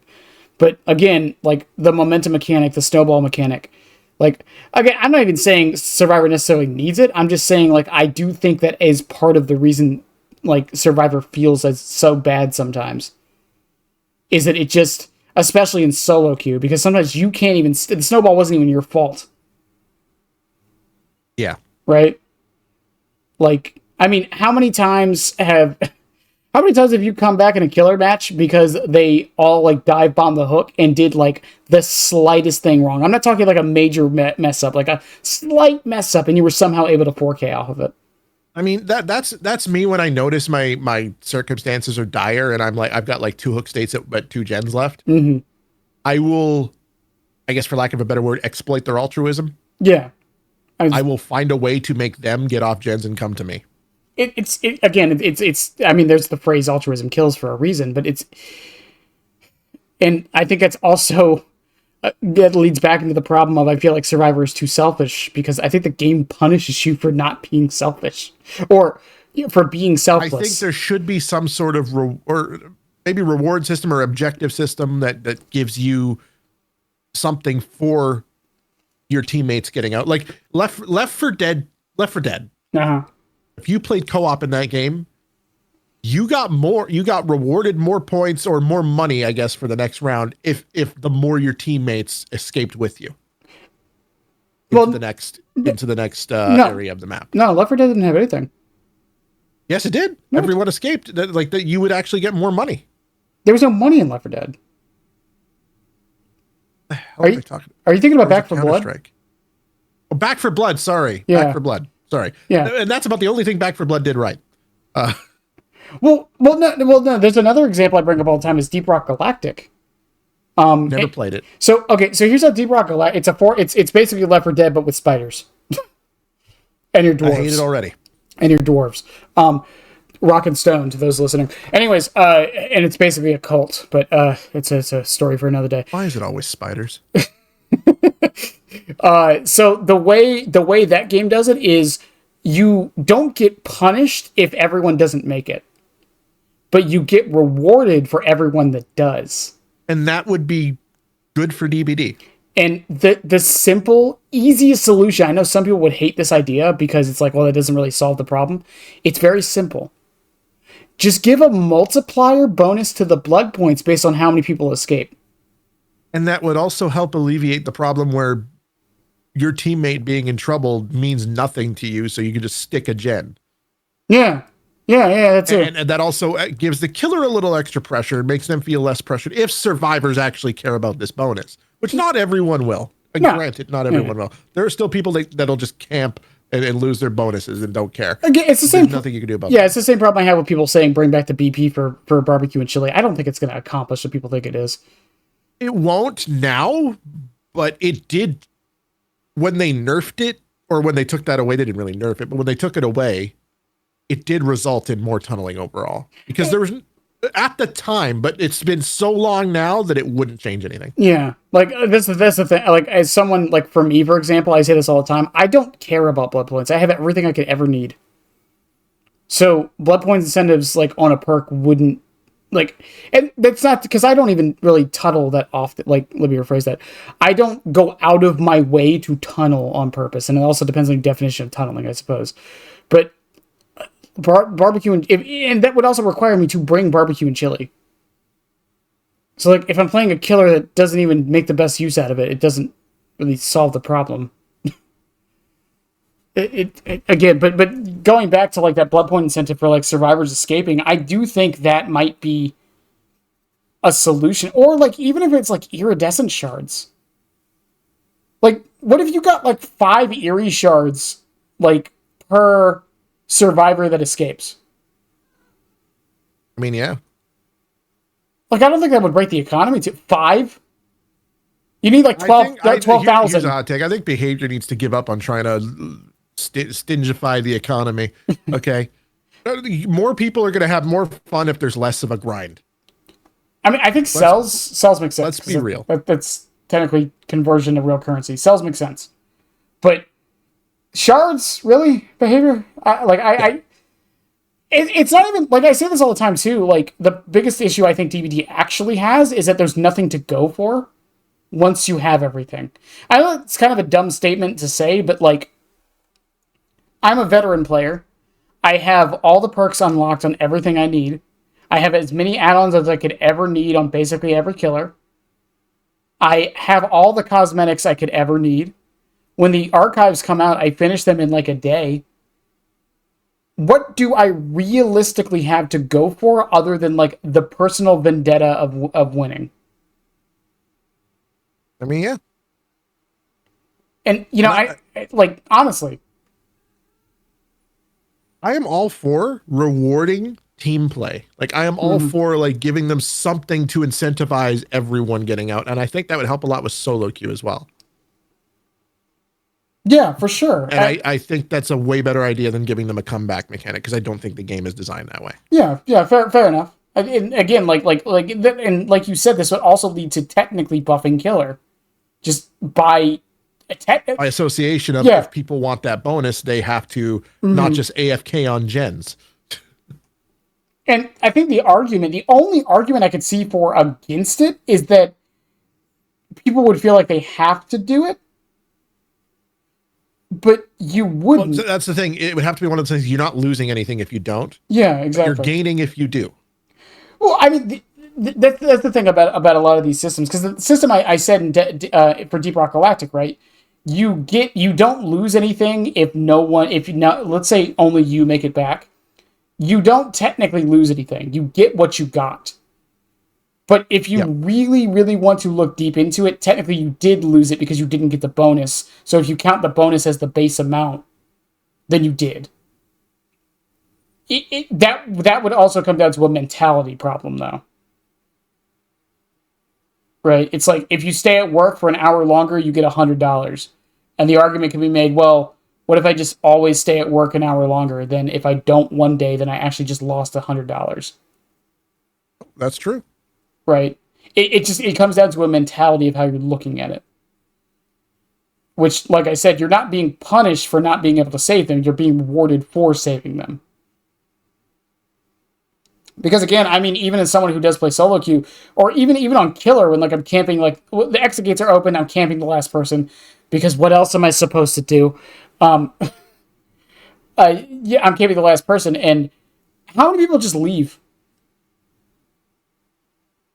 Because I it's mean, it depends. If there's at least two people left, mhm, in my games, they don't usually leave. They will try and get the save, even true. when they're solo queue, which is weird. But if there's only like, I'd say it's about 60% people will stay, 40% to leave.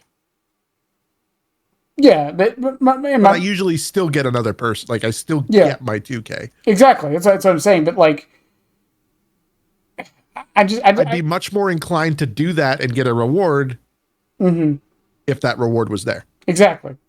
And that would, and like we said a second ago, that would inherently buff quote unquote killer. It wouldn't buff them, Yep. but like it would. I think it also leads to more interesting dynamics on from team play, because at the end of the day, this game isn't a 1v1 game, and there's only so far you can stretch 1v1 mechanics. Like it's the same thing with like the xenomorph thing. It's like, why is it? I don't even know how this works. Who gets the points if Xeno gets knocked out of their power? Does anyone? Because I feel like it should be the person that put the turret down. You would think so. I'm actually not sure. That's how little I see xenomorph in games now. Like it's the same thing with singularity, because it's like, because I think that's how it works on singularity is you get the points if you remove the EMPs, Yep. and that's how it should be, because that's the again that's encouraging team play a bit. Mm-hmm. Um, and like and singularity, like as much as people shit on singularity, like of like strength wise and whatever, I think like this idea of, let's say you're in a chase, you can't get an EMP because you can't charge it mid chase, right? You can't just go to a box and pick one up. So you're relying on your teammate to run over with an EMP and get you. And I actually think that's good design. The problem is Dead by Daylight kind of isn't built for it, because Oh, for sure. there's no communication, there's no ping system. If there's one thing VHS did better than Dead by Daylight, it was the ping system. That is, you know what? That's true. But I also like, speaking of a ping system, I would be okay with that. So would I. I think most people, I think there should be things you shouldn't be able to ping. I think you shouldn't be able to ping like hours. There's a there's a thing in League. If you ask like most like higher level people, they don't use text chat and they don't use voice chat. There isn't really voice chat in League. It's complicated, but there is text chat. But most higher level players don't even use text chat. They use what's called Pinglish. They have literally learned it. They've English. made up an entire language with pings. That's crazy. Yeah. I mean, Rainbow Six Siege kind of has it too, a little bit. I mean, Rainbow Six Siege invented. I mean, I don't know how much you played it, but if I said Harry Potter, do you know what I mean? No idea. So if you ask a Siege player, they'll know. It means under the stairs. That makes sense. Yeah, there's a spot on Border, the map Border. I don't know if it's still there. They might have reworked it, but there's a little cubby hole on Border. It's called Africa. This specific spot is called Africa, and the reason it's called that is because it's shaped like the lower part of Africa. But this is like a well-known call-out. Most players in that game will know what that means. Okay. So what I'm saying is, like, if they added the ping system, I know you're saying like you should be able to ping certain things, but I could see the Dead by Daylight community coming up with, and this isn't me like advocating for it not to be there, but I'm just saying, like, I could see the Dead by Daylight community coming up with ways to still communicate anything with a ping system. I mean, yeah. Because like with, let's say they couldn't ping generators, right? Let's say they couldn't do that. Well, what's stopping them from just pinging the ground 3 times, and that means generator? True. You see what I'm saying? Like. And again, I don't actually even think that's a problem necessarily. It's just if you add that, then we would have to start like looking at other issues, because that definitely does start like bridging the gap. Because that's the biggest problem with trying to buff or even nerf Survivor, is that, again, we're taking into account the high level Survivor friends as well. On top of also like the different kind of thing, like the different killers, and it's like how would again, Trapper Bane coming out. What happens if players can ping traps? That's it. That kills him, murders him. Like, Trapper then becomes the victim. He's the survivor now. Yeah, and the other thing with that, let's say they're playing against a Trapper. I can promise you, while they can't ping the trap, they can probably ping next to it. And if they're playing against a Trapper, I would hope the team's smart enough to know that that random ass ping in the middle of nowhere is probably a trap. And that's I think the big issue with people saying we should add a ping system at this point in the game. I think there is so much stuff that might actually affect negatively that it's almost too late. That's a shame. Because I really do think it would help. I don't know if you agree, but like, it seems like there's been so much stuff that the ping system might actually completely break that it might be too late. I don't fully agree, because the thing is, like, if it does break Trapper, then like you would have to buff Trapper somehow to counteract it. I think that's really how do you do that? Exactly. His power is only traps, and we want to prevent him from being Skull Merchant 2.0. Again, it's just, there are smarter people than us, I assume, who could think of it's a way. A nice thought that would have been nice like year one. Kind of like a comeback mechanic. You probably could have gotten away with something like that year one for survivors, but it's way too late now. Well, I mean, that's a bigger problem with Dead by Daylight in general. And again, something I think is going to change this year is that it takes too long for changes to happen that need to happen. And not even necessarily changes, but things that just be added that should have been added a long time ago. Oh, yeah. I mean, like, FOB slider. It took 6.5 years for colorblind options that aren't even good. And you know what the crazy part of that is? Now I'm definitely talking shit. That shit is built into Unreal Engine. Just like demo recordings. Why don't we have a theater mode yet? You know, so someone mentioned the Perk search bar. Here's the thing about the Perk bar. The Perk search bar that I will actually give behavior credit on. Yes, it should have been in the game years ago. I give them credit for the fact that I can type in BBQ and barbecue and chili comes up. Or that you can type in NOED and get no one escapes death. Yes. Or UB and the Unbreakable comes up. Only Unbreakable, nothing else.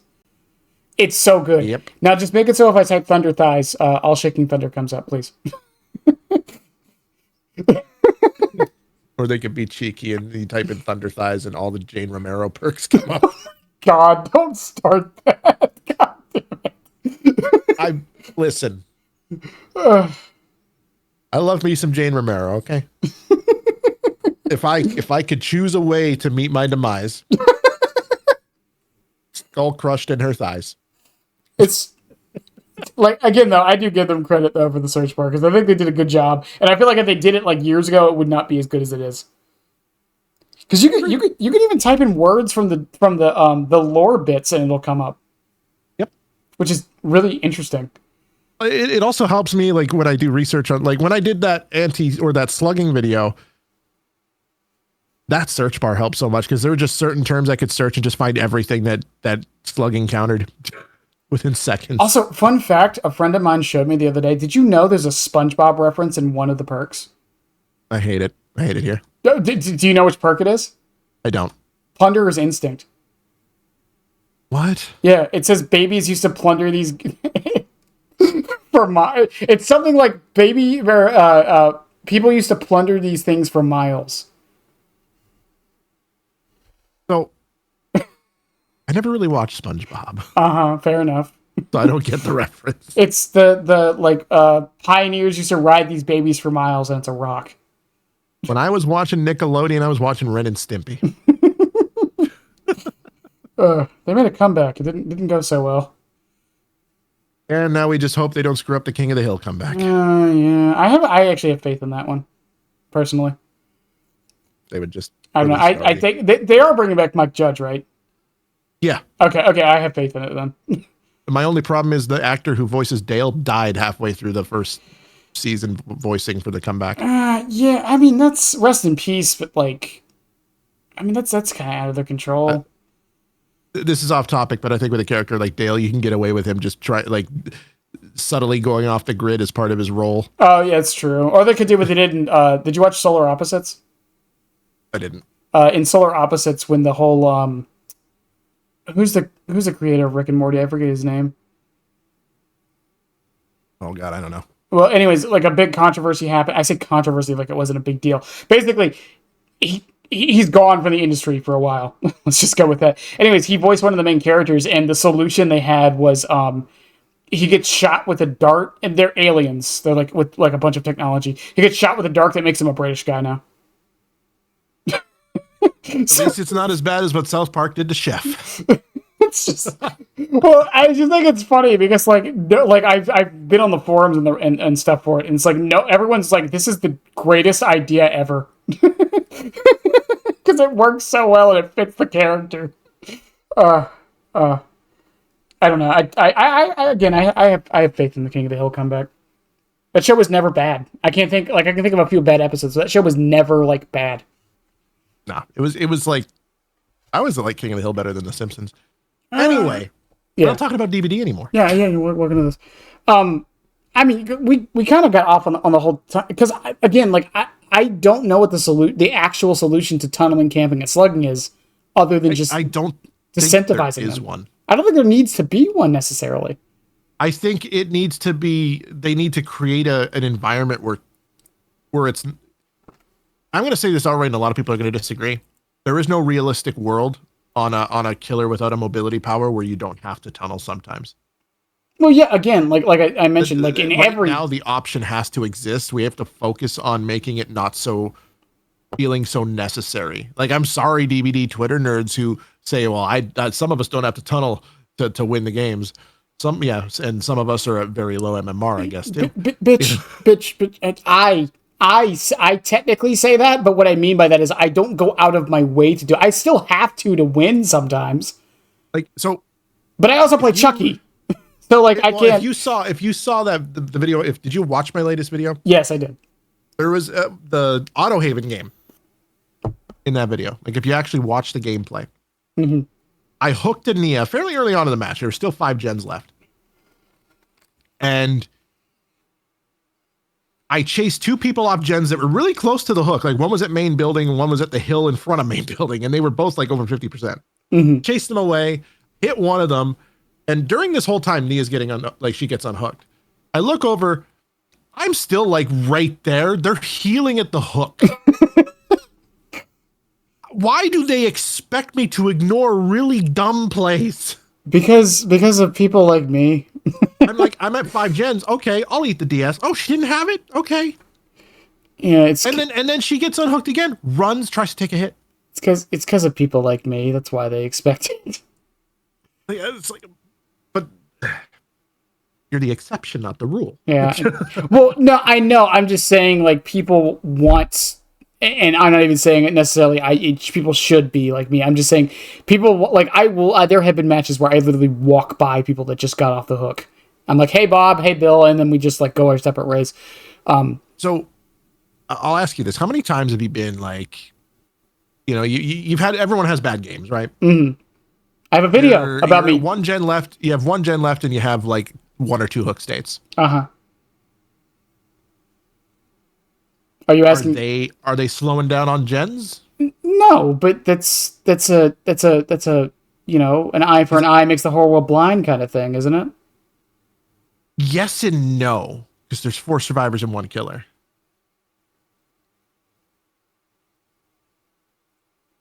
Okay. And if we bring in like the idea of prioritizing team play, it might be a little different. Mm-hmm. But it is an asymmetrical game. And after maybe I've been hardened after 13,000 plus hours. But like I have never met if I meet a new player in my game and I could tell they're a baby, I let them go. Like if they're just edge map, if they're gooning on the edge, I know they're new. I have a rule where if someone's running no mither, I always let them go. Not me. Yeah. Because I met someone named they were running it was a no mither, their name was No Mither Challenge. Okay. So I let them go. Turns out they didn't. Well, I mean, if they change their whole name, I doubt it. But that's why I usually let the no mither players go, because this happened, I think last week actually. I let someone running no mither go, and they were like, "Thank you. I've been trying to do this for like 4 matches." You want to know how I did all the no mither? Well, okay, the first no mither challenge in DBD I did is Bill, and it was on old Torment Creek, like old Torment Creek. I brought in a key. Oh my God. And last stand, and I went to basement and I would put down the key, pick it up, put down the key, pick it up. And then all my teammates found a way to get hooked in basement. Like they didn't even know I was in basement. But they didn't sell me out either. They must have known because there was a tome challenge. I let them all die. Went, got hatch, and they said GG. Oh my God. I mean, like, I get your point. It's just like, I don't know. But I was doing this solo queue. Yeah, I get your point. It's not that I expect anyone to do it for me. It's just, I don't know. Maybe what's the word? Maybe I'm like subconsciously doing like a moral superiority thing. I don't know. I don't think there's any relation to like moral superiority or whatever moral standpoint and how you play a video game. Unless you're cheating, then that's a little different. But. I mean, I think there is a line, but it's most of the time not the game itself, I guess.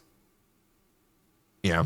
I don't know, like, I don't think that line is like tunneling or camping or anything like that. No, but like, especially when the person's objective hinges on the demise of those of the, I think, the other side. I think the way I see it is for me and it personally is that like I can still have fun even if I lost. I don't know about them. Not lost necessarily, but like if I'm getting like I posted a video a couple weeks ago of me like losing like for 2 days straight. I was not having fun. But yeah, like and that's a perspective thing, right? Like you can have fun if you lose. I can in certain circumstances, but I definitely have more fun and prefer to win. So I will not look past, like I will not turn down an opportunity that's given to me. Right. Like I'm not a lot of playing a lot of killers that aren't like the top 5 is looking for mistakes to punish. Yeah, I think, to be fair, I think it's most of what killer is, which I think is actually part of the problem too, is it's not about being better in a lot of ways. It's about capitalizing on mistakes, which is not very rewarding. Because you ever verse one of those survivors and you'll be sitting there like, can you just make a fucking mistake already? Jesus Christ. Yeah. Well, it's also like, but like you can't like it's one of those things like they're very good. It's like, okay, no, I have to do this now. I want to catch you. Can you please make a mistake? I think the example I bring up a lot with this is like, how do I explain this? It's like, do you know I call it the mind game bell curve. Explain that one to me. So mind games work on average survivors, like the middle ground. They don't work on new survivors, and they don't work on good survivors. Like the best of the best, top cream of the crop survivors, right? And what I mean by that is like most survivors at like top level will play as if you're going to mind game because they've already seen all the mind games and they're expecting it. And at the low end, they're not expecting it, so like they don't know what they're doing. But the average survivor, for whatever reason, I feel gets tripped up by it the most. Yeah. And again, like that leads into the whole like capitalizing on mistake, because it's like I think like a good example with like new survivors. Because I'm gonna be perfectly honest, so I think I get tripped up by new survivors more than I do good ones. Because at least with good ones, like, even if, like, they, quote, outplay me, I was expecting the outplay. With a new survivor, it's like, what the fuck are you... How are they supposed to predict that? Like, that's a valid point. Like, who runs right into you? I don't... It doesn't happen always. Clearly, like, I'm still probably going to beat them in the macro and whatever, so it doesn't matter in the end anyways. But, like, that's what I'm talking about with, like, mistakes. It's like, sometimes mistakes aren't even mistakes. They're just, like, they are them playing good. Or not playing good, but it's them playing like bad. Also, I have nothing against Slushy, by the way. I just it feels weird having a human face on screen. Oh yeah. Yeah. But like I don't know, like because you'll notice that with a lot of like the zone, because I think that's why people hate zoning, or part of the reason why people hate zoning, because it forces you to make a mistake. I think that's like the most behavior thing ever, is that that's a thing that they know is a necessary evil because of the way the game has been balanced. Right. Like, and they know that people are going to stop playing killer unless they can force a mistake, because that's the only way they can get an upper hand right now. Unless you're like Nurse Blight, the top 5, that's always going to be a thing. Even then, it's only like if you're really good with them. I don't know, even Nurse, it doesn't really matter if you're really good. you can like, not to diminish Nurse main. Yeah. Okay, there is a high skill ceiling there, but the skill floor is not nearly as high as they say. I mean, that again, that leads into a question. Like, I've asked this question so many times. What is skill in this game? Because no one can give me an answer. Because like skill is relative in this game. It's relative in every game. But like, especially in this game, because there's so many different things to be skilled at in this game. Because like, ask like someone who plays Counter-Strike. I mean, you played Counter-Strike before, right? Mm-hmm. Yeah. Well, most of them will tell you aiming isn't actually that skillful. It's all about positioning. Yeah, exactly. 100%. Yeah. How did that fuck you showcase skill positioning in a clip? Yeah. Again, it's the same thing with like I've said this before with Chucky. It's like, if someone sends me a clip of someone like doing like 5 scampers into like a blind slice and dice hit, I'm like, hell yeah. But then like someone who doesn't play the character will look at that and be like, he just pressed M2 and like he got lucky because the survivor happened to be there. It's not how that works. It's just like, and again, like I say this with like I don't think a single killer in this game is skillless. And I hate them when people say, even like the simple ones, like there is even a skill floor to Legion technically. It's just something no one does that no one talks about. And there's a couple things. And the big thing for me is the information gathering he has. That makes sense. I think that's skillful, is learning how to use that correctly. No one ever mentions it because you're not like flicking to do it, so no one cares. And you can't show that off in like a 30-second clip. And same with buyers, like stock management is skill. Why does no one count that as skill?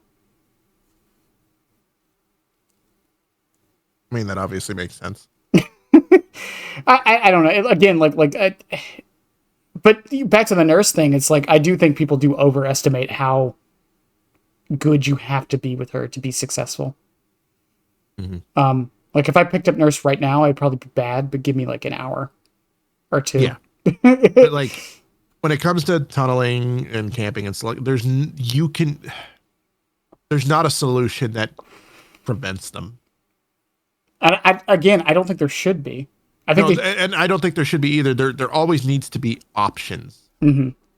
And I think the only solution is to kind of force an attitude of give and take to the community, which I think needs to happen. I think there's going to be a lot of forcing give and take, forcing people to understand that give and take when it comes to this Operation Health thing, because I don't think it's going to be as cut and dry as people think it is. Mm-hmm.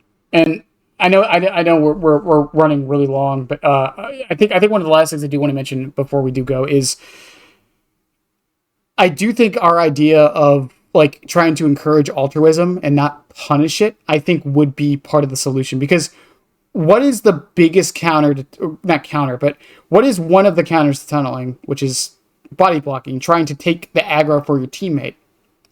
Yeah. But in solo queue, you can't communicate this. This doesn't happen. People don't feel like they need to do it because then they feel like they're now in the position of possibly getting tunneled, so they don't do it. But I think if you start to find ways to encourage altruism somehow, that would inherently make tunneling less incentivized because it's not as effective. Again, it should still be an option. And I don't think it should be inherently nerfed on its own, right? But ways to make it less effective, I think, are what need to be added. Then there's the added caveat of that the fact that so many killers, they like to balance around the 1v1, and if you do that, it is no longer the 1v1. Exactly. So there would have to be things done to killers that can handle or deal with two survivors, or you know what I mean, like, yeah, it's well, like I said this before, this is the reason why like, look at Houndmaster. If there's another survivor nearby, your dog is meaningless. Yeah, you're the one responsible. Thank you, Behavior, for writing responsible in the add-ons. That was very kind of you. Like, because the speed at which they can release you from that dog, it may as well not have used your power. Exactly. Well, it's like even Trapper has more of a like he even gets value if there's two survivors and one steps in a trap. At least someone got injured. Well, yeah, it's the same thing with like I bring this up with Legion sometimes because people always say don't group up against Legion. I actually think grouping up in pairs of two is the best thing to do because almost all of Legion's add-ons that have anything to do with mending, and in fact mending takes longer on your own, they don't happen if someone else does it for you. Absolutely. So like Legion has an add-on that like shows the aura of people like mending themselves. That doesn't work if someone else mends you. That's true. Like, so there's inherent counterplay right there to being altruistic, and I guess people still don't do it. So maybe we're crazy. Maybe nothing would fix it. Like I said, like in order for that to work out, like there's so many killers. Like you see, and a lot of bigger content creators will mention it too. We have to worry about the 1v1. Okay, but if it's not a 1v1 anymore, we need to start treating it like it's not a 1v1. Well, yeah, and I bring up Chucky's balancing as a good example of this because Chucky was really, really good in the 1v1 and sucked in the 1v4. This is why he was such and then in contrast, you have a killer like Pinhead, fantastic in the 1v4.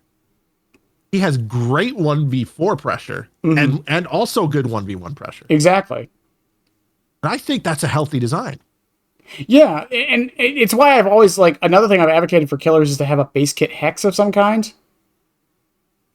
I know it's, like, kind of off, like, really off topic with it, but, like, because that, like, doesn't give too much, but, like, the reason, like, Sadako and Pig have the 1v4 aspects of their kits going for them, at the very least.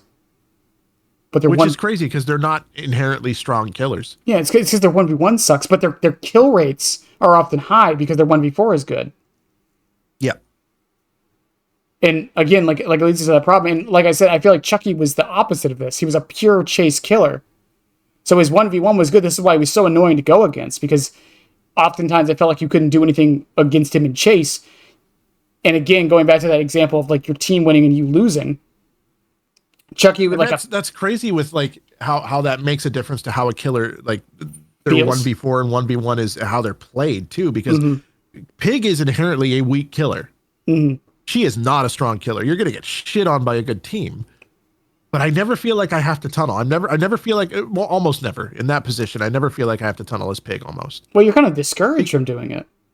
Well, not only that, but like she can pressure multiple survivors at once. So like, even though she's weak, she has that and it feels better. You don't feel like you're, on the brink of losing 17 gens by chasing one person. You know what I mean? You know a killer who ironically also has the same thing going for them? Nemesis. What's that? Yeah, kind of. Like getting rid of the memes for a minute. But like honestly, like Nemesis has slowdown in his kit. He's got his zombies for like map wide pressure. He doesn't have mobility. You're right. And I think that but again, I think because of the zombies in particular, I know people shit on them not doing anything, but they do kind of do something. And same with the Yeah, vaccines. absolutely. Like the vaccines don't waste that much time, but they waste a little bit.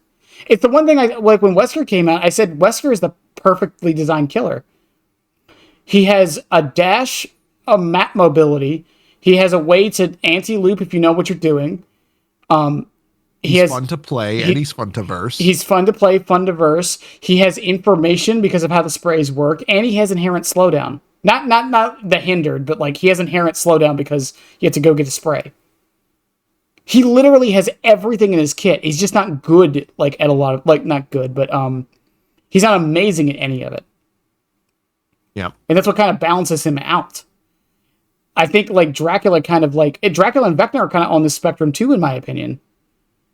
Oh, I agree. I think obviously Vecna's on the lower end of that spectrum, but yeah, like Vecna's not as strong as Wesker or Dracula. But I mean, the thing for me, because whenever I make a tier list, which I don't do often, and whenever I bring it up, I think Vecna is the very middle of the pack to me, like the direct middle. He literally has an option for every situation, unless it's on cooldown.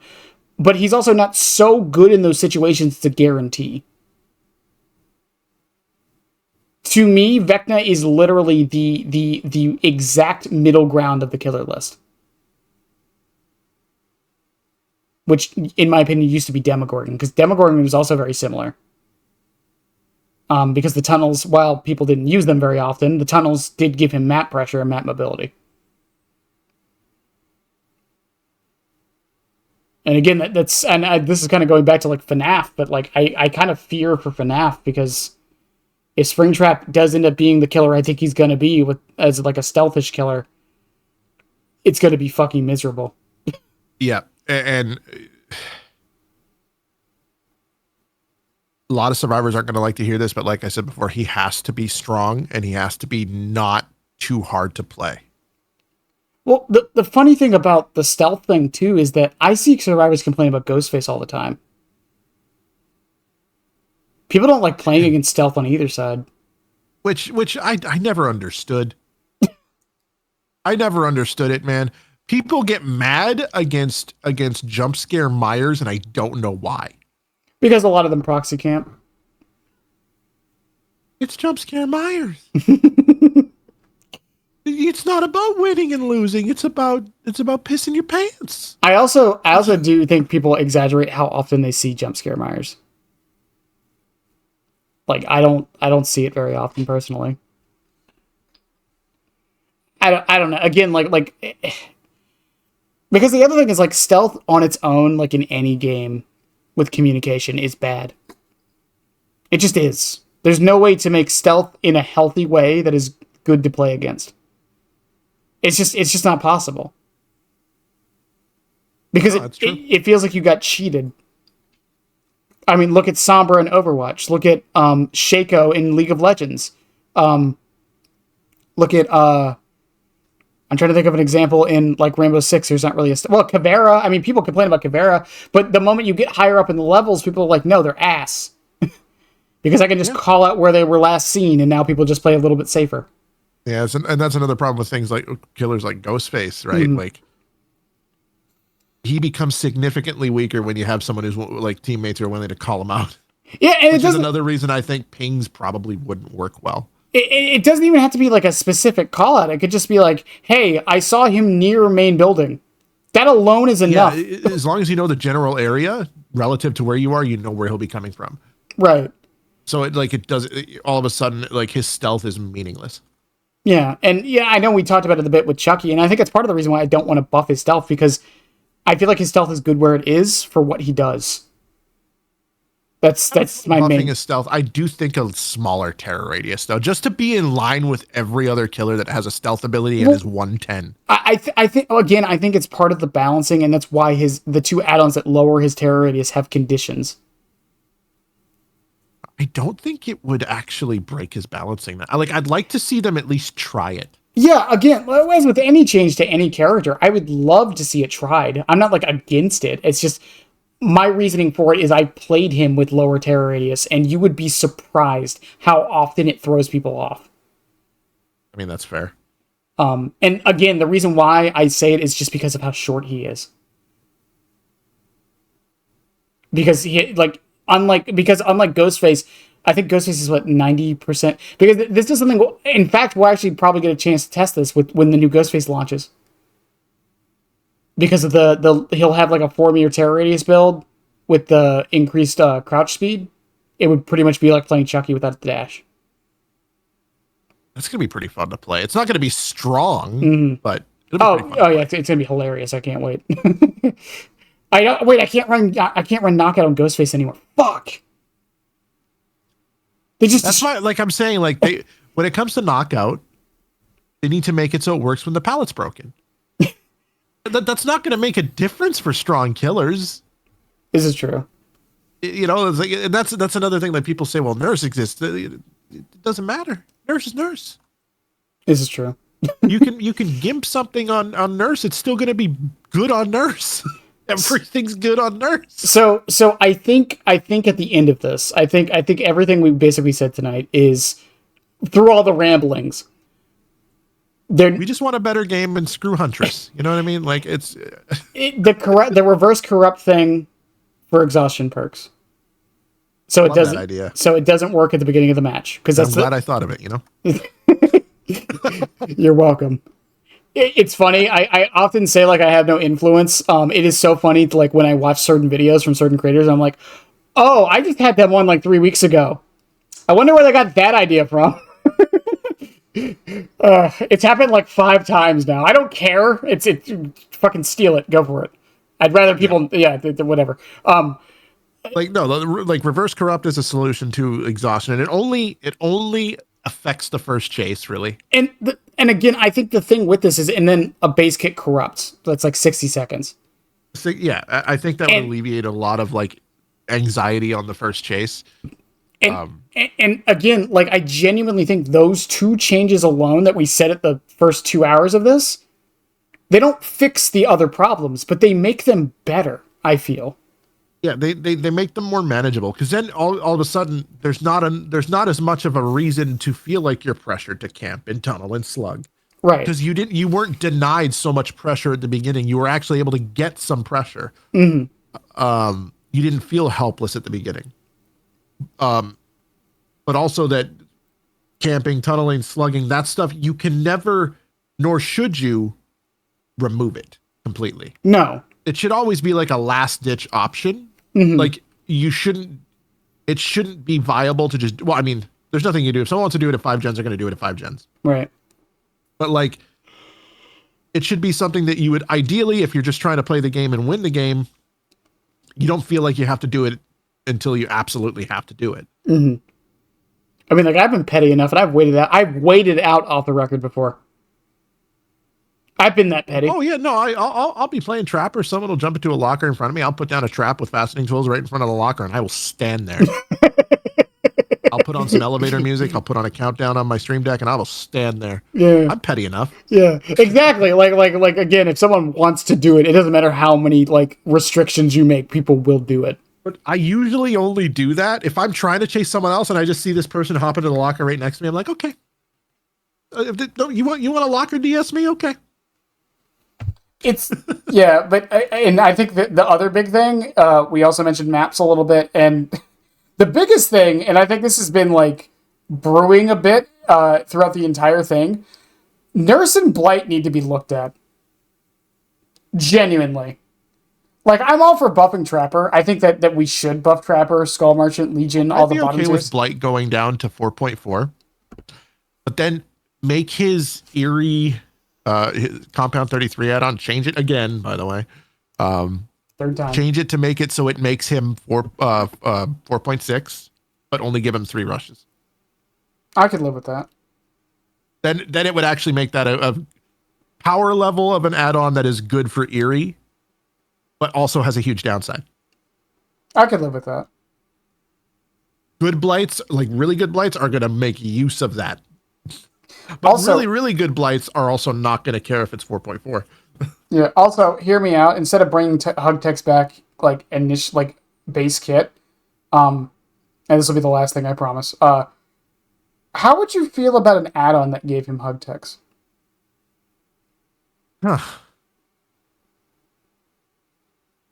Because I've made the suggestion before with text before, where it's like, for like only 180s, what if instead of like outright removing it, we just had an add-on that lets you do it? That increased the turn radius or doubled the turn rate. I mean, I'd be okay with that. But I think if you did that with Oni, that'd be... I think there should never be an add-on that everyone feels like they have to run. But I don't think the people would feel like they have to run it. Whereas a hug tech add-on on Blight, I don't think everyone would feel that way. But with Oni... What about controller players? For a bigger flick, I feel like there would be no Oni that wouldn't run that. Right, but it's the same argument with like engravings on Old Billy. They actually weren't even that good. People just ran them because they were fun, and their pick rates was really high because of it. But like, so it's kind of like on Singularity. I think one of his best add-ons is obviously the Brown Range add-on. Mm-hmm. I feel naked without that add-on, and I think a lot of Singularity players do. It's so good for being a Brown add-on. And also Kids Ball Glove, but some of Family Photo is good too, but Kids Ball Glove, you feel like you almost have to run that to get the most like efficient use of your power. Mm-hmm. That's what most Singularities run from what I've seen. And it's kind of like, or even the Demogorgon, like Blackheart, Barb's Glasses. Even Chucky, he has the trifecta. Oh, technically it's not even the trifecta, it's the dufecta now. Yeah, like you feel like you have to run these add-ons because they're just so head and shoulders above everything else and just help more in general gameplay than other add-ons. Yeah, but I don't know. I don't know. I feel like Oni 180s wouldn't be that case because he has a lot of other good add-ons. That's another thing about Oni 180s too, like outside of the add-on thing. There was a huge debate on Twitter about that. A lot of console users said, well, PC users shouldn't have it because we can't do it.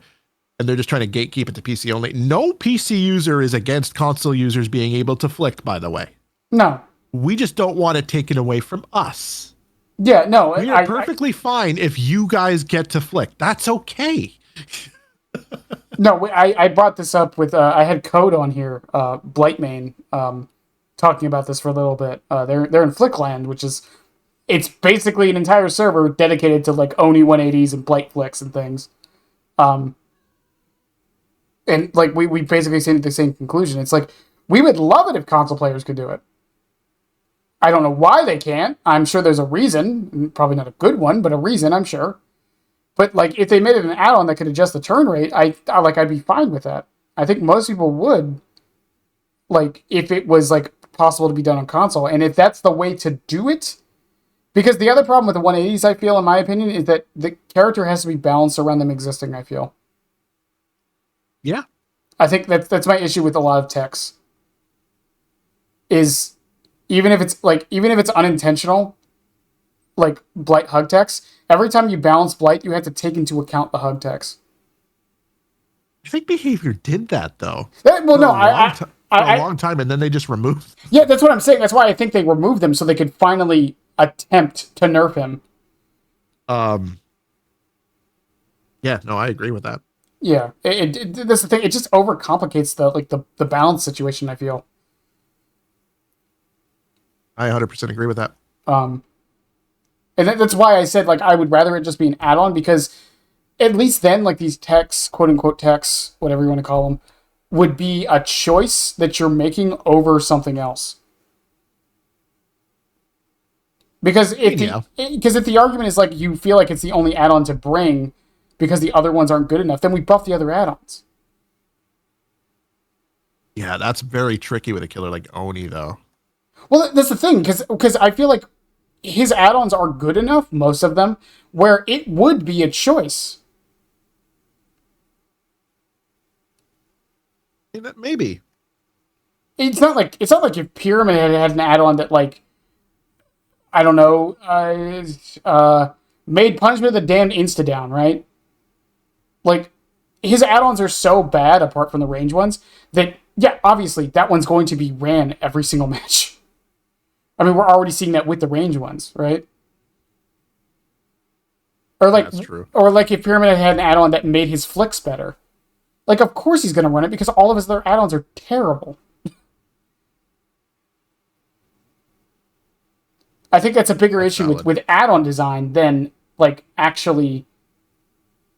That's a bigger issue with add-on design overall, which is something I really, really hope they take a look at this year on a lot of killers. I know some need it more than others, but I genuinely hope they start going down that list. Pyramid Head. Unironically, Trapper, I think, is one of the killers in the game that has some of the most useful add-ons. Well, yeah, because the thing That's is, like the one amazing thing he has going for him is that his add-ons are solid. well, I've mentioned this before with, the problem with Xenomorph and Nemesis' add-ons? Especially Nemesis. So what's the problem? Almost none of them affect their actual power. Ooh. Almost every single one, for Nemesis, for example, most of them affect the zombies. For Xenomorph, most of them affect the turrets. Almost none of them affect her tail. Okay. It's the same problem like I have with like Chucky's add-ons, because most of them don't affect his dash. They affect his stealth. They affect hidey ho mode. Right? His most popular add-ons and the ones people say are really good are all of his dash ones. Same thing with Pyramid Head. Interesting. Same thing with Pyramid Head. Like, almost all of his add-ons, other than, none of his add-ons affect his M2. No one suffers from terrible add-on syndrome more than Pyramid Head. But, he is the poster child of a killer. There's only really 2 add-ons you should ever be running. The range ones. And I hate that so much for him. They're the only 2 that affect his M2. Yep. Every other one affects the trail or the cages. So I think at least most add-ons should be an augmentation of the power. I think brown should be number buffs. Yellow should be status effects. Green should be base kit buffs of some kind, not necessarily to the power, but to other aspects, like lower terror radius or something. Purples should change the power in some way, like an addition. And Eerie's should be something really, really strong that has a downside. That's how I think every single add-on in the game should be. I mean, I could get on board with that. Because I've had an idea for a Pyramid Head add-on that it halves the range, but makes it a cone. And I know a lot of people in your comments might say something like, well, what about something like Eerie Stone on Trapper? There's no downside to that. There is. What's the downside? Trapper. Oh, your Trapper. He had to go collect the trap and place it. Yeah, I mean, I think the downsides would have to be compensated somewhat, because even Hard Hat on Chucky technically doesn't have a downside anymore. What is hard? Is that the pallet break? That's the pallet break one. Yeah. The downside is you broke the pallet. It's the downside. I mean, no, there's also the downside of and you're one of a few Chuckies who's actually good at Chucky. So you can't use you as a measuring stick, but your average Chucky, they're not going to hit that hit after scampering. Oh no. Yeah, that's true. So that is a huge downside for your average player, is now they have to go the cooldown and everything. Now they got to start the chase again. Now they're an M1 110 killer. Well, yeah, but even if they miss the dash without Hard Hat, that would still happen. Yeah, but I do think that is enough of a downside, but to the point where I don't think breaking the pallet is necessarily a good effect. Oh no, it's not. A lot of Chucky mains use the Hard Hat as a Bechtel test. We ask people, "Do you think this is good on Chucky?" And if their response is yes, we usually think we almost all unanimously agree that person does not know how to play Chucky. Hard Hat was only good when manual scamper was a thing. Even then it was that's the only time when it was even remotely good. Yeah, and don't get me wrong. Then you had full movement control afterwards. Yeah. But she didn't have a dash. So the whole LW, you were a 110 killer for 18 seconds. Oof. Yeah, I mean, I've even had ideas for Pyramid. Pyramid Head is interesting because there's so much potential for his add-ons to just change the shape of Punishment of the Damned. I don't understand why there's not an add-on that makes it so when you hit someone with your M2, or maybe it should be base kit. When you hit someone with your M2, they're damned, or whatever you call it. They're tormented? They're tormented. They tried that on PTB. They tried it, but they didn't give it a fair shake. Well, actually, I've talked to a few Pyramid Head mains. I had one on here, Fure. I actually came up with a solution to it to make it actually decent on Pyramid Head base kit where it's not broken. It's only I don't think it would have been broken, though. Only the last meter. I don't think it would have been broken. I think it would have, because it would have made tunneling on him so much easier. But it's also pretty easy to dodge his M2, at least for me. Yeah, but then what's the point of the trails? The trails are zoning. But they wouldn't be zoning if you get tormented from getting hit anyways. Because then That's true. Yeah, it wouldn't matter. That's true. Yeah, my idea has been to make it the last meter of the M2, like the last little tip. That torments you if you get hit by it. And the reason why maybe make it a bit more forgiving with an add-on. Yeah. And the reason why I make it the last little bit is because that not only does that make it so you get rewarded for long range hits, which most pyramid heads don't go for, at least the not good ones, I want to say, they don't go for it. Also, like, again, it rewards you. That's the thing with a lot of this. It rewards you for playing. It's the same thing like why I like the Chucky changes after a while, because it's rewarding you for using the power in a certain way. Yeah. It's the reason why I like the night changes. It rewards you for setting the guards on longer paths, not just plopping them down. No, that's definitely valid. Yeah. It like, I feel like that's the direction we need to go with like killer balancing, is like, rather than just outright nerfing them, just like add things that like reward them for doing what you want them to do. I've said that for a while. Like, instead of nerfing this thing, let's make them feel like this thing is a better option. Yeah, exactly. It's the same thing we mentioned with the tunneling and camping. It's like, rather than like outright nerfing killers' abilities to do it, make it so they don't feel like they either have to or even want to. I think that applies more to slugging, though. Yeah. Because like everything about hooking a survivor is in direct opposition of momentum, Mm-hmm. and in direct opposition of time efficiency. So that's why slugging ended up being so much fun. So I think that applies more to slugging than anything. Like, and that's why I said you have to like make hooking worth it for the killer, because it's not. Mm-hmm. I mean, which also means predominantly survivor players are gonna have to swallow some hard truths. and the thing is, like, even looking at the game overall, like balance wise, I do think it's in an okay spot right now. I'll be 100% honest. It's definitely been in worse spots. I think my favorite spot, and I'm just biased, is post patch 6.1. The 2 weeks after 6.1, I think, were my favorite time in this game.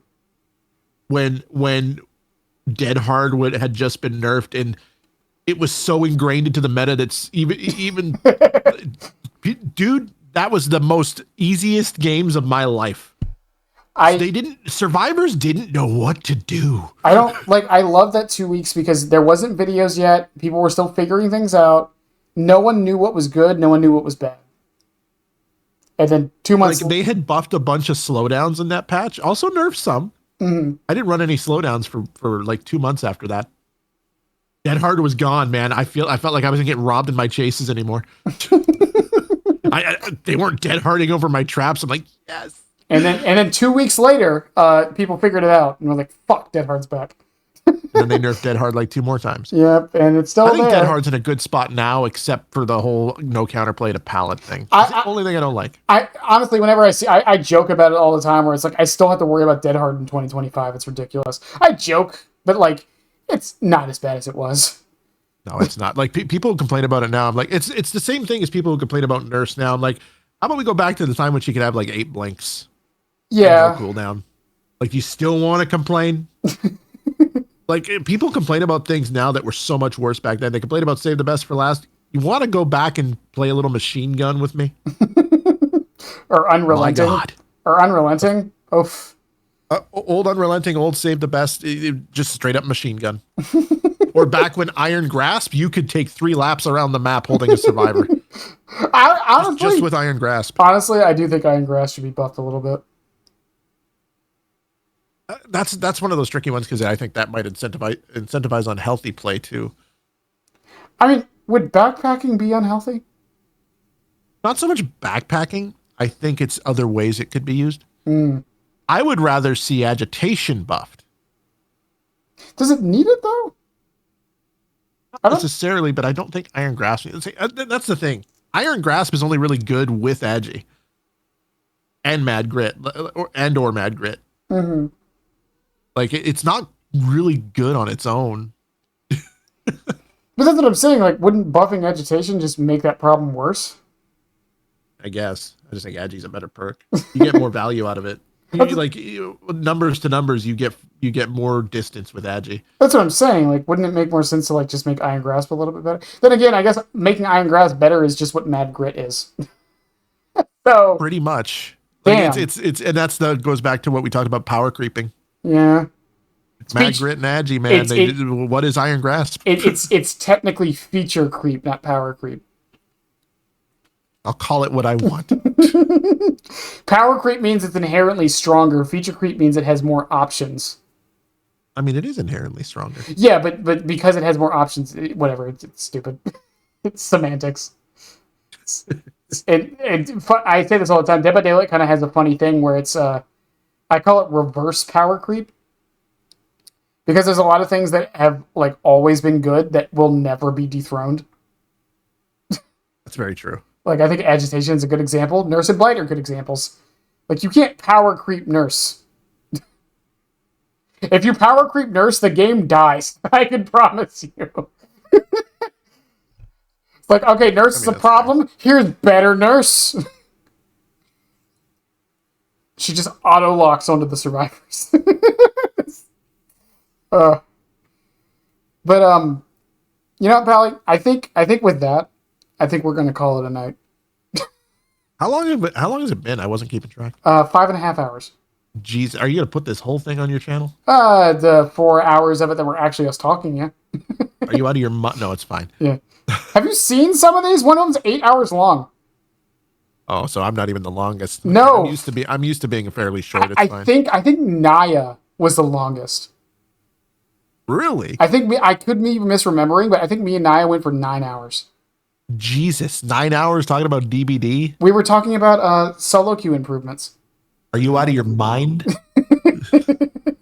Was the filter needed? I like talking about this game. It's fun. I don't know. No, it's fun. It's nice to have a conversation with someone I can disagree with, and they're not going to go tell me to, find a trash can to live in for the rest of my life. No, I do that. I do that in private DMs with my friends. That's true. I can confirm that. Oh, that guy's a real asshole. Yeah, definitely the fake Bennett. Yeah. Yeah. Oh, how original. Oh, got him. Like I've never heard that one before. I'm not even joking. I forget the video. There was some guy who's like, "You definitely are the fake Bennett." It's like, oh, okay, dude. I forget. I don't even remember the topic. I think I was talking about how I started to like the Chucky changes or something. That's about right. I was like, okay, dude. Yeah, I'm sorry. My opinion changed. I'm sorry. I don't know. These are just fun. Also for like someone like you, and I know you do it on stream a lot, but like, it's just nice to not talk with a script to someone else. Yeah. You know what I mean? I don't even script my videos. You're another one of those. Let's go. I write bullet points. Yep, bullet points. And that's all I do. If I have to script it, I will write like novels. I don't script because when I read a script, I sound monotoned. I'll be like, that's not why I don't do it. I can read a script and not sound monotone because I used to do radio voiceovers, but that's interesting backstory right there. All right. Yeah, well, like for radio advertisements for companies, Yeah, the only public speaking I have, when I was in the military, I used to have to give reports to generals in front of like a room full of people.